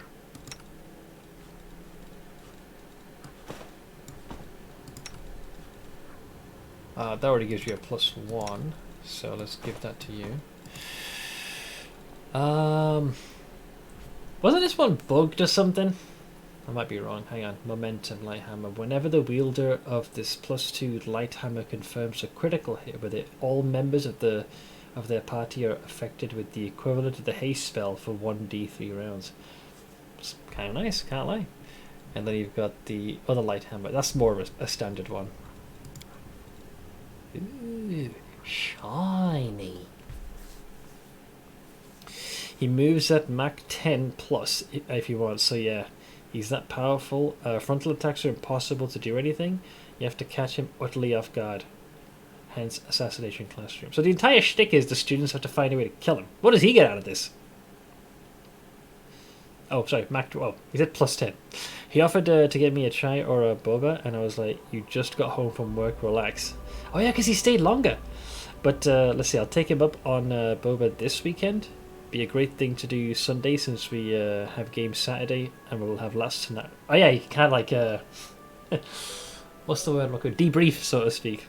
He once moved fast enough to create after images enough so the whole class had their own personal teacher. This guy does sound pretty broken. Hopefully all will be revealed today if they want to actually fully talk. Okay, I feel like I'm missing a few of the pieces, but I hope the talk goes smoothly.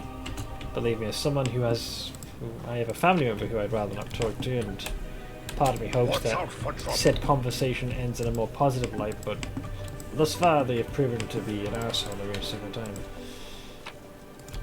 Let's grab all these glorious shinies. Keep your calm. Well, at least the horses survived. What is this? Oh, a letter to a noble crusader. I hope this letter finds you in good health, Sir Willem. I see now with great sadness that you have quite forgotten and abandoned us. Oh no. So this guy obviously didn't make it because his cart got attacked. It's been 3 years since you visited your native lands and your father at your family crypt.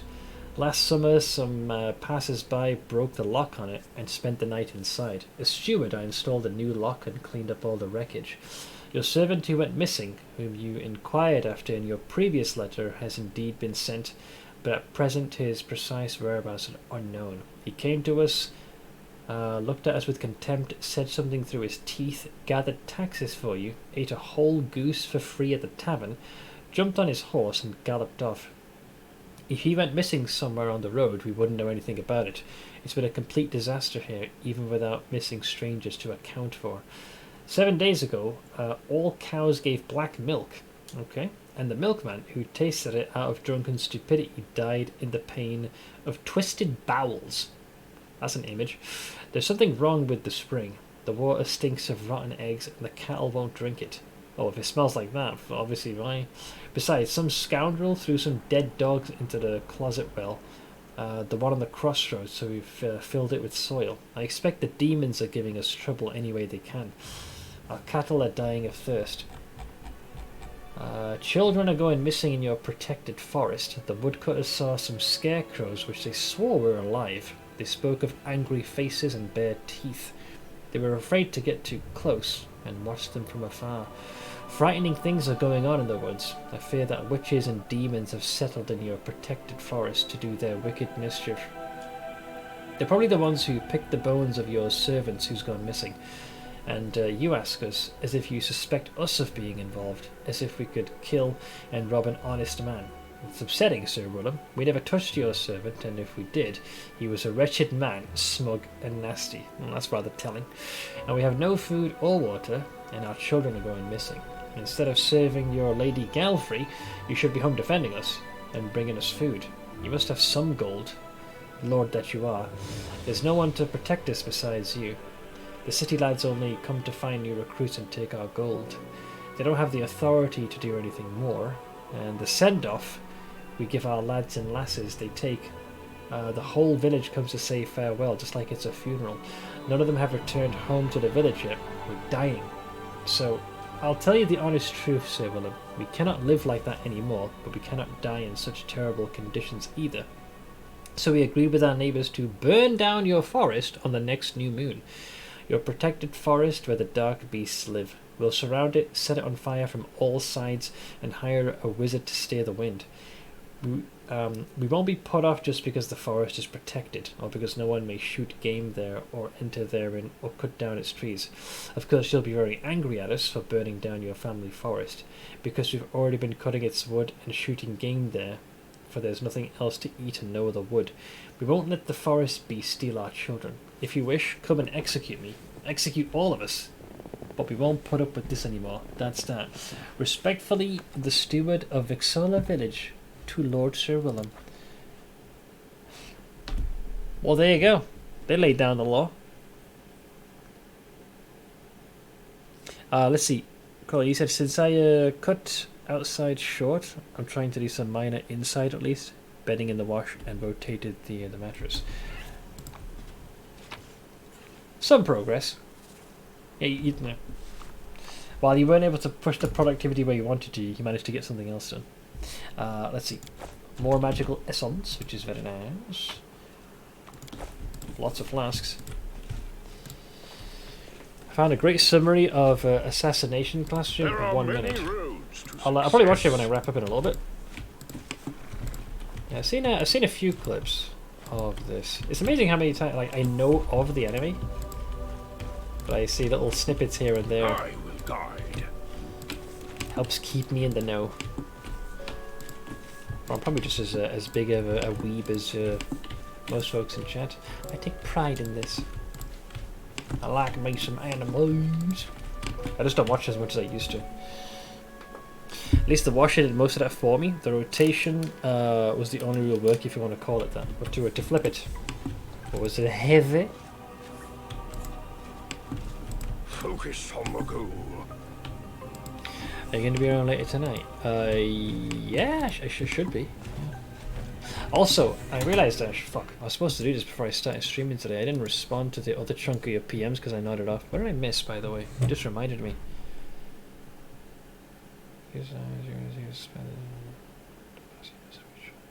Oh, I didn't miss too much. Okay, you were kind of following up with what we said regarding your familiar. You just reminded me. I was supposed to respond to that a few minutes before I went live, but I was running a little bit behind. Watch out for trouble. I'm still waiting for that moment. I don't want it to happen, but there'll probably be this very emotional moment where your familiar, who you don't know is a familiar, does die. You start the grieving process, and all of a sudden the little shit just saunters back, and you're like, you could do that the whole time? They'd be like, yep. Calm. While death is only a stepping stone, I don't like to die. You should see mine, Colin. You flatten someone to death with the damn thing. Alright, I think I've got another. There are many roads to success. A bright future awaits us. Right. Wunderbar.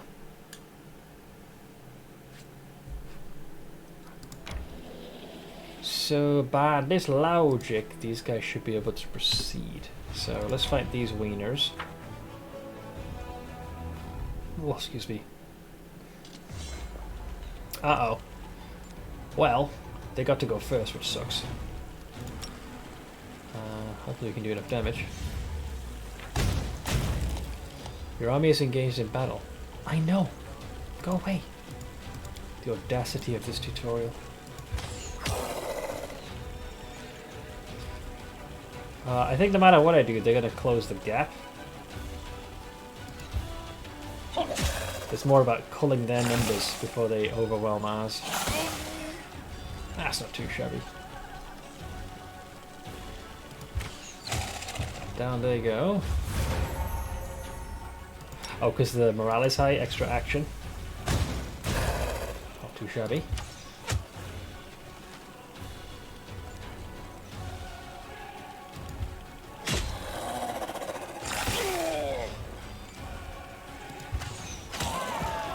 Alright, how many do we get back? Hopefully the infirmary can handle them.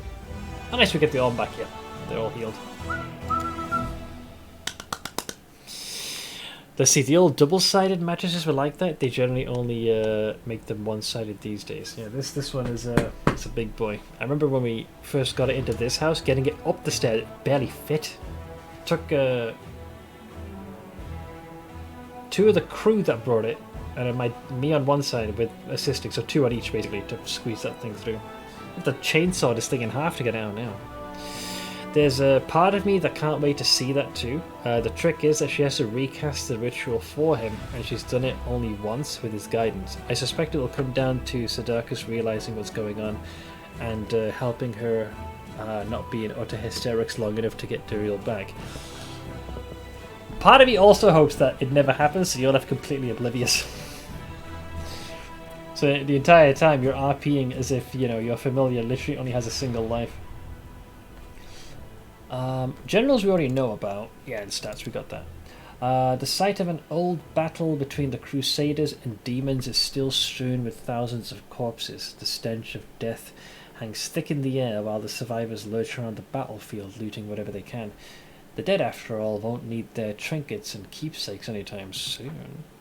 So, as much as I'd love to do this one, we can't. This enemy is a little bit above my pay grade. But we haven't lost any soldiers. We've seemingly replenished our numbers. Also, quick save. This is one of the few things that might save Scum, because once you start losing too many of your numbers, it is very bad. These guys are tanky. It is immune to fire. Oink! Decent roll. I like it.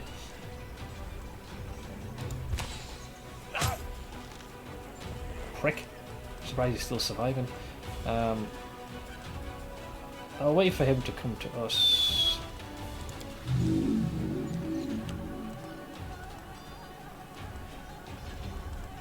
I'm hoping this can be do 1 damage at least. Good. That's all I needed. Extra turn? No. Because now we can move them here. Nice. And that's only one of them. That does prevent me from attacking in range, because they have intercepted us. I think you're allowed to move and then attack, right? Okay, no. No, you can't. Not with the rangers. There's only one of them, so we need to whittle their numbers down. You little shit, he's chasing me. God damn it. I'll stab you.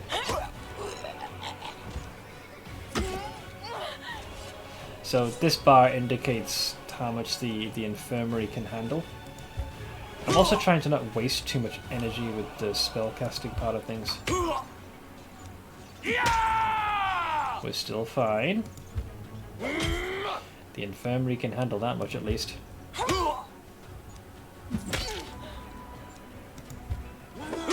Yeah, we get all our forces back. And I didn't have to burn any more energy.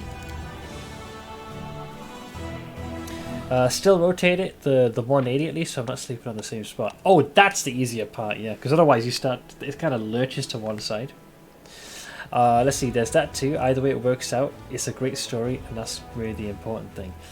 Yeah, I wonder if there'll be that situation where Duriel is genuinely in imminent danger, Now, from a mechanical standpoint, abandoning and booking it is the best thing, but you'll, seeing as though he's actually suffering a final death, will make a brash decision. From an RP standpoint, great, but for a gameplay, horrible. I love moments like that. Let's see, the morale stat, I need to double check this one for clarity, reflects the general mood of the Crusaders. Positive morale increases resource income. Oh, actually, I didn't realise it improved the money coming in and the number of troops available for recruitment, while negative morale decreases the number. So you can spiral out of control if you're not careful. Morale changes depending on the morale banners, which is this over here. 3, I think, is the maximum. While special conditions are met, the banner remains green and increases morale by 1 per day. If the special conditions are not met, the banner turns yellow for 3 days but still increases morale by 1 per day. Then the banner turns red and decreases morale by 3 per day. I think 20 is max and negative 20 is the lowest. Your army currently is carrying 2 banners. The banner of victory stays green while you defeat demon armies. Each victory over a demon army adds 4 days to the time the banner victory stays green. So you kind of give yourself a 4-day window where morale goes up. The banner of the March on Dresden stays green while you defeat demon armies on the road to Dresden. Each victory over a demon army on the road to Dresden adds 10 days to the time the banner of the March on Dresden stays green. TLDR, keep slowly progressing the army and racking up victories. And keep your losses to a minimum.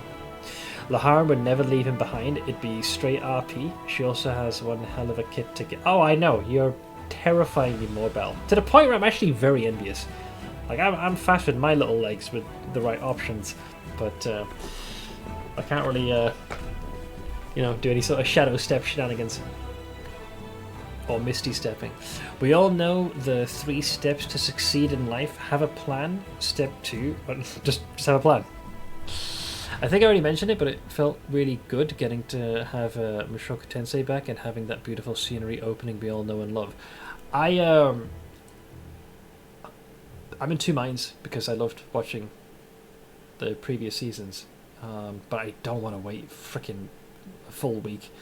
So I'm okay not watching it at all, because the second I watch one episode, it's all fucked. I just hope I don't get spoiled by other channels that post clips with very spoilery titles. If that starts happening, I might need to preempt it, because I fucking hate waiting. I like watching in chunks. So we'll see. But I'm glad it's back as well. Next page was, each unit has its own combat morale, the starting value of which depends on the crusade morale, which is already pretty high. Various combat effects and spells can change combat morale until the end of battle. Positive combat morale grants the unit a chance to perform another action in the same turn. This is the most powerful thing for the extra action economy. I forgot what the name of the archers were, but there's one particular brand, like the marksmen, that just having them, broken. Like, they can instantly just destroy units, and if you trigger the morale bonus and take an extra action, you can just wipe them off the board. While units with negative combat morale have a chance to panic and lose their action or flee, which is bad because not only do you forfeit a turn, but you could lose units based off of that. Now this is interesting because I'm going to be doing it as a Lich. Undead units, as well as some others, do not have combat morale, and thus are not affected by any effects that increase or decrease it. So they'll never get additional actions, but they're undead, so there's no such thing as morale. I just say kill, and they're like, yes sir. She's something else, and man, Stitch can still box her into some tough situations because now she has people she cares about. Oh, if it was just on her own, she could probably escape almost any situation. She can get around easily, but her friends can't. I always save 1 Misty Step / Shadows of Selûne in the tank, and I've never once used the Dimension Door spell on her daggers. So if she has to, she can always get to a downed friend and Dimension Door out with them. It's a very, very powerful failsafe. Sadly, I don't have anything quite like that. Once our sessions resume a month from now, I believe we've returned to the Artificer. I'm hoping that he has completed my request. It was twofold. Number 1 was, right now, my Nothic eye is basically a giant freaking cantaloupe-sized eyeball. So my first request was to condense it in size so it's not so obvious, and the second one was to see if I could draw out any of its other powers, but the only 2 things left are the actual beam it can fire, which does necrotic damage, or the other one is the ability to pluck a secret from a target's mind. Though I expect both of these will be watered down versions, which I'm fine with. I just like the idea that I've only ever performed I think 2 medicine checks, and the first one was to extract the eye, and I did one in the last session. I forgot what it was for though. I think it was I forget, but it ended up being important. I'm watching like 17 of the whole bunch of shows currently, or like individual animes. There's a benefit to this because that means you'll always have something for every day of the week. I did this. I think Colin has a similar schedule to this day. Having a plan alone isn't always great though. When I started working as an electronics technician, I had a plan too. It worked flawlessly, just turned out the plan was shit. That sounds like me throughout life, to be honest. I have 22 on my schedule. Why am I not surprised? Why am I not surprised? I actually addressed that feeling with her when she's in crow form at the end of the chapter I wrote. I'll share it to you if you'd like to read it later. Sure, absolutely. Absolutely, more than happy to. The surface thought secret would be great, especially given that that is not my strong suit. So having something which allows me to pluck something would be nice. But I hope that, you know, the same way we don't have that system that you do, Ash, with the runes and the weapon kind of evolving. I genuinely don't really mind if the Nothic Eye does not end up being anywhere near as powerful as the original. I just appreciate it's mine. You know, I floated the idea, I harvested the thing, and I cultivated it over time, and it becomes my own personal item. That's the part I cherish the most. So even if it never ends up being anything like crazy, and maybe I might spend too much coin on it, it's my thing, as opposed to, you know, oh, you find some you know, crazy dagger that does extra damage, or you know, maybe magical bolts, or, you know, fancy crossbow. This is more custom, and that's why I feel more personally invested, because it was something I did as a joke and then became something serious, and then after a lot of back and forth it's now legitimately a custom usable item, which just pull from some existing ones. Since Cass is still kind of a social newbie, him accessing surface source would be a trip for him. And I actually be able to see what's going on under the hood of these weird humanoids, because I'm so out of my element. Let's see, I dropped more shows these days. Last season was a lot of drops. Or was it just disappointing? That is your thing, it makes it awesome. I hope so. I get to continue working on it. You know, if all goes well, we should get new objectives, because our current quest of restoring the Archmage Dimmeral's body will be done. So we'll need another carrot on a stick to keep us going. I should be able to speak to the Artificer to check my Nothic Eye, and I might be able to task him to see if anything else could be done. It'll be fun. I'm looking forward to it. Let's see. Crusaders stumbled upon a group of ragged and exhausted scouts. They set out on patrol mission deep into the World Wound, but when Canabras was attacked, they found themselves cut off and surrounded by demons. Surviving in such hostile conditions was not easy, but the scouts' spirits remained high. Oh, and they joined us. Nice. Yeah, we get some extra trophies. Good shit. So it's going to be these guys? Right, these ones. Sure, I guess. It's very small in number, though. But we'll go for that. Okay, so I'm going to leave it here, ladies and gents. That was fun. So we now got our first mythic power. I think the one thing I'm waiting for is getting to Dresden. We get the Lich, and then things are going to get really good. But I'm going to be wrapping up here. But I'll be back same time tomorrow to continue this run. I'm having a blast. It's nice having the meta knowledge I do, because I have got a rough idea of how this will play out. But I'll make sure you guys have somewhere to hang out. I'm gonna yeet you this time to... I thought you had done the crown. What is Don doing? He is leveling, testing. What is he doing? I guess he's making some plans. Regardless, in case you guys need to reach me, be it before or after the stream, there's a link to our Discord. You're welcome to jump in anytime. Also, want to give a quick thank you to everyone who was kind enough to chip in towards our shenanigans today. Elixir, thanks so much for gifting us up to Chandros. Camcool, thank you as always for the biddies. Baldur, who resubbed for 43 months alongside our Kanan. who resubbed for 55 months at tier 2. Axel for the 57 months in the Prime. And lastly, Narashu, who resubbed for not only 73 months, which is the longest she can be subbed, but at tier 3. I've got the vid open, calls. I'll probably watch it as I wrap up. But I'll each over to Don the Crown now, who is currently streaming some Diablo 4, but seems to be bouncing between some streams, I think. I'm not sure what he's looking for. But, oh wait, hang on. He's wrapping up. I just realized. Dude, that's happened 2 nights in a row. I raided Limes and she yeeted people over. Hang on, I gotta cancel that one. This changes things, so I will instead... I thought you were a Donk, who is doing Elden Ring, because he was next on my list. Fuck's sake, man. You just found luck. Yeah, I tried to raid Limes, and she was literally like minutes away from closing up shop. I was like, fuck's sake. I felt like a total dork. But yeah, I'll touch you guys to Donk. But I hope you will hop on over to his stream and say hello. Until then, guys, enjoy the rest of your day, and I'll see you guys again same time tomorrow. Take it easy.